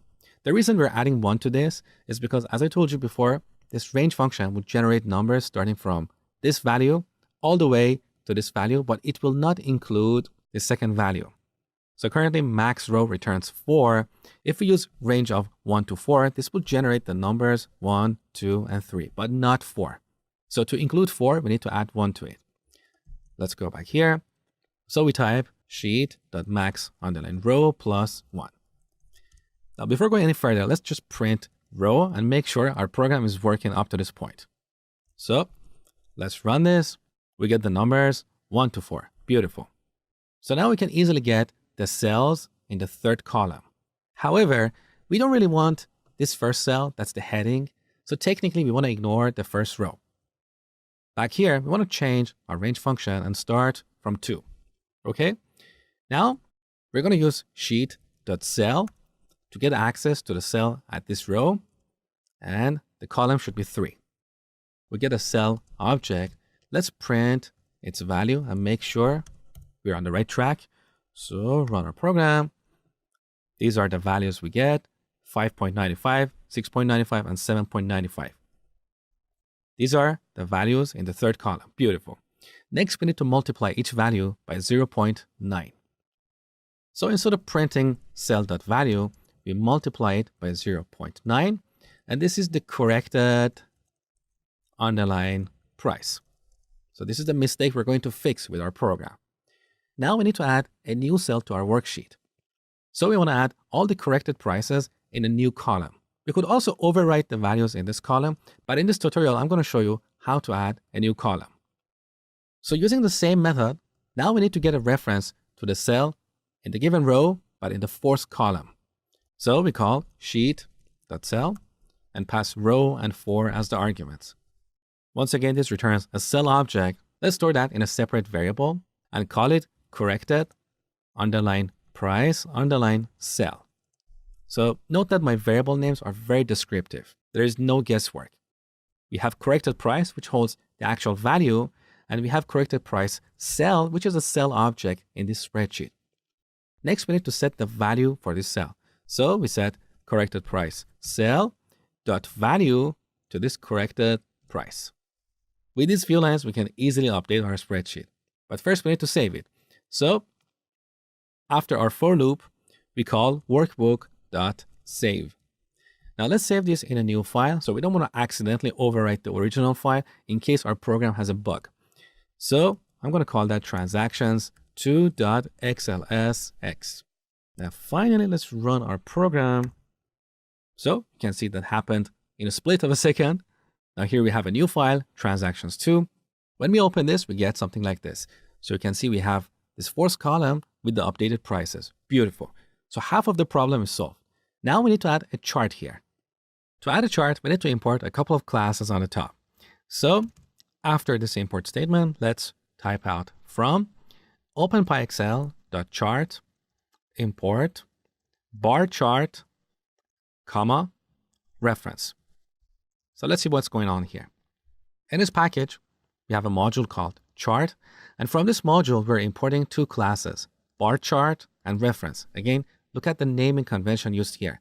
The first letter of every word is capitalized. Also, it's better to add a line break after our import statements to make our code cleaner. So before we save our workbook, we need to add a chart to the current sheet. First, we need to select a range of values. For this exercise, I'm going to select the values in the fourth column. So all the values in rows 2 to 4. These are the values I'm going to use in our chart. Now, in this particular example, it doesn't really make sense to add a chart per transaction, but that doesn't really matter. We just want a bunch of numbers to create a chart. So after our for loop, we're going to use the reference class to select a range of values. Now, the first argument in the constructor is the sheet. So we pass our sheet here. Then we add 4 keyword arguments. The first one is min underline row. We set this to 2. The second one is max underline row. We set this to the maximum row in this sheet. That is sheet.max underline row. So we want to select the cells in row 2 to 4. Okay. Now to make this code a little bit cleaner, I'm going to put this on a new line so you can see clearly. Now this is going to select all the cells in all the columns in these rows. That's not what we want. We only want the values in the fourth column. So back here, we need to set a couple more keyword arguments.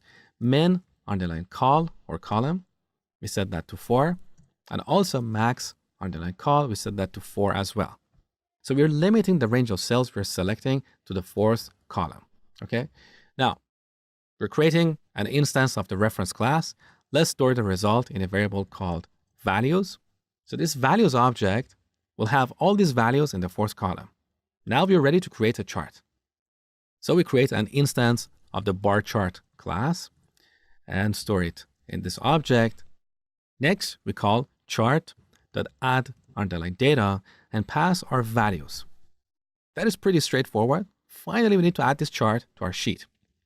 So we call sheet.add underline chart and pass this chart object. We should also specify where we want to add this chart. Let's say we want to add it here on row 2 after the fourth column. So the coordinate of this cell is E2, and this is going to be the top left corner of our chart. So as the coordinate, I'm going to pass E2.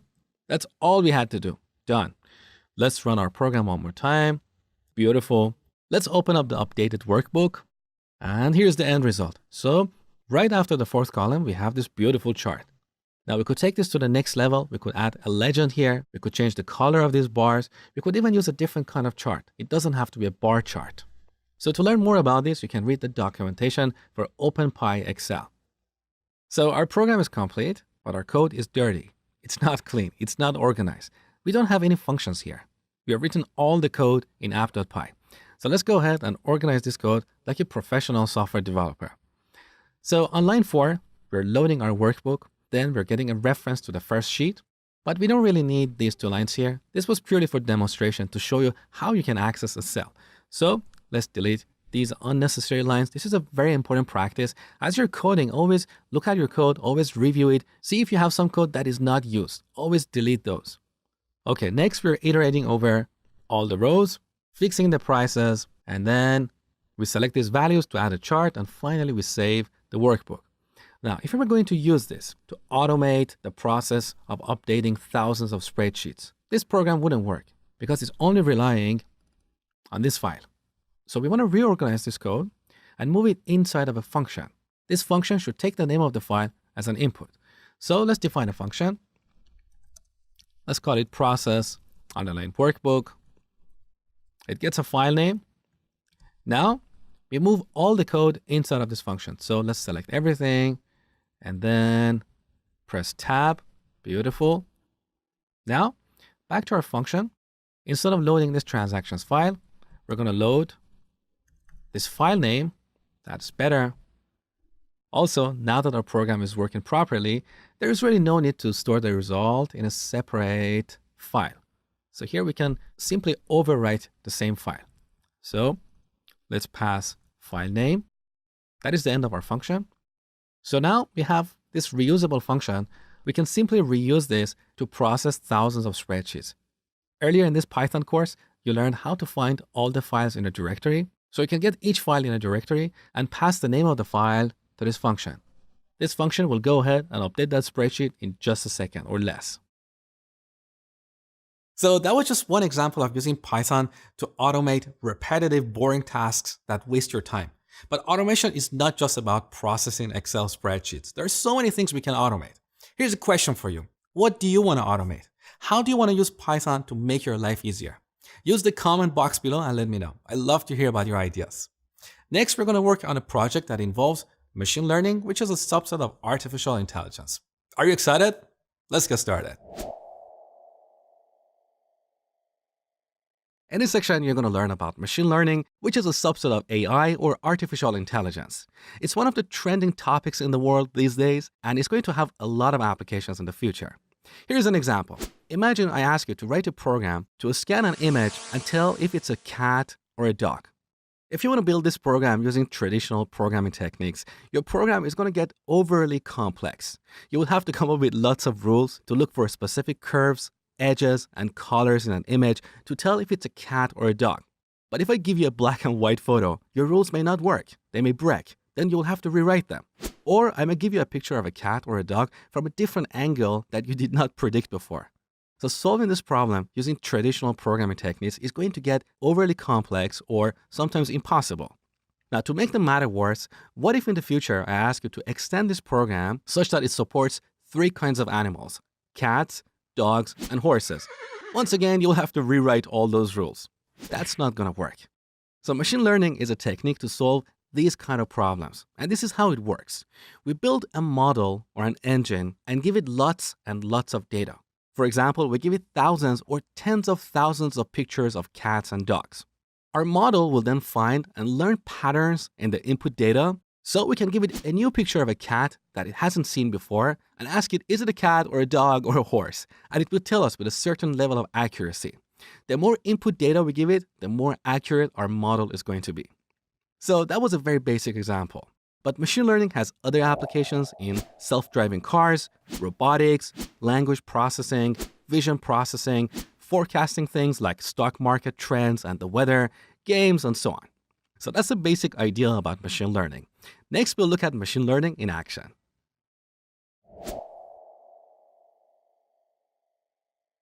A machine learning project involves a number of steps. The first step is to import our data, which often comes in the form of a CSV file. You might have a database with lots of data. We can simply export that data and store it in a CSV file for the purpose of our machine learning project. So we import our data. Next, we need to clean it. And this involves tasks such as removing duplicated data. If you have duplicates in the data, we don't want to feed this to our model because otherwise our model will learn bad patterns in the data and it will produce the wrong result. So we should make sure that our input data is in a good and clean shape. If there are data that is irrelevant, we should remove them. If they're duplicated or incomplete, we can remove or modify them. If our data is text-based, like the name of countries or genres of music or cats and dogs, we need to convert them to numerical values. So this step really depends on the kind of data we are working with. Every project is different. Now that we have a clean data set, we need to split it into two segments, one for training our model and the other for testing it to make sure that our model produces the right result. For example, if you have 1,000 pictures of cats and dogs, we can reserve 80% for training and the other 20% for testing. The next step is to create a model, and this involves selecting an algorithm to analyze the data.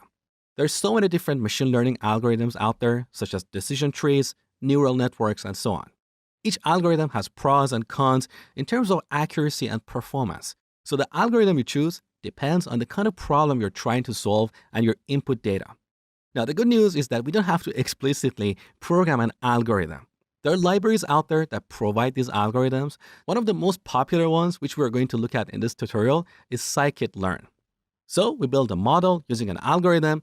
Next, we need to train our model. So we feed it our training data. Our model will then look for the patterns in the data. So next, we can ask it to make predictions. Back to our example of cats and dogs, we can ask our model, is this a cat or a dog? And our model will make a prediction. Now, the prediction is not always accurate. In fact, when you start out, it's very likely that your predictions are inaccurate. So we need to evaluate the predictions and measure their accuracy. Then we need to get back to our model and either select a different algorithm that is going to produce a more accurate result for the kind of problem we're trying to solve, or fine-tune the parameters of our model. So each algorithm has parameters that we can modify to optimize the accuracy. So these are the high-level steps that you follow in a machine learning project. Next, we'll look at the libraries and tools for machine learning.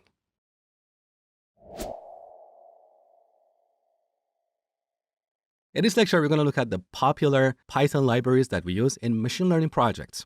The first one is NumPy, which provides a multi-dimensional array. Very, very popular library. The second one is Pandas, which is a data analysis library that provides a concept called data frame. A data frame is a two-dimensional data structure similar to an Excel spreadsheet. So we have rows and columns. We can select data in a row or a column or a range of rows and columns. Again, very, very popular in machine learning and data science projects. The third library is matplotlib, which is a two-dimensional plotting library for creating graphs and plots. The next library is scikit-learn, which is one of the most popular machine learning libraries that provides all these common algorithms like decision trees, neural networks, and so on. Now, when working with machine learning projects, we use an environment called Jupyter for writing our code. Technically, we can still use VS Code or any other code editors, but these editors are not ideal for machine learning projects because we frequently need to inspect the data, and that is really hard in environments like VS Code and Terminal. If you're working with a table of 10 or 20 columns, visualizing this data in a terminal window is really, really difficult and messy. So that's why we use Jupyter. It makes it really easy to inspect our data. Now, to install Jupyter, we're going to use a platform called Anaconda. So head over to anaconda.com/download. On this page, you can download Anaconda distribution for your operating system. So we have distributions for Windows, Mac, and Linux. So let's go ahead and install Anaconda for Python 3.7. Download. All right, so here's Anaconda downloaded on my machine. Let's double click this. All right, first it's going to run a program to determine if the software can be installed. So let's continue. And once again, continue. Pretty easy. Continue one more time. I agree with the license agreement. Okay. You can use the default installation location, so don't worry about that. Just click install.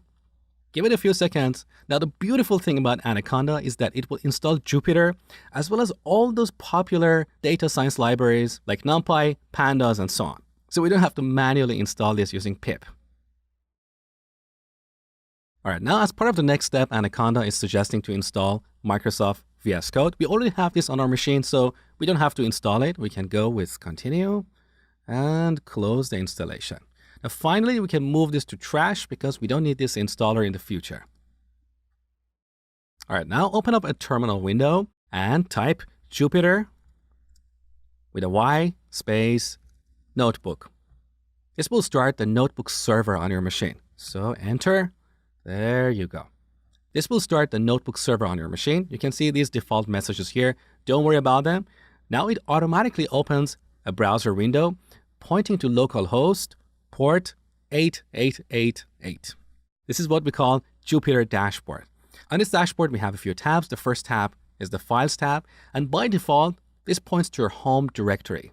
So every user on your machine has a home directory. This is my home directory on Mac. You can see here we have a desktop folder as well as documents, downloads, and so on. On your machine, you're going to see different folders. So somewhere on your machine, you need to create a Jupyter notebook. I'm going to go to desktop. Here's my desktop. I don't have anything here. And then click New. I want to create a notebook for Python 3. In this notebook, we can write Python code and execute it line by line. We can easily visualize our data, as you will see over the next few videos. So let's go ahead with this. All right, here's our first notebook. You can see by default, it's called Untitled. Let's change that to Hello World. So this is going to be the Hello World of our machine learning project. Let's rename this. Now, if you look at your desktop, you can see this file, helloworld.ipynb. This is a Jupyter notebook. It's kind of similar to our Py files where we write our Python code, but it includes additional data that Jupyter uses to execute our code. So back to our notebook, let's do a print hello world. And then click this run button here. And here's the result printed in Jupyter. So we don't have to navigate back and forth between the terminal window. We can see all the result right here. Next, I'm going to show you how to load a dataset from a CSV file in Jupyter.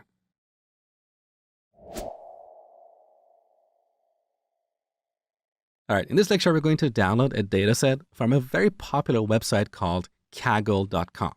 Kaggle is basically a place to do data science projects. So the first thing you need to do is to create an account. You can sign up with Facebook, Google, or using a custom email and password. Once you sign up, then come back here on Kaggle.com. Here in the search bar, search for video game sales. This is the name of a very popular data set that we're going to use in this lecture. So here in this list, you can see the first item with this kind of reddish icon. So let's go with that. As you can see, this data set includes the sales data for more than 16,000 video games. On this page, you can see the description of various columns in this data set. We have rank, name, platform, year, and so on. So here's our data source. It's a CSV file called vgsales.csv. As you can see, there are over 16,000 rows and 11 columns in this data set. Right below that, you can see the first few records of this data set. So here's our first record. The ranking for this game is 1. It's the Wii Sports game for Wii as the platform, and it was released in year 2006. Now, what I want you to do is to go ahead and download this data set. And as I told you before, you need to sign in before you can download this. So this will give you a zip file, as you can see here. Here's our CSV file. Now, I want you to put this right next to your Jupyter notebook. On my machine, that is on my desktop. So I'm going to drag and drop this onto the desktop folder. Now, if you look at the desktop, you can see here's my Jupyter Hello World notebook. And right next to that, we have vgsales.csv. With that, we go back to our Jupyter notebook. Let's remove the first line and instead import pandas as PD. With this, we're importing pandas module and renaming it to PD, so we don't have to type pandas dot several times in this code. Now let's type pd dot read underline CSV and pass the name of our CSV file. That is vgsales.csv. Now, because this CSV file is in the current folder right next to our Jupyter notebook, we can easily load it. Otherwise, we'll have to supply the full path to this file. So this returns a data frame object, which is like an Excel spreadsheet. Let me show you. So we store it here, and then we can simply type df to inspect it. So one more time, let's run this program. Here's our data frame with these rows and columns. So we have rank, name, platform, and so on. Now, this data frame object has lots of attributes and methods that we're not going to cover in this tutorial. That's really beyond the scope of what we're going to do. So I leave it up to you to read Pandas documentation or follow other tutorials to learn about Pandas data frames. But in this lecture, I'm going to show you some of the most useful methods and attributes. The first one is shape. So shape Let's run this one more time. So here's the shape of this data set. We have over 16,000 records and 11 columns. Technically, this is a two-dimensional array of 16,011. Okay? Now, you can see here we have another segment for writing code. So we don't have to write all the code in the first segment. So here in the second segment, we can call one of the methods of the data frame, that is df.describe. Now, when we run this program, you can see the output for each segment right next to it. So here's our first segment. Here we have these 3 lines, and this is the output of the last line. Below that, we have our second segment. Here we're calling the describe method, and right below that, we have the output of this segment. So this is the beauty of Jupyter. We can easily visualize our data. Doing this with VS Code and terminal windows is really tedious and clunky. So what is this describe method returning? Basically, it's returning some basic information about each column in this data set. So as you saw earlier, we have columns like rank, year, and so on. These are the columns with numerical values. Now, for each column, we have the count, which is the number of records in that column. You can see our rank column has 16,598 records, whereas the year column has 16,327 records. So this shows that some of our records don't have the value for the year column. We have null values.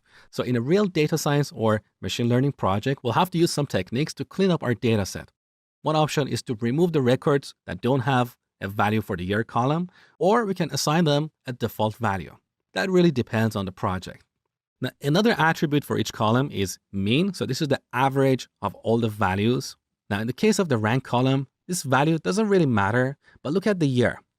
So the average year for all these video games in our data set is 2006, and this might be important in the problem we're trying to solve. We also have standard deviation, which is a measure to quantify the amount of variation in our set of values. Below that, we have min. As an example, the minimum value for the year column is 1980. So quite often when we work with a new data set, we call the describe method to get some basic statistics about our data. Let me show you another useful attribute. So in the next segment, let's type df.values. Let's run this. As you can see, this returns a two-dimensional array. This square bracket indicates the outer array, and the second one represents the inner array. So the first element in our outer array is an array itself. These are the values in this array, which basically represent the first row in our data set. So the video game with ranking 1, which is called Wii Sports. So this was a basic overview of Pandas data frames. In the next lecture, I'm going to show you some of the useful shortcuts of Jupyter.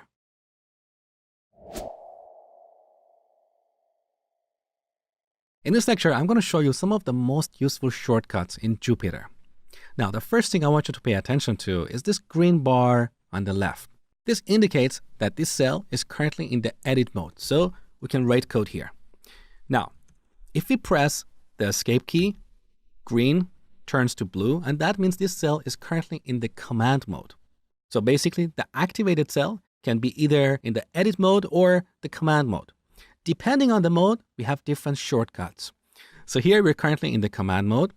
If we press H, we can see the list of all the keyboard shortcuts.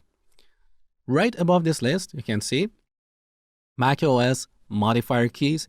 These are the extra keys that we have on a Mac keyboard. If you're a Windows user, you're not going to see this. So as an example, here is the shape of the command key. This is Control, this is Option, and so on. With this guideline, you can easily understand the shortcut associated with each command. Let me show you.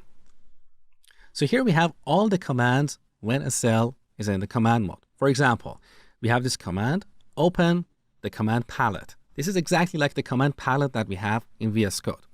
Here's a shortcut to execute this command. That is Command, Shift, and F.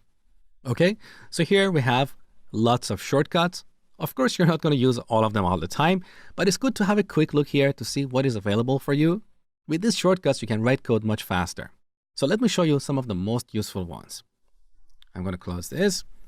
Now, with our first cell in the command mode, I'm going to press B, and this inserts a new cell below this cell. We can also go back to our first cell, press escape. Now the cell is in the command mode. We can insert an empty cell above this cell by pressing A. So either A or B. A for above and B for below, okay? Now, if you don't want this cell, you can press D twice to delete it, like this. Now, in this cell, I'm going to print a hello world message. So, print hello world. Now, to run the code in this cell, we can click on the run button here. So, here's our print function, and right below that, you can see the output of this function. But note that when you run a cell, this will only execute the code in that cell. In other words, the code in other cells will not be executed. Let me show you what I mean. So in the cell below this cell, I'm going to delete the call to the describe method. Instead, I'm going to print ocean. Now, I'm going to put the cursor back in this cell where we print the hello world message and run this cell. So you can see hello world is displayed here, but the cell below is still displaying the describe table, so we don't see the changes here. Now, to solve this problem, we can go to the cell menu on the top and run all cells together. This can work for small projects, but sometimes you're working with a large data set, so if you want to run all these cells together, it's going to take a lot of time. That is the reason Jupyter saves the output of each cell, so we don't have to rerun that code if it hasn't changed. So this notebook file that we have here includes our source code organized in cells, as well as the output for each cell. That is why it's different from a regular Py file where we only have the source code. Here we also have auto-completion and IntelliSense. So in this cell, let's call df data frame dot. Now, if you press tab, we can see all the attributes and methods in this object. So let's call describe. Now, with the cursor on the name of the method, we can press shift and tab to see this tooltip that describes what this method does and what parameter it takes. So here in front of signature, you can see the describe method. These are the parameters and their default value. And right below that, you can see the description of what this method does. In this case, it generates descriptive statistics that summarize the central tendency and so on. Similar to VS Code, we can also convert a line to comment by pressing Command and slash on Mac or Control slash on Windows, like this. Now this line is a comment. We can press the same shortcut one more time to remove the comment. So these were some of the most useful shortcuts in Jupyter. Now, over the next few lectures, we're going to work on a real machine learning project. But before we get there, let's delete all the cells here. So we start with only a single empty cell. So here in this cell, first I'm going to press the escape button. Now the cell is blue, so we are in the command mode, and we can delete the cell by pressing D twice. There you go. Now the next cell is activated and is in the command mode. So let's delete this as well. We have 2 more cells to delete. There you go. And the last one, like this. So now we have an empty notebook with a single cell.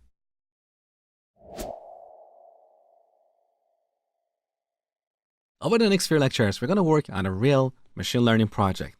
Imagine we have an online music store.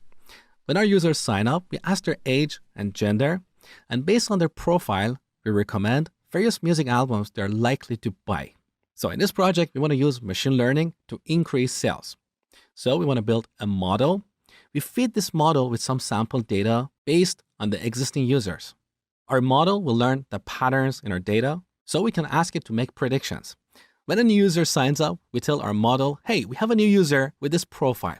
What is the kind of music that this user is interested in? Our model will say jazz or hip hop or whatever. And based on that, we can make suggestions to the user. So this is the problem we're going to solve. Now back to the list of steps in a machine learning project. First, we need to import our data. Then we should prepare or clean it. Next, we select a machine learning algorithm to build a model. We train our model and ask it to make predictions. And finally, we evaluate our algorithm to see its accuracy. If it's not accurate, we either fine-tune our model or select a different algorithm. So let's focus on the first step. Head over to bit.ly/music-csv. This is a very basic CSV that I've created for this project. It's just some random made-up data. It's not real. So we have a table with 3 columns: age, gender, and genre. Gender can either be 1, which represents a male, or 0, which represents a female. Here I'm making a few assumptions.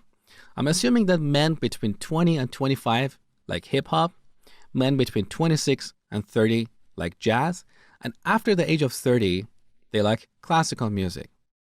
For women, I'm assuming that if they're between 20 and 25, they like dance music. If they're between 26 and 30, they like acoustic music. And just like men, after the age of 30, they like classical music. Once again, this is a made-up pattern. It's not the representation of the reality. So let's go ahead and download this CSV. Click on this ... icon here and download this file. In my downloads folder, here we have this music.csv. I'm going to drag and drop this onto desktop because that's where I've stored this Hello World notebook. So I want you to put the CSV file right next to your Jupyter notebook. Now back to our notebook, we need to read the CSV file. So just like before, first we need to import the pandas module.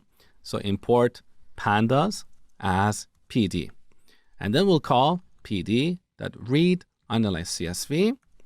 And the name of our file is music.csv. As you saw earlier, this returns a data frame, which is a 2-dimensional array similar to an Excel spreadsheet. So let's call that music_data.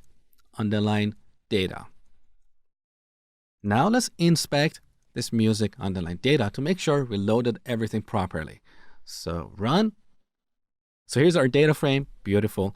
Next, we need to prepare or clean the data. And that's the topic for the next lecture.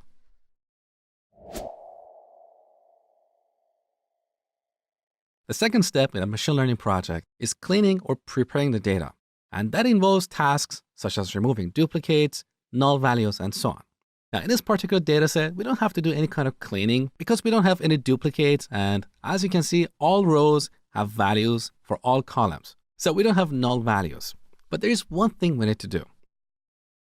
We should split this data set into 2 separate data sets. One with the first 2 columns, which we refer to as the input set, and the other with the last column, which we refer to as the output set.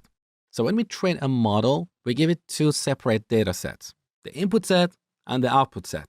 The output set, which is in this case the genre column, contains the predictions. So we're telling our model that if we have a user who is 20 years old and is a male, they like hip hop.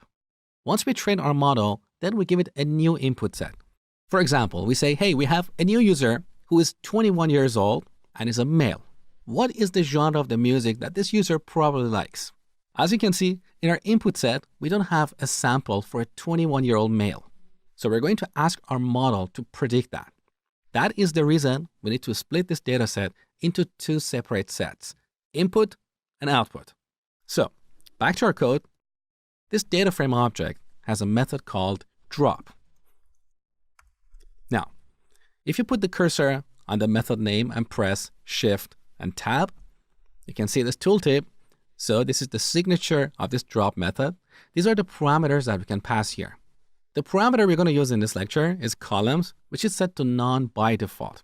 With this parameter, we can specify the columns we want to drop.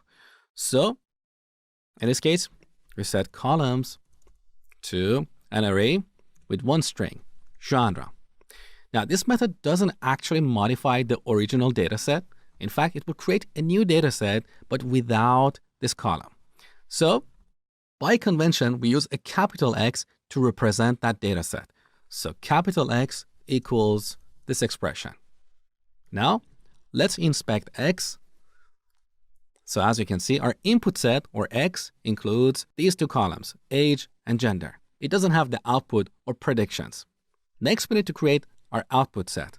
So once again, we start with our data frame, music data.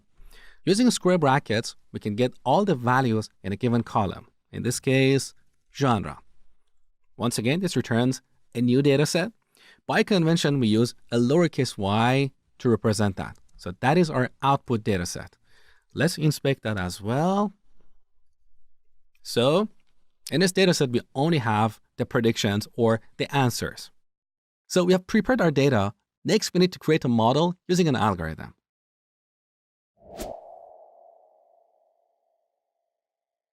The next step is to build a model using a machine learning algorithm. There's so many algorithms out there, and each algorithm has its pros and cons in terms of the performance and accuracy.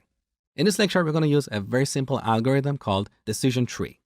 Now, the good news is that we don't have to explicitly program these algorithms. They're already implemented for us in a library called scikit-learn. So here on the top, from sklearn.tree, let's import the decision tree classifier. So sklearn is the package that comes with scikit-learn library. This is the most popular machine learning library in Python. In this package, we have a module called tree, and in this module, we have a class called decision tree classifier. This class implements the decision tree algorithm. Okay? So now we need to create a new instance of this class. So at the end, let's create an object called model and set it to a new instance of decision tree classifier, like this. So now we have a model. Next, we need to train it so it learns patterns in the data. And that is pretty easy. We call model.fit. This method takes two data sets, the input set and the output set. So they are capital X and Y. Now finally, we need to ask our model to make a prediction. So we can ask it, what is the kind of music that a 21-year-old male likes? Now, before we do that, let's temporarily inspect our initial data set, that is music data. So look what we got here. As I told you earlier, I've assumed that men between 20 and 25 like hip-hop music. But here we only have 3 samples for men aged 20, 23, and 25. We don't have a sample for a 21-year-old male. So if you ask our model to predict the kind of music that a 21-year-old male likes, we expect it to say hip-hop. Similarly, I've assumed that women between 20 and 25 like dance music, but we don't have a sample for a 22-year-old female. So once again, if you ask our model to predict the kind of music that a 22-year-old woman likes, we expect it to say dance. So with these assumptions, let's go ahead and ask our model to make predictions. So let's remove the last line. And instead, we're going to call model.predict. This method takes a 2-dimensional array. So here's the outer array. In this array, each element is an array. So I'm going to pass another array here. And in this array, I'm going to pass a new input set, a 21-year-old male. So 21, 1. That is like a new record in this table. Okay? So this is one input set. Let's pass another input set for a 22-year-old female. So here's another array. Here we add 22, 0. So we're asking our model to make 2 predictions at the same time. We get the result and store it in a variable called predictions. And finally, let's inspect that in our notebook. Run. Look what we got. Our model is saying that a 21-year-old male likes hip-hop and a 22-year-old female likes dance music. So our model could successfully make predictions here. Beautiful. But wait a second. Building a model that makes predictions accurately is not always that easy. As I told you earlier, after we build a model, we need to measure its accuracy. And if it's not accurate enough, we should either fine-tune it or build a model using a different algorithm. So in the next lecture, I'm going to show you how to measure the accuracy of a model.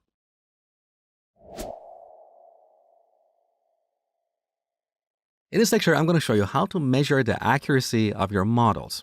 Now, in order to do so, first we need to split our data set into 2 sets, one for training and the other for testing. Because right now, we're passing the entire data set for training the model, and we're using 2 samples for making predictions. That is not enough to calculate the accuracy of a model. A general rule of thumb is to allocate 70 to 80% of our data for training and the other 20 to 30% for testing. Then instead of passing only 2 samples for making predictions, we can pass the dataset we have for testing, we'll get the predictions, and then we can compare these predictions with the actual values in the test set. Based on that, we can calculate the accuracy. That's really easy. All we have to do is to import a couple of functions and call them in this code. Let me show you. So first on the top, from sklearn model underline selection module, we import a function called train test split.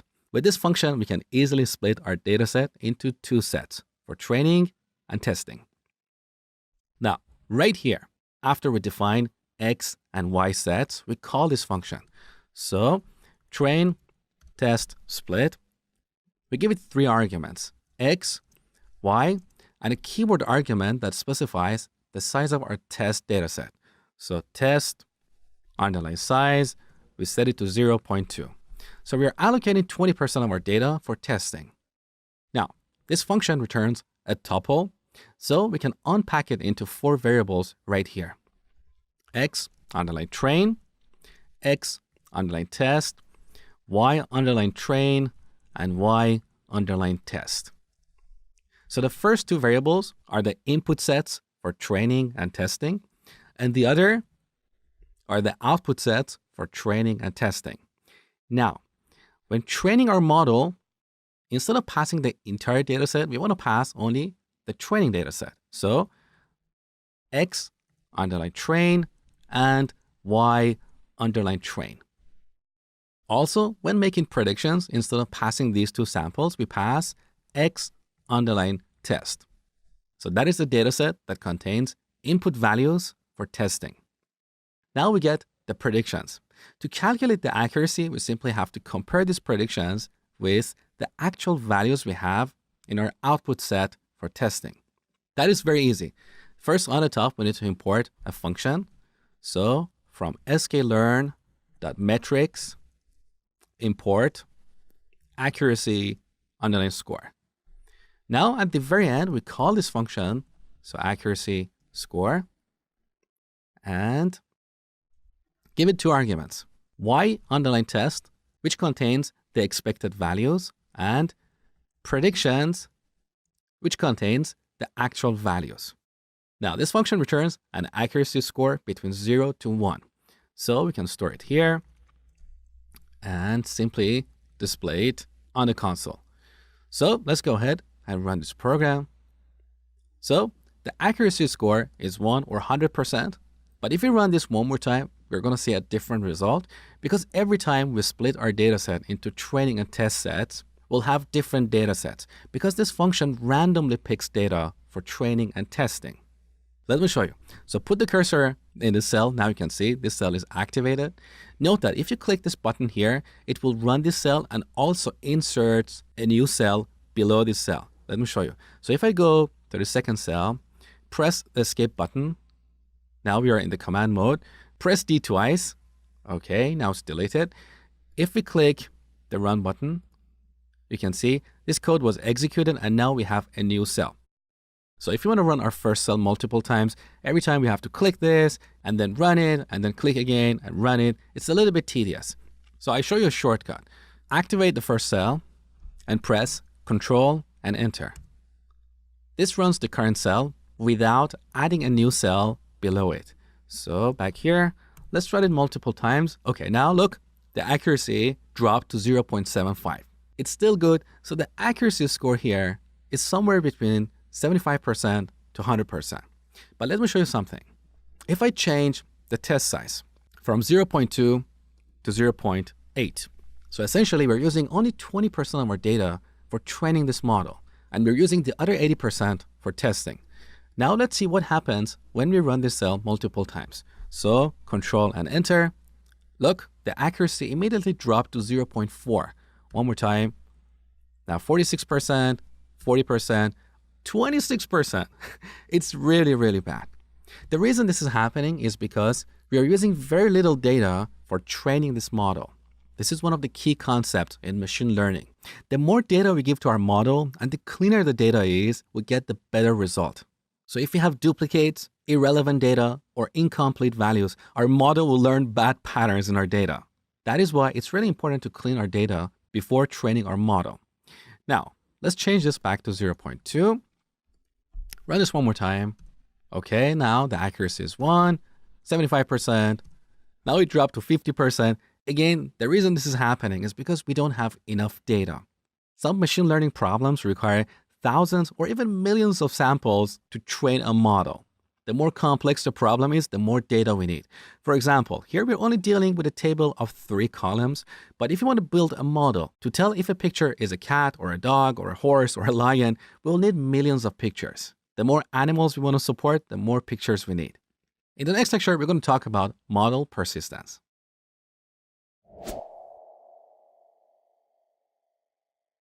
So this is a very basic implementation of building and training a model to make predictions. Now, to simplify things, I have removed all the code that we wrote in the last lecture for calculating the accuracy, because in this lecture, we're going to focus on a different topic. So basically, we import our data set, create a model, train it, and then ask it to make predictions. Now, this piece of code that you see here is not what we want to run every time we have a new user or every time we want to make recommendations to an existing user, because training a model can sometimes be really time consuming. In this example, we're dealing with a very small data set that has only 20 records. But in real applications, we might have a data set with thousands or millions of samples. Training a model for that might take seconds, minutes, or even hours. So that is why model persistence is important. Once in a while, we build and train our model, and then we'll save it to a file. Now, next time we want to make predictions, we simply load the model from the file and ask it to make predictions. That model is already trained. We don't need to retrain it. It's like an intelligent person. So let me show you how to do this. It's very, very easy. On the top, from sklearn.externals module, we import joblib. This joblib object has methods for saving and loading models. So after we train our model, we simply call joblib.dump and give it 2 arguments: our model and the name of the file in which we want to store this model. Let's call that music-recommender.joblib.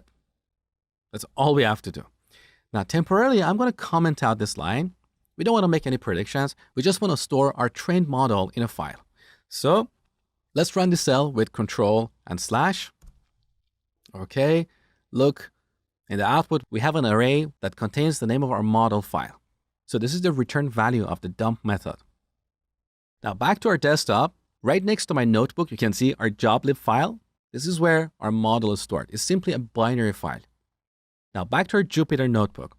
As I told you before, in a real application, we don't want to train a model every time.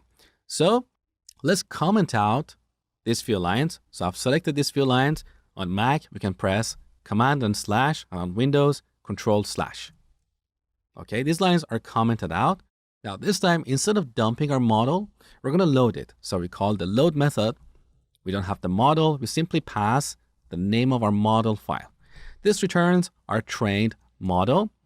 Now, with these 2 lines, we can simply make predictions. So earlier we assumed that men between 20 and 25 like hip-hop music. Let's print predictions and see if our model is behaving correctly or not. So Control and Enter. There you go. So this is how we persist and load models.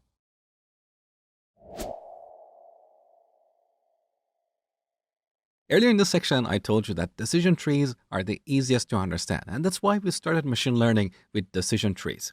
In this lecture, we're going to export our model in a visual format, so you will see how this model makes predictions. That is really, really cool. Let me show you. So once again, I've simplified this code.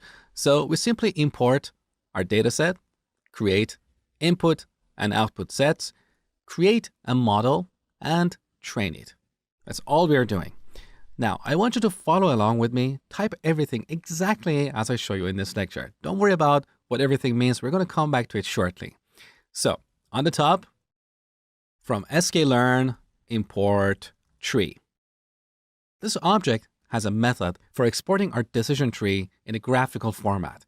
So after we train our model, let's call tree.export underline graph viz. Now here are a few arguments we need to pass. The first argument is our model. The second is the name of the output file. So here we're going to use keyword arguments because this method takes so many parameters, and we want to selectively pass keyword arguments without worrying about their order. So the parameter we're going to set is out underline file. Let's set this to music dash recommender dot dot. This is the dot format, which is a graph description language. You'll see that shortly. Now, the other parameter we want to set is feature underline names. We set this to an array of 2 strings, age and gender. These are the features or the columns of our data set. So they are the properties or features of our data, okay? The other parameter is class names. So class underline names. We should set this to the list of classes or labels we have in our output data set, like hip hop, jazz, classical, and so on. So this Y data set includes all the genres or all the classes of our data, but they're repeated a few times in this data set. So here we call y.unique. This returns the unique list of classes. Now we should sort this alphabetically. So we call the sorted function and pass the result of y.unique. The next parameter is label. We set this to a string all. Once again, don't worry about the details of these parameters. We're going to come back to this shortly. So set label to all, then round it to true, and finally filled to true. So this is the end result. Now let's run this cell using Control and Enter. Okay. Here we have a new file, music recommender dot. That's a little bit funny. So we want to open this file with VS Code. So drag and drop this into a VS Code window. Okay, here's the dot format. It's a textual language for describing graphs. Now to visualize this graph, we need to install an extension in VS Code. So on the left side, click the extensions panel and search for dot. Look at the second extension here, GraphViz or dot language by Stefan VS. Go ahead and install this extension and then reload VS Code. Once you do that, you can visualize this dot file. So let me close this tab. All right. Look at this dot here on the right side. Click this. You should have a new menu. Open preview to the side. So click that. All right. Here's the visualization of our decision tree. Let's close the dot file. There you go. This is exactly how our model makes predictions. So we have this binary tree, which means every node can have a maximum of 2 children. On top of each node, we have a condition. If this condition is true, we go to the child node on the left side. Otherwise, we go to the child node on the right side. So let's see what's happening here. The first condition is age less than or equal to 30.5. If this condition is false, that means that user is 30 years or older. So the genre of the music that they're interested in is classical. So here we're classifying people based on their profile.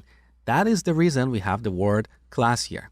So a user who is 30 years or older belongs to the class of classical, or people who like classical music. Now, what if this condition is true? That means that user is younger than 30. So now we check the gender. If it's less than 0.5, which basically means if it equals to 0, then we're dealing with a female. So we go to the child node here. Now, once again, we have another condition. So we're dealing with a female who is younger than 30. Once again, we need to check their age. So is the age less than 25.5? If that's the case, then that user likes dance music. Otherwise, they like acoustic music. So this is the decision tree that our model uses to make predictions. Now, if you're wondering why we have these floating point numbers like 25.5, these are basically the rules that our model generates based on the patterns that it finds in our data set. As we give our model more data, these rules will change, so they're not always the same. Also, the more columns or more features we have, our decision tree is going to get more complex. Currently, we have only 2 features, age and gender. Now back to our code, let me quickly explain the meaning of all these parameters. We set filled to true, so each box or each node is filled with a color. We set rounded to true, so they have rounded corners. We set label to all, so every node has labels that we can read. We set class names to the unique list of genres, and that's for displaying the class for each node right here. And we set feature names to age and gender, so we can see the rules in our nodes. So that was a short and sweet introduction to machine learning. Now you can use the materials that you learned in this section and apply them to solve a different set of problems. Now here's a question for you. What ideas do you have for machine learning? What kind of problems do you want to solve with machine learning? Use the comment box below and let me know. I love to hear about your ideas. Next, we're going to use Python and a popular framework called Django to build a web application. Are you ready? Let's get started. In this tutorial, I'm going to show you how to create your first website with Python and a very popular framework called Django. So it's spelled with a silent D and it's pronounced Django. It's a web framework for perfectionists with deadlines. So if you're a perfectionist and you want to quickly put together a website that is fast, scalable, and secure, Django is your best friend. And here are the popular websites built with Django, like Instagram, Spotify, YouTube, Washington Post, and so on. Now you might ask, what is a framework and why do we need a framework to build a web application or a website? Well, a framework is essentially a library of reusable modules.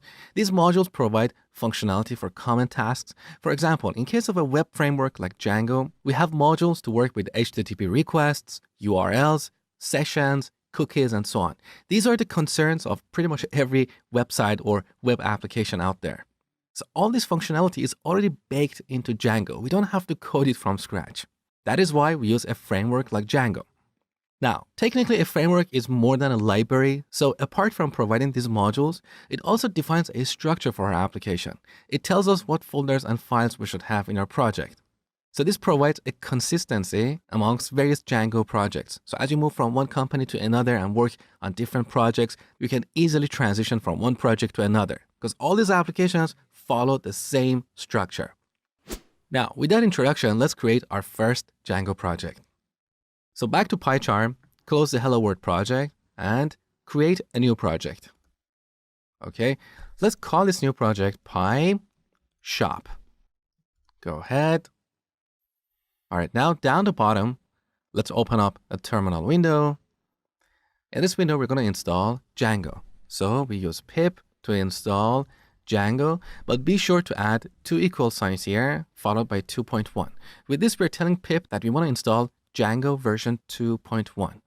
The reason I'm doing this is because in the future, when you're watching this video, chances are there is a newer version of Django out there. I want to make sure that you can easily follow these tutorials, even though what I'm going to show you in these tutorials will most likely work with the latest version of Django. I just want to be on the safe side.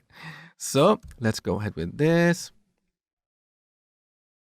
All right, Django is installed. Next, we need to create a Django project. So here, press Ctrl and L. This cleans up our terminal window. You don't have to do it, but it's just easier to see. To create a Django project, we need to execute this command, Django-admin space start project space. We're going to call this project PyShop space period.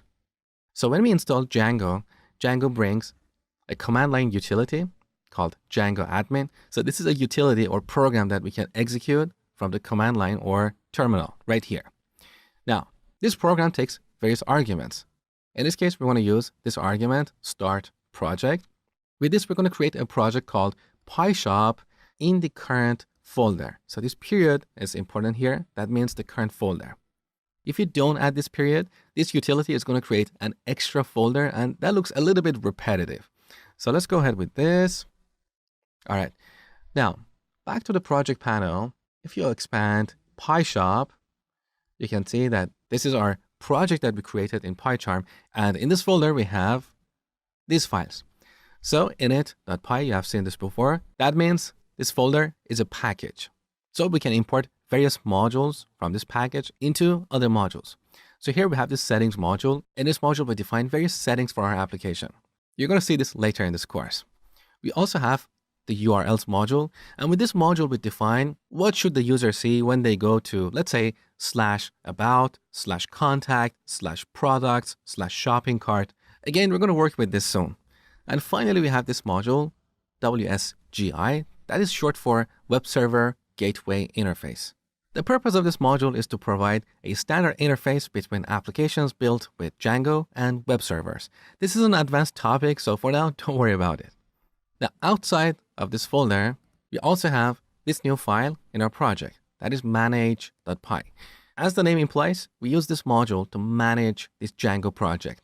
With this, we can start our web server, we can work with our database. Again, we're going to work with this soon. So let's open up the terminal window one more time. Now type out this command, Python if you're on Windows, or Python 3 if you're on Mac. Because as I told you at the beginning of the course, Mac by default comes with an installation of Python, that is Python 2. But in this course, we're using Python 3. So Python 3 space manage.py space run server. What is going on here? So with Python interpreter, we are running this program manage.py and passing run server as an argument. This manage.py is essentially the same program that we worked with here, Django admin. But we used Django admin before creating a Django project. Now we have a Django project. So in this project, we work with manage.py. This is a module that contains some Python code. So we use this module to manage our Django project. So let's go ahead and run our development web server. As you can see, this started a development web server at this address, http://127.0.0.1. That is the address of your current machine. Now note that after this, we have :8000. Unfortunately, the link below this address has a problem. As you can see, the port is excluded. So if we click this, it opens up our web browser and points it to this address. So we don't have the port number. Let's add :8000 at the end. And here's our first Django website.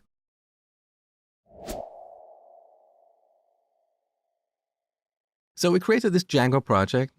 Now this Django project can contain multiple apps. These apps don't represent the entire application. There are small functional areas in our Django project. Here's an example. Imagine you want to build a website or a web application like Amazon. Amazon is a big website. It has so many different functions. Instead of implementing all these functions in a Django project, we divide this project into small functional areas that are focused on one concern. For example, we could have functional areas like product management, order management, customer management. These are completely different functional areas. The functions we have for managing the customers are different from the functions for managing the products. By the same token, when you go to an organization, there are small departments or small offices specializing in different areas. So with this analogy, we divide a Django project into multiple Django apps. Each app is focused on one functional area. So in this tutorial, I'm going to show you how to add a new app to manage the products in our imaginary shop. In the future, let's say we want to add a blog to our online shop. We could come back here and create a new app that represents a blog. Now, the beauty of these apps is that we can reuse them across different Django projects because each app is essentially a Python package. Let me show you. So back to our project, let's open up a terminal window. So this is the terminal window we opened earlier where we started our web server. Now up here, we have this plus button for creating a new terminal window. So let's click that. Now let's type out this command, Python on Windows or Python 3 on Mac, manage.py. So we're using the same program, the same module, but this time with a different argument. Start app, and we're going to call that app products. Let's go ahead. All right, now here we have a new folder called products. Let's see what we have in this folder. We have a subfolder called migrations. We'll look at this later. Below that, we have this init.py. So products is a package. We can take this package and reuse it in another Django application, or more specifically, Django project. We can also publish this package to PyPI for other people to reuse in their Django projects. For example, if someone else wants to build an online shop, they can reuse this package for managing the list of products. They don't have to build this functionality from scratch, okay? We have this module, admin, and this is used for defining how the administrative panel of this app will look like. Again, we're going to come back to this later. Below that, we have this module, apps. Unfortunately, the name is a little bit confusing because right now we are inside of one app, that is the products app, and it doesn't make sense to have a module called apps inside of an app. So I don't know why Django creators decided to call this module apps, but basically we use this module to store various configuration settings for this app. So it would be better to call this config. But that aside, let's move on. Next, we have models, and this is where we define classes or new types for modeling the concepts in this app, in this domain. For example, in the domain of products, you probably have concepts like product, category, review, and so on. So we could model these concepts using classes. Again, we're going to come back to this and define a new class here. Next, we have tests.py, and this is where we write automated tests for this app. That's an advanced topic beyond the scope of this course, so don't worry about it. And finally, we have the views module. And this is where we define what should the user see when they navigate to a certain page.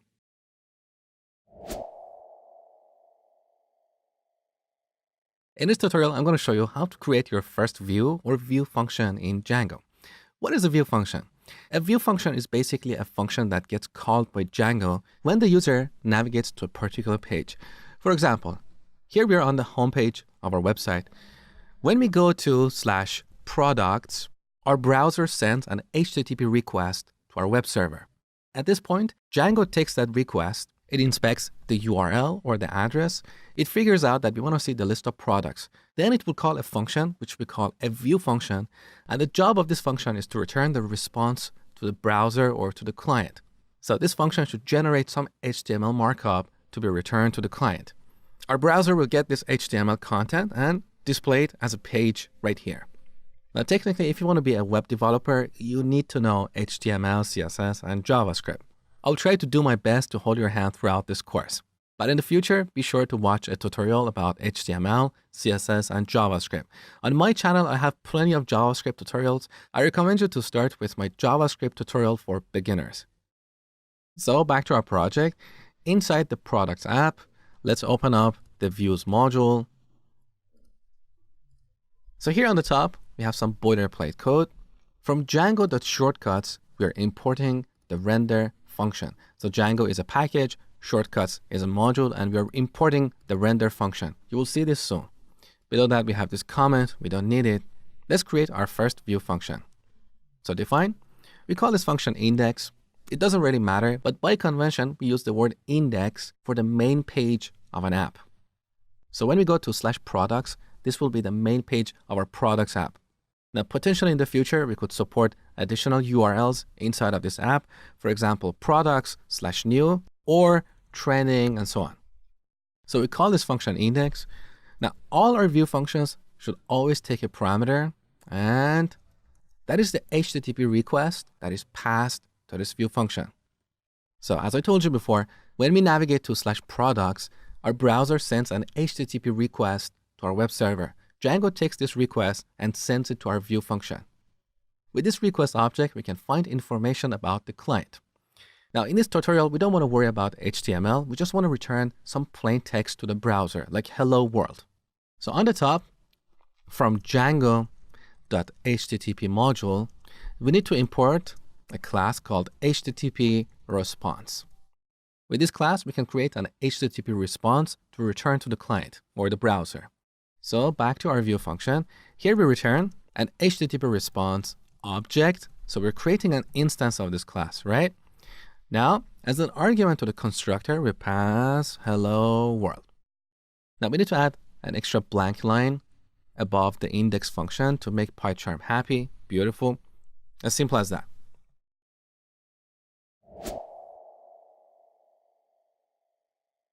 So we are done with this view function, but nowhere Django knows that it should call this function when we send a request to /products. So we need to tell Django that, hey, whenever there is a request to /products, call this index function. We need to map this URL to this function. A URL is short for Uniform Resource Locator, and that basically means address. Okay, so let's do the mapping. We're done with this module, close it.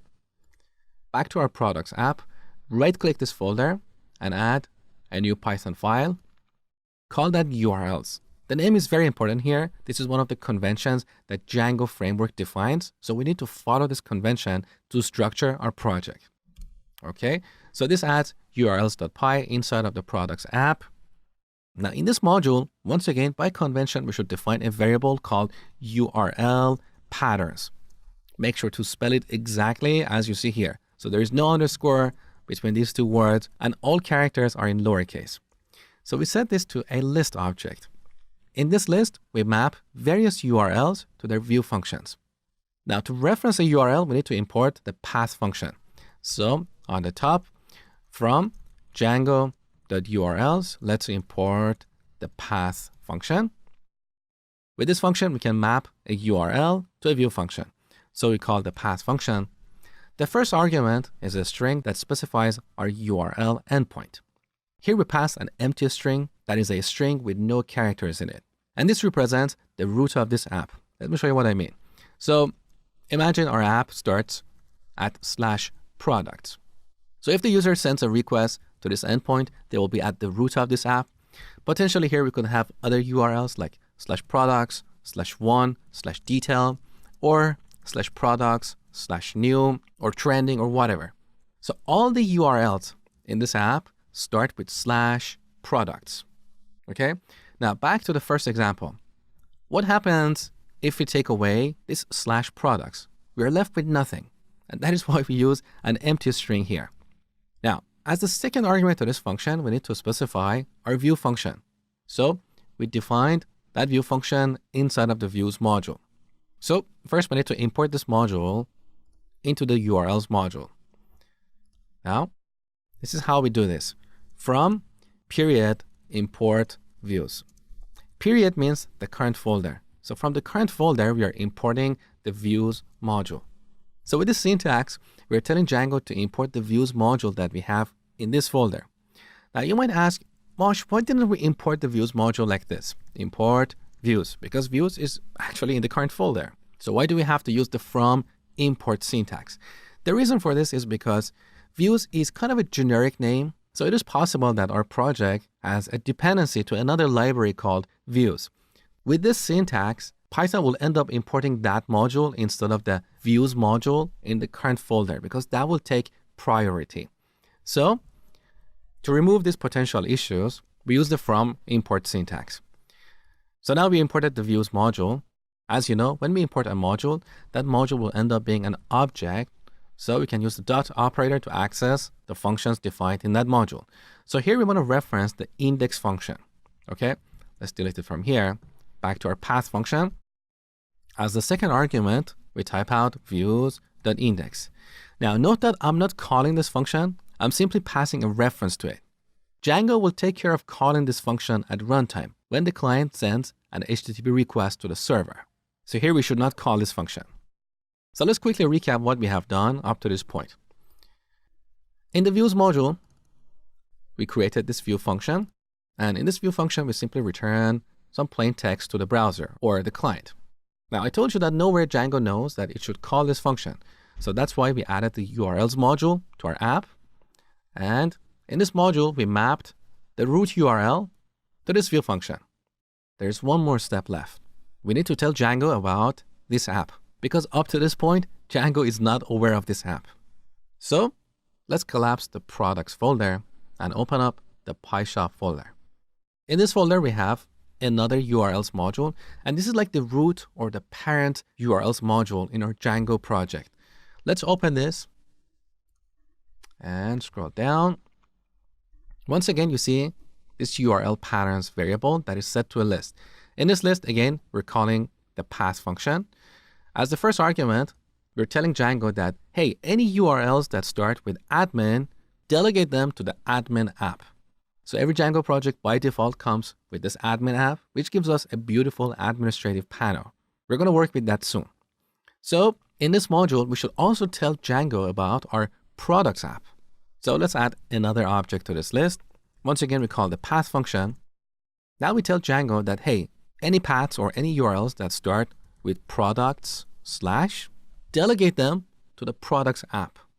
So we want Django to delegate the handling of that request to this URLs module that we defined in the products app. Okay, how do we do that? Very easy. Back to the main or the parent URLs module. On line 16, we have this import statement. Let's expand it. So basically, we have two import statements. Look at the second one. From Django.urls module, we're importing the path function. There is another function that we need to import, and that is the include function.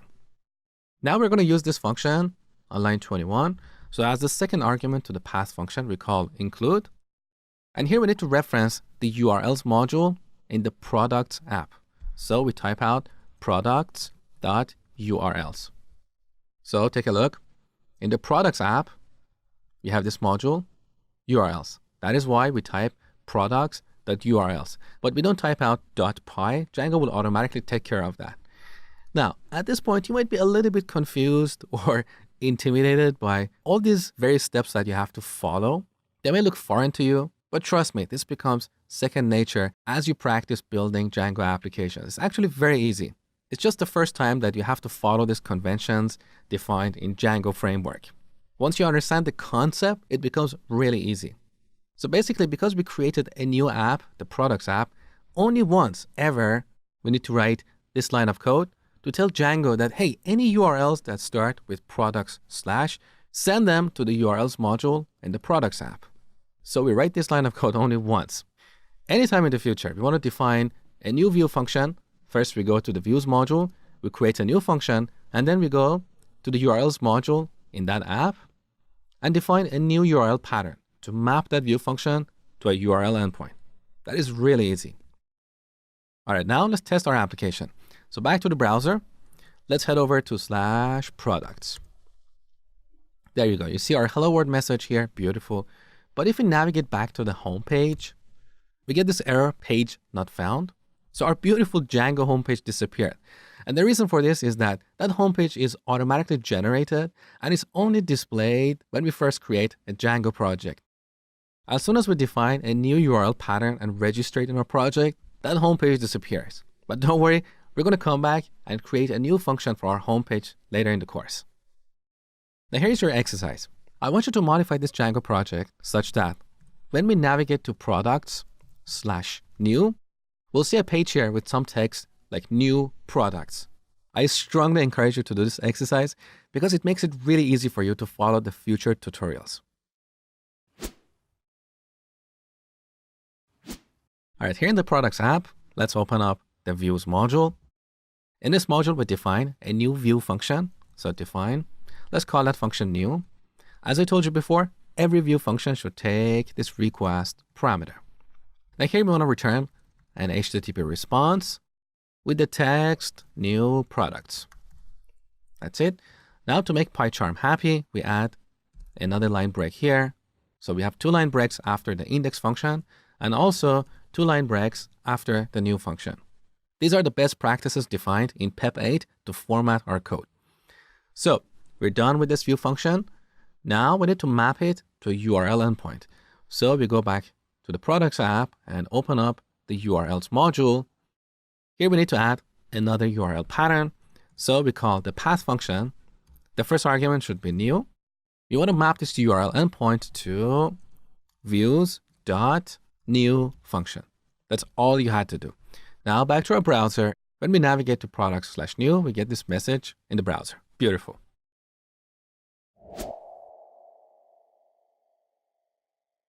In this tutorial, I'm going to show you how to create a model in a Django project.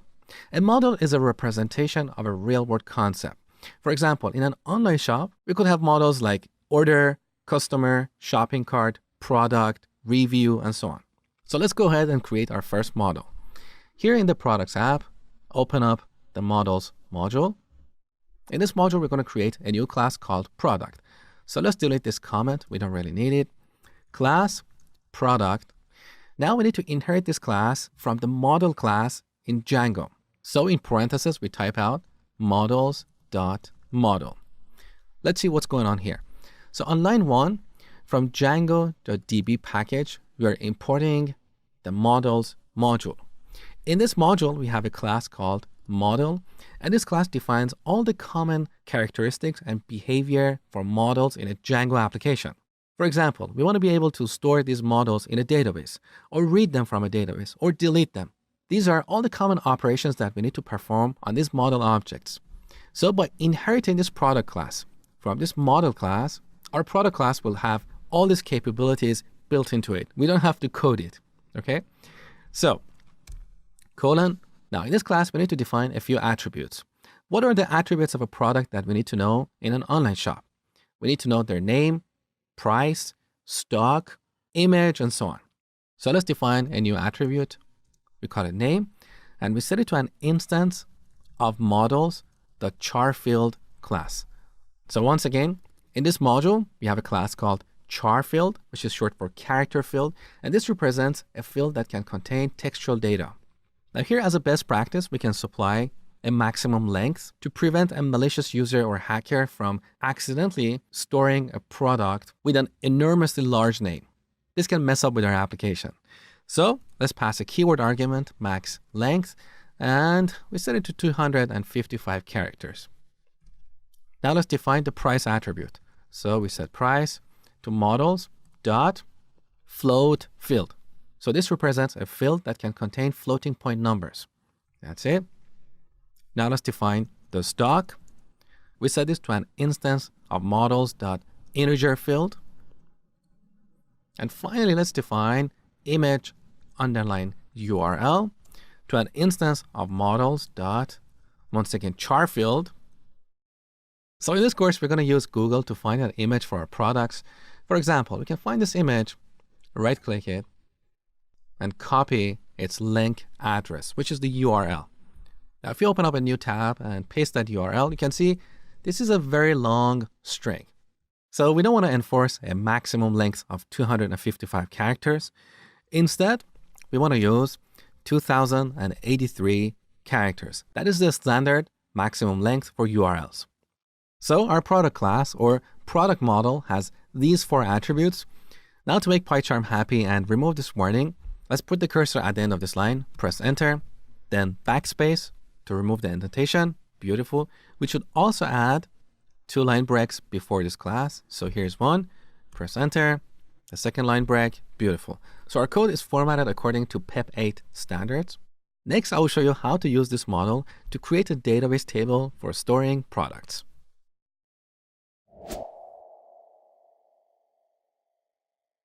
In this Django project we have created, you can see we have this file db.sqlite3. This is an empty database file that Django creates, and we use this to store our data. Now, SQLite is a kind of database, and it's the simplest for small applications, but it's not suitable for large enterprise web applications. So if you want to build a real enterprise web application with Django, you need to use a proper database engine like SQL Server, MySQL, Oracle, Postgres, and so on. The good news is that Django supports all of these database engines. But SQLite is the easiest to get started. So we're going to work with this for now. And in the future, I will show you how to use a proper database engine. Now, for the purpose of this tutorial, I want you to open up your browser and search for DB browser for SQLite. So on this page, sqlitebrowser.org, you can find a very simple and free application for opening SQLite databases. And as you can see here on the right side, there are executables for Windows, Mac, and so on. So when you open it, you get something like this. We can create a new database here on the top or open an existing one. Now here I'm going to drag and drop our database file right here. You can see we don't have any tables in this database. So to store data, first we need to create a table. For example, to store the list of products, we need to create a table called products, and the fields or columns we have in this table should be exactly the same as the attributes we have in our product class. So in this tutorial, I'm going to show you how to use Django to automatically create this table. We don't have to do this by hand. We can just tell Django, hey, here's our model. Go ahead and automatically create a database table for storing our products. That is very easy. So here down the bottom, let's open up a new terminal window and run Python on Windows or Python 3 on Mac, manage.py, make migrations. Make sure to spell this properly. So make migrations in one word. Now when you run this, you get this message, no changes detected, because by default, Django doesn't know about our product model. To solve this problem, we need to go back to our project and open the PyShop package. In this package, we have this settings module for storing various configuration settings for our project. So let's open this and scroll down.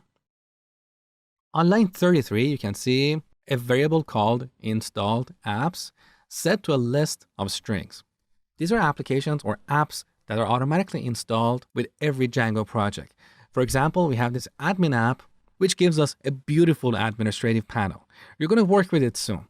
You also have this auth app, and we use this to authenticate users. You can put them in different roles, give them different permissions. It's all about authentication and authorization. We'll look at the other installed apps in a future tutorial. So for now, let's register our products app in this list. How do we do that? First, we go to our project. Inside the products app, earlier I told you about the apps module. Take a look here. The name of this module is a little bit misleading because we're in the boundary of one app and we have a module called apps. That aside, all we have here is a class called products config where we store configuration settings for this particular app. Okay? Now we need to go back to our settings module and add the complete path to this class, including its package and module. So this class is defined in the apps module, and this module is inside of the products package. So back to the settings file. In the list of installed apps, we need to type out a string like this. Products, that's our package, dot, apps, that's our module, and then products config. Again, make sure to spell this properly. So P and C are capitalized because here we have a class. But products and apps are all in lowercase, okay? So now Django knows about our products app. So when we go back to the terminal and run the last command, we'll get a different result. So use the up arrow to bring up the last command and enter. There you go. Now we get this message, migrations for products. So inside the products folder, inside the migrations folder, we have a new module with this sequence number called initial. Let's have a quick look at the code inside this module. So back to our products app, let's expand the migrations folder. Here's our initial migration. Let's have a quick look here. So we have a class called migration. And in this class, we have this attribute called operations, which is set to a list of operations. So every migration can contain multiple operations. Look at the first operation we have here, migrations that create model. So with this operation, we can create a new database table called product. And in that table, we're going to have these fields, ID, name, price, stock, and image URL. These are the attributes that we created in our product class. But we didn't have this ID attribute. Django automatically generates this because every database table must have an ID field. And we use this to uniquely identify records in our database. Now, let's go back to the terminal. So we have a new migration, but our database is still in its previous state. We don't have a new table here yet. So we need to run this new migration to generate our product table. And that is very easy. So one more time, Python, manage.py, migrate. When we run this command, Django will look at our project. It will look at every app and it will run the pending migrations for that app against our database. So take a look. When we run this, we get several messages. So if you scroll up, you can see applying content types .001 initial. So in the content types app, which is one of the apps installed by default, we have this migration. So Django ran this migration and this created a database table for this app. Similarly, in the auth app, which is used for authenticating users, we have this initial migration. We also have a bunch of migrations for the admin app. So Django ran all of these migrations, and down the bottom, you can see applying products initial migration. So every app can contain multiple migrations, and each migration will make a slight change to the database to add a new table or modify an existing one. So back to DB browser for SQLite. Let's drag and drop our database file one more time here to reload it. There you go. Now we have 12 tables in this database. Each table is prefixed with the app it belongs to. For example, you can see we have a table for storing our users. We have another table for storing the groups a user belongs to. We have another table for storing permissions and so on. Now here down the bottom, you can see this table, products, underline product. So this product table is prefixed with the name of our app, which is products. Now, if you expand this, you can see these fields in this table, ID, name, price, stock, and image URL. So this is the beauty of Django. We didn't have to come here and manually create these tables by hand. That's very time consuming. We simply created a model with these attributes, and then we ran two commands in the terminal. One for creating a new migration based on the changes we have made in our code, and the other to run the pending migrations. So now all the migrations in this project are run against our database, which means if we go back to the terminal and run python manage.py migrate, we get this new message, no migrations to apply. So here's the workflow. Next time we create a new model or modify an existing one, we should come back here in the terminal, create a new migration, and then run it. All right, here's your exercise. We want to have the concept of offering discounts in our imaginary online shop. So I want you to create a new model class called offer. And in this class, we should have 3 attributes.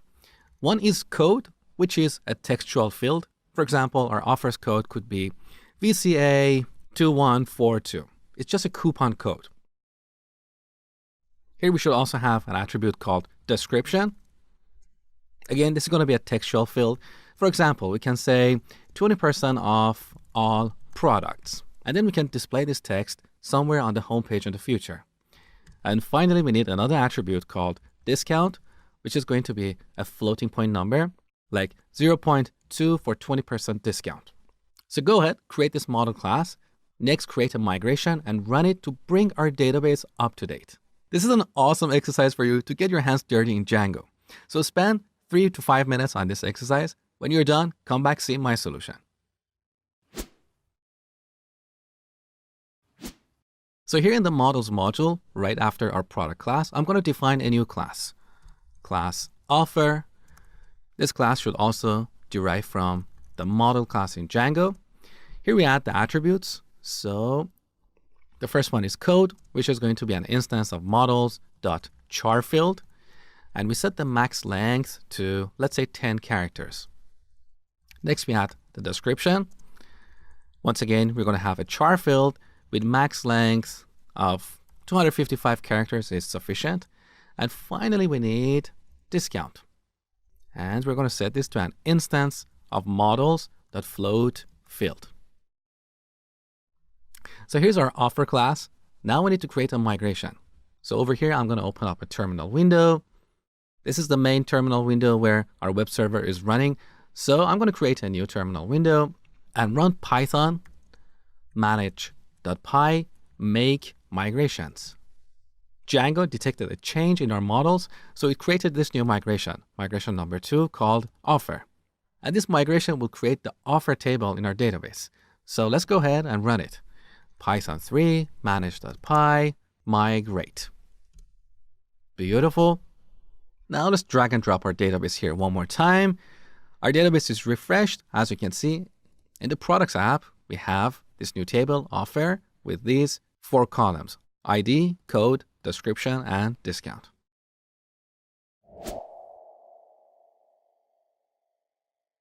In this tutorial, I'm going to talk to you guys about the administrative panel of Django applications. So here in the browser, if we head over to /admin, we get this beautiful login screen to log into our administrative panel. So every Django application by default comes with an administrative panel. We don't have to create this from scratch. We don't have to code this. It gets auto-generated. And this is one of the fantastic features of Django that increases your productivity. So let me show you how to work with this administrative panel. Here in PyCharm, we need to create the first user of this application. We call that super user. So here in the terminal window, let's run python manage.py create super user, all in one word. So let's go ahead with that. It asks for a username. Let's type admin. Next, we need to enter an email address. I'm going to enter my email address. Next, we need to enter a password. I'm going to type 1234 and repeat it one more time. Note that it complains because this password is too short, it's too common, and it's entirely numeric. So at the end, it asks if you want to bypass password validation. For simplicity, let's go with that. But of course, in a real scenario, you don't want to create an admin user with such a simple password. All right, we successfully created the super user. Now back in the browser, let's log in with admin and 1234. There you go. So this is our administrative panel. As you can see, we can manage the users and groups. We can add new users or modify or delete existing ones. Let's have a quick look here. So here we have this search bar on the top. We can quickly search for users. Below that, we have this table of users with these columns: username, email, first name, last name, and status. We can sort this table by any of these columns. We also have these filters on the right side. So we get all these beautiful features for free with every Django application. We don't have to code this. Earlier in this course, we talked about this settings module. Let's have a quick look here. In this module, we have a setting or a variable called installed apps. And one of the apps that is installed by default is the admin app. So this app is the piece that is responsible for generating these views. Now, the beautiful thing about the admin app is that it is easily extensible. So back to the home page of our administrative panel, so far we can only manage the users and groups. But using one line of code, we can also manage our products. Let me show you. Let's expand our products app. Inside of this app, we have this module admin. And in this module, we register the models that we need to manage in the admin section. So let's open this module. Now on the top, first we need to import our product model. So we can type out some code like this from period models. That means the models module in the current folder. So from this module, we want to import the product class or the product model, right?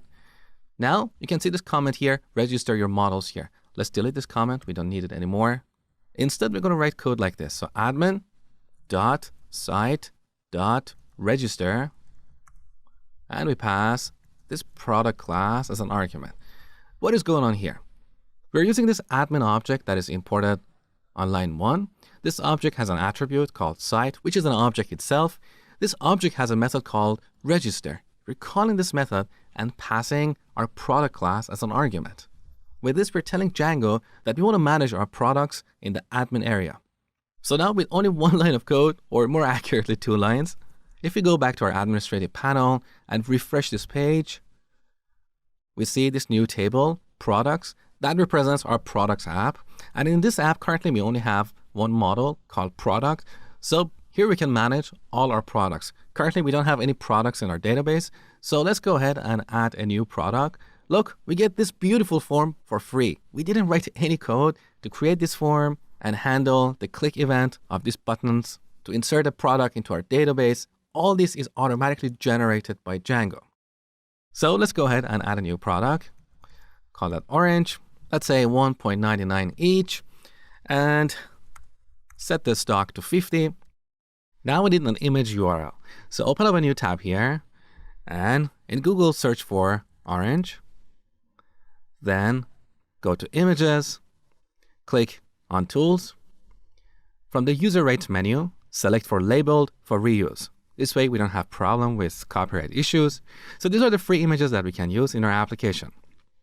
Let's pick this one, click on it again. Now on this page, right click the image, copy a link address, and then back to our product form, paste it here, and then save. So we successfully added a product, and that product is listed here in the product table. But what we see here is a little bit confusing. It says product object 1. It's not clear what product this is. Is it an orange? Is it a strawberry? What price is it? So in the next tutorial, I will show you how to customize this table and add columns specific to products.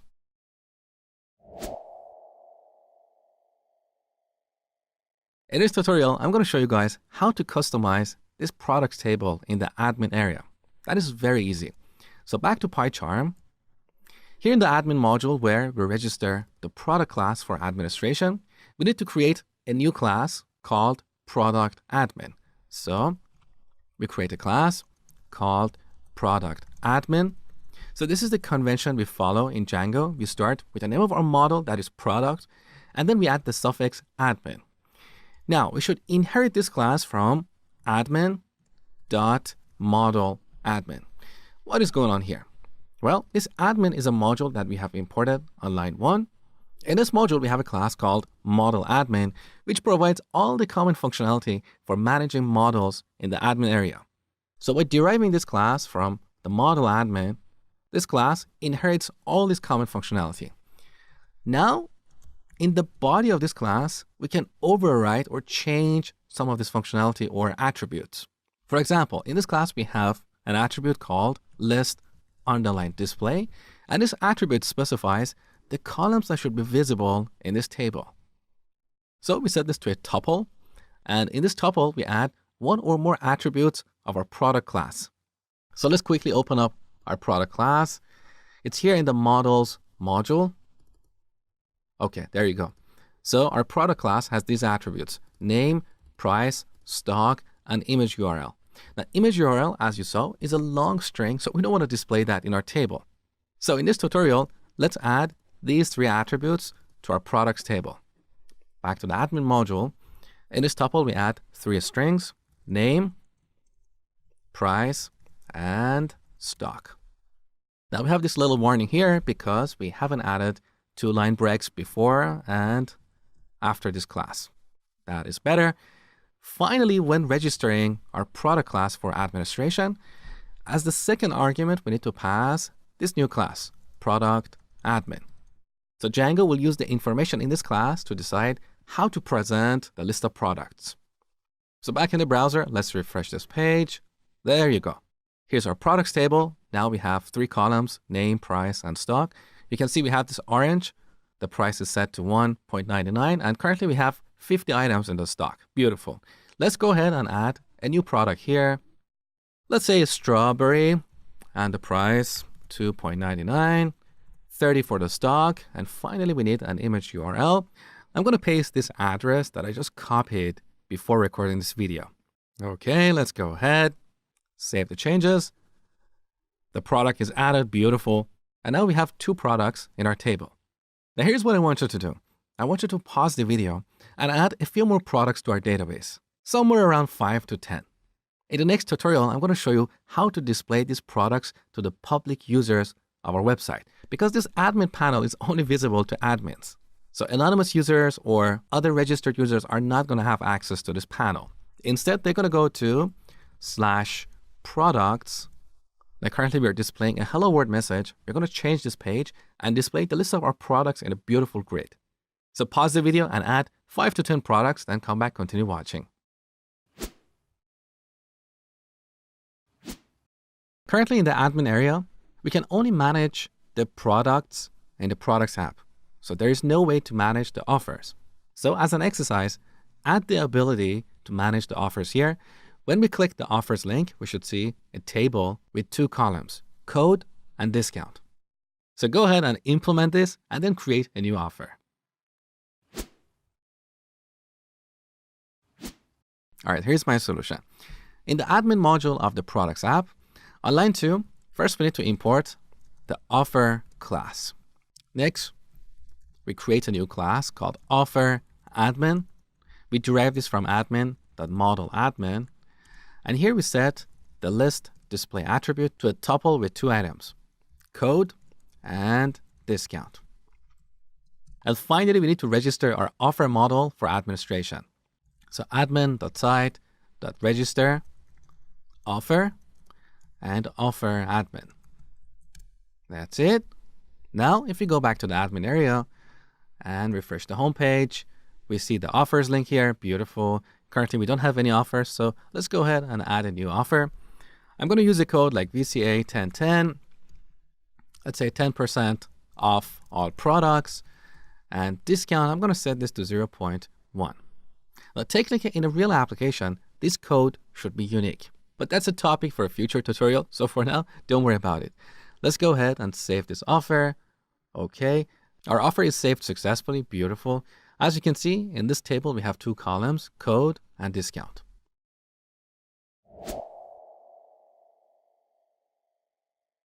In this tutorial, I'm going to show you guys how to replace this hello world message with the list of products in our database. And that is super easy. So here in PyCharm, in the products app, let's open up the views module. Earlier I told you that in this module we define our view functions, which are functions that get called when the browser sends an HTTP request to the server. For example, when the user navigates to /products page, our browser sends an HTTP request to our Django application. Django takes that request and hands it off to this function, the index function. Now here we're simply returning a hello world message. We want to replace this with the list of products in our database. So the first step is to get the products stored in the database, and then we need to format them using some HTML template. So let's go ahead and on the top, import our product class from the models module. So from period models, import product. So we're importing the product class in the models module in the current folder. So period means the current folder. Now this product class has a bunch of useful methods for getting data from our database. For example, we can call product.objects.all, and this returns all the products we have in our database.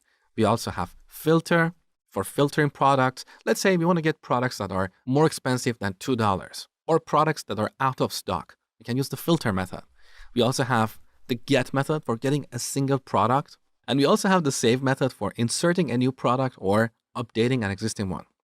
Now in this tutorial, we're going to use the all method to get all the products from our database. Then we store them here in this variable. So we have done the first step. Next, we need to create an HTML template for presenting this list of products to the user. So back to the project panel, inside the products app, let's add a new folder, a new directory. And by convention, we should call that templates. Make sure to spell it properly because this is a special directory that Django looks at to load templates. So let's go ahead with that. Now we want to create a template for the index function. So inside of this folder, let's add a new file and call that file index.html. Now here we can write some HTML code. If you're not familiar with HTML, don't worry, just follow along with me. It's super easy to learn. So first let's type H1 and then press tab. This inserts an H1 tag into our HTML document, and we use this to display a big bold heading. So inside these tags, let's type products. Now below this H1, let's type UL and press tab. Now this inserts a UL tag, and we use this to display a list of items. Now we need to surround each item with an LI tag. So type out LI, press tab, and in between the tags, let's type item 1, then copy and paste this a couple times. So item 2 and item 3. Now, instead of item 1, item 2, and item 3, we want to display the name of our products. But before we get there, let's simply return this HTML markup to the client instead of the hello world message. So back to the views module. Here in the index function, we need to change the return statement on line 8. So we want to call the render function. This function is already imported on the top on line 2. We use this function to render a template. So let's call this function. As the first argument, we need to pass this request object that we get as an argument to this function. So let's pass the request here. As the second argument, we need to specify the name of our template. So we pass a string. What is the name of our template? That is index.html, right? Now, before going any further, let's go back to the browser and refresh this page. So instead of hello world, we see this products heading. This is the result of an H1 tag. And with UL and LI tags, we see these bullet points over here. Beautiful. Now, finally, we need to replace item 1, item 2, and item 3 with the list of our products. So back to our view function. As the third argument to the render function, we need to pass the list of products that we loaded from the database. So here we need to pass a dictionary. In this dictionary, we're going to add one key value pair. We're going to call the key products, but we could call it anything. It doesn't really matter. The value for that key should be the products object that we define on line 7. So here in our dictionary, let's add this key products, colon, and the value should be this products object. So let me break up what we have on line 8 over multiple lines so you can see it clearly. We're calling the render function with 3 arguments: the request object, the name of our template, and a dictionary that contains the data to be passed to this template. And finally, we're going to go to this template, index.html, and replace these items with our products. That is very easy. So just after the UL tag, I want you to type out a curly brace, followed by a %, a space, a % one more time, and a closing brace. This is what we call a template tag in Django. So in between these markers, we can write dynamic code. For example, we can add loops to repeat some instructions or write if statements to conditionally render some content. So here we want to write a for loop for product in products. So earlier in our view function, we passed these products here using a dictionary. Back to the view function, look, as the third argument to the render function, we passed this dictionary. This dictionary is called the context, so it provides data to be used in our templates. In this case, we have a property called products, and that is the reason we can access it here. So we are looping over these products. Now, for each product, we want to render a list item. So let's indent this item here and replace item 1 with the name of the product. So here we want to dynamically render the name attribute of this product object. To do that, we use double curly braces. So open 2 curly braces and close them, and in between them, type out product.name. So whenever we use double curly braces in a Django template, Django will evaluate the expression that we put here and render it in HTML. Now, the last step is to end this for block, because Django, unlike Python, doesn't rely on indentation to determine the scope of a block. So right after this for loop, once again, we add curly braces, a %, and type out end for. And then we close it here. Now, we no longer need these items here, so let's delete them. Now back to the browser, let's refresh our page. So instead of item 1 to 3, we see the name of the products stored in our database. Now let's take this to the next level by displaying the price of each product right next to it. So back to our template, this is where we're rendering the name of the product. After the curly braces, let's add parentheses. Now inside of the parentheses, we want to dynamically render the price of each product. So once again, we use the double curly brace syntax to render some value dynamically. That is the value of product.price, like this. Now back here, let's refresh the page. Now we can see the price of each product right here. Beautiful. We could also prefix that with a $sign. So before the curly braces, we add a $sign. And then when we refresh the page, we see the actual dollar value. So this is what I want you to take away in this tutorial. In Django templates, we have 2 special syntaxes. One is a curly brace and a %. This is called a template tag, and we use this to dynamically execute logic. So in between these template tags, we can write for loops to repeat some code, or we can use if statements to dynamically render content. The other syntax we have is the double curly brace syntax, and we use this to dynamically render values in our HTML markup. So whatever we put in between them will get evaluated and written to the HTML markup. Now, this page is pretty boring so far. In the next tutorial, I will show you how to convert these bullet points into beautiful cards.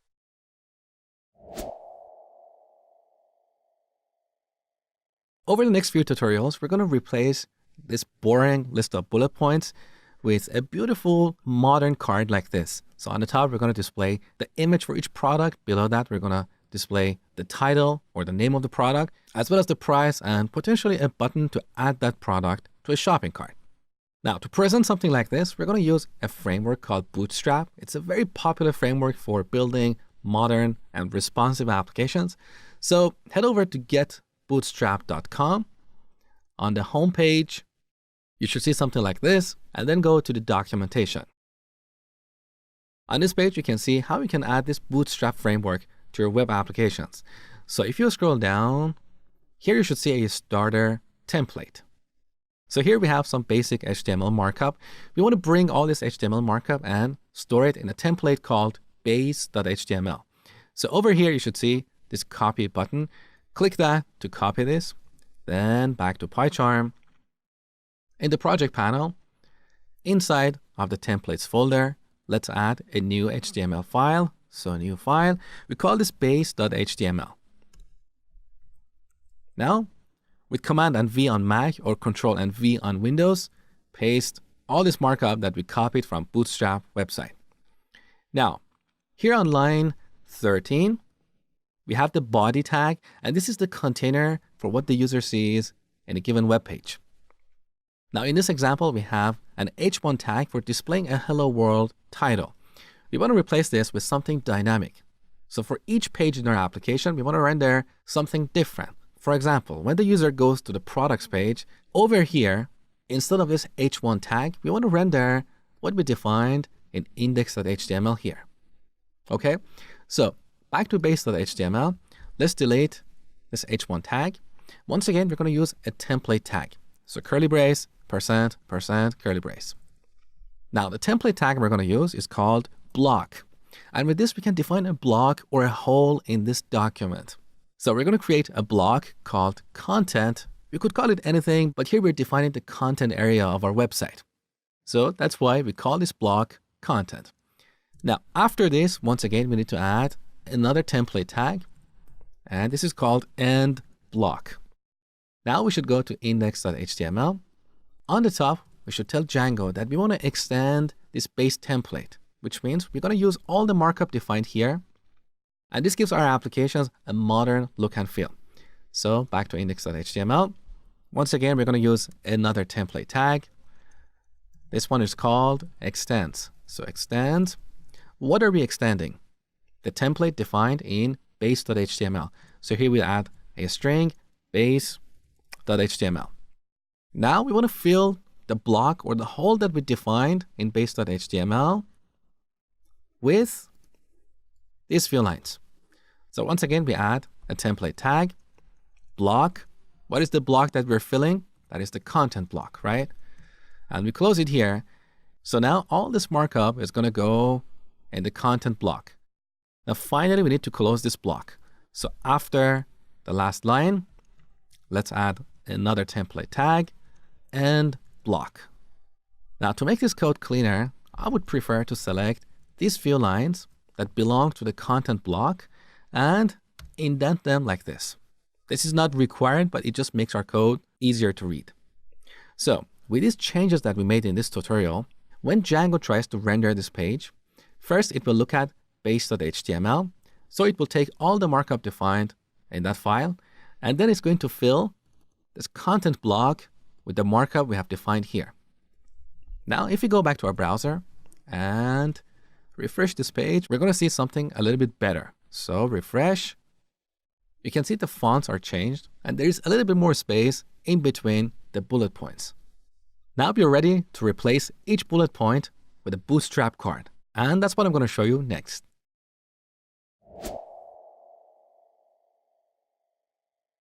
In this tutorial, I'm going to show you how to display these beautiful cards on our products page.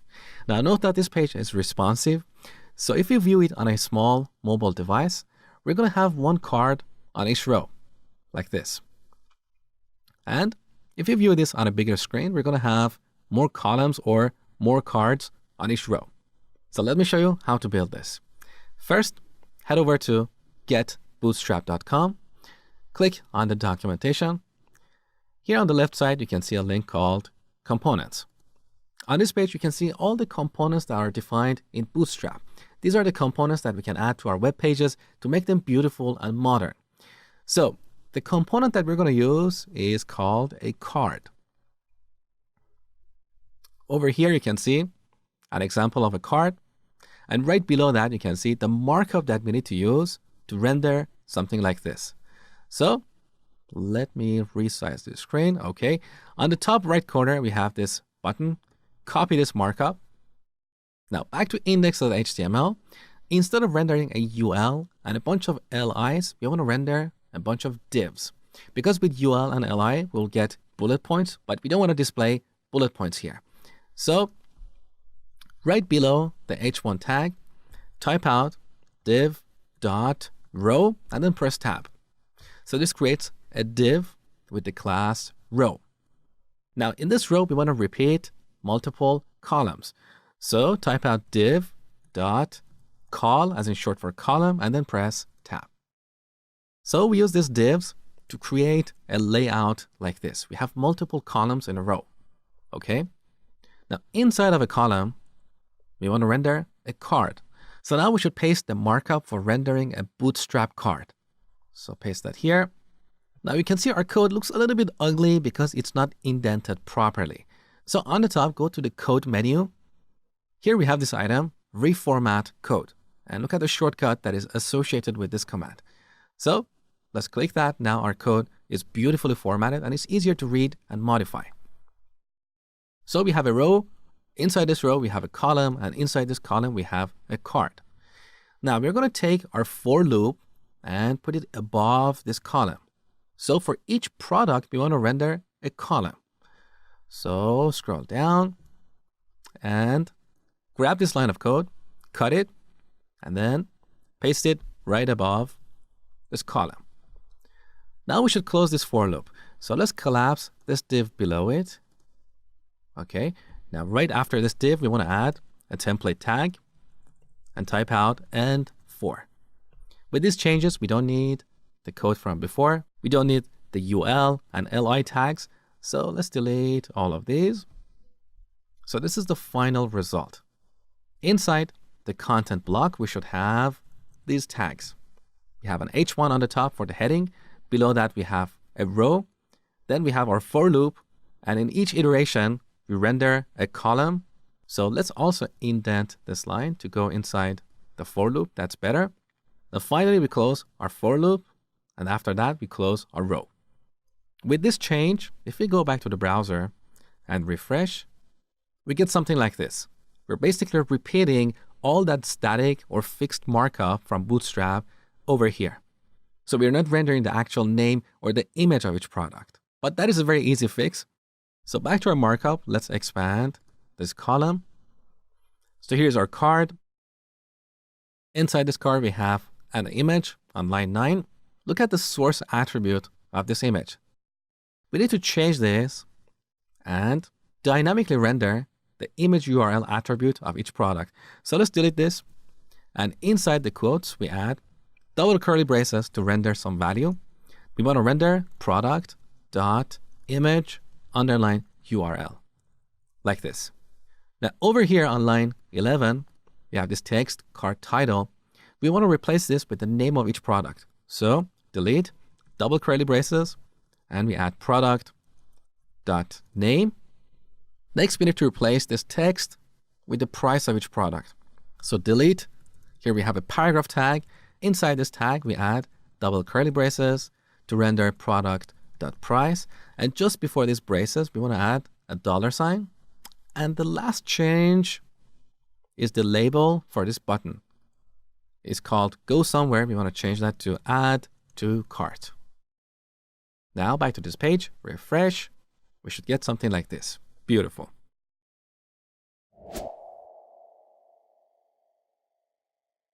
In this tutorial, I'm going to show you a couple of techniques for improving the look and feel of this page. First, we're going to add a navigation bar on the top, and then we're going to add some padding around these elements. Currently, this product card is way too close to the left side of the screen. So we should add some padding to let this page breathe. Now, to add a navigation bar, once again, we go to the Bootstrap website. Look at the documentation for the navbar component. So here's the navbar. Now, if you scroll down, you can see a typical navbar. So we can have these links. We could have a drop down. We could have a search bar. Now, this looks a little bit clunky because I've resized the screen, so it doesn't look pretty. But below that, you can see another simple navigation bar with only the brand or the name of the application. So over here, we have the markup to render this navigation bar. So let's go ahead and copy this. Now back to PyCharm. Where should we add this markup? We should add it to base.html because this is supposed to be a base template for all pages in our application. So here's the opening body tag. Right below this body tag, we want to paste the markup for rendering a navigation bar. Now the code is not formatted properly. It looks clunky. So once again, go to the code menu and then reformat code. As you can see, the shortcut for Mac is Alt, Command, and L. So I'm going to use a shortcut here. There you go. That is better. So here's our navigation bar. Now let's change this text from navbar to PyShop. That's the name of our application, right? Now back to the browser. Let's refresh this page. We have this navigation bar on the top. Let's go back to PyCharm and make a slight change in the structure of our application. So here in the products app, we created the templates folder. And in this folder, currently we have two templates, the base template for our application and the template for the products page.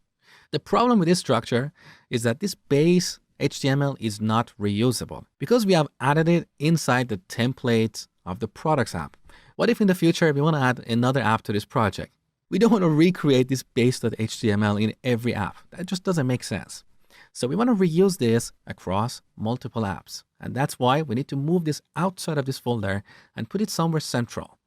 So in the root of our project, here we need to add a new folder called templates. So right click the project and add a new directory called templates. Now we want to go back to the products app. Inside the templates folder, we drag this base.html file and drop it into the main templates folder. Okay, good. Now our base template is somewhere central, so we can reuse it in multiple apps. However, if we go back to the browser and refresh this page, we get this error, template does not exist. If you scroll down, you can see why we get this error. So over here, you can see this red line. Let me zoom in. This error happened because Django couldn't load base.html. Now, if you scroll up, you can see the paths that Django searches for to find this template. Here's the first path, admin/templates/base.html. So Django is looking for this template inside the admin app. Here's the second path, auth/templates/base.html. So Django couldn't find it in the admin app. It thinks maybe it's in the auth app. And finally, here's the last path, products/templates/base.html. That is our products app. So what is going on here? Django is looking for this template only inside of the installed apps. But this templates folder that we created, it's not really part of any apps. It's just a standalone folder. So we need to tell Django to look inside this folder in addition to the installed apps. And that is very easy. So in the main package, PyShop, you have seen the settings file before. Let's have another look here. If you scroll up, you can see this variable, base directory. This variable is set to the complete path of where you have stored this Django project on your disk. We're going to take this directory and append templates to it. So scroll down. On line 55, you can see the configuration for loading templates. Look at the settings we have here. The first setting is backend, and this is the engine that is used to parse our templates. So all those template tags, as well as the double curly braces, this is the engine that knows how to interpret those. Look at the second setting, directories. This is set to an empty list. So here we need to reference the templates folder in this project. So let's type out os.path. So we're using the path object defined in the OS or operating system module that is imported on the top. Now this path object has a method called join. And with this, we can join multiple parts of a path. The first part is base_dir, which is the variable that I showed you earlier. It's set to the complete path of your Django project. Now we want to take this and append templates to it. That's all we had to do. So back to the browser, let's refresh the page. There you go. The problem is fixed. So now our base template is somewhere central and we can reuse it across multiple apps. Beautiful. And one last change. Currently, as you see, these items are so close to the left side of the screen. So I'm going to add some padding to make this page breathe. And that is very easy. Back to PyCharm. Here in our base template, where we define this content block, we need to wrap this with a div with the class container. This is one of the classes defined in Bootstrap that we use to define a container area in our application. This container area has some padding. So type out div.container and press tab. Okay, and then move these template tags inside of this div. That's it. Now back to the browser. Let's refresh. So this is our container area. As you can see, we have some padding to the left and right side of this container area. Beautiful. So that brings us to the end of this Django tutorial in this Python course. I hope you learned a lot and thank you for watching. So that was a short and sweet introduction to Django. But Django really requires its own course, and I'm planning to create a comprehensive course on the topic in the near future. Now here's a question for you. What kind of applications do you want to build with Django? Use the comment box below and let me know. I will take your ideas into consideration as part of creating my upcoming Django course. So that brings us to the end of this course. I hope you learned a lot. Please support my hard work by liking this video and sharing it with others. And also subscribe to my channel for more tutorials like this. Thank you so much for watching, and I hope to see you again soon.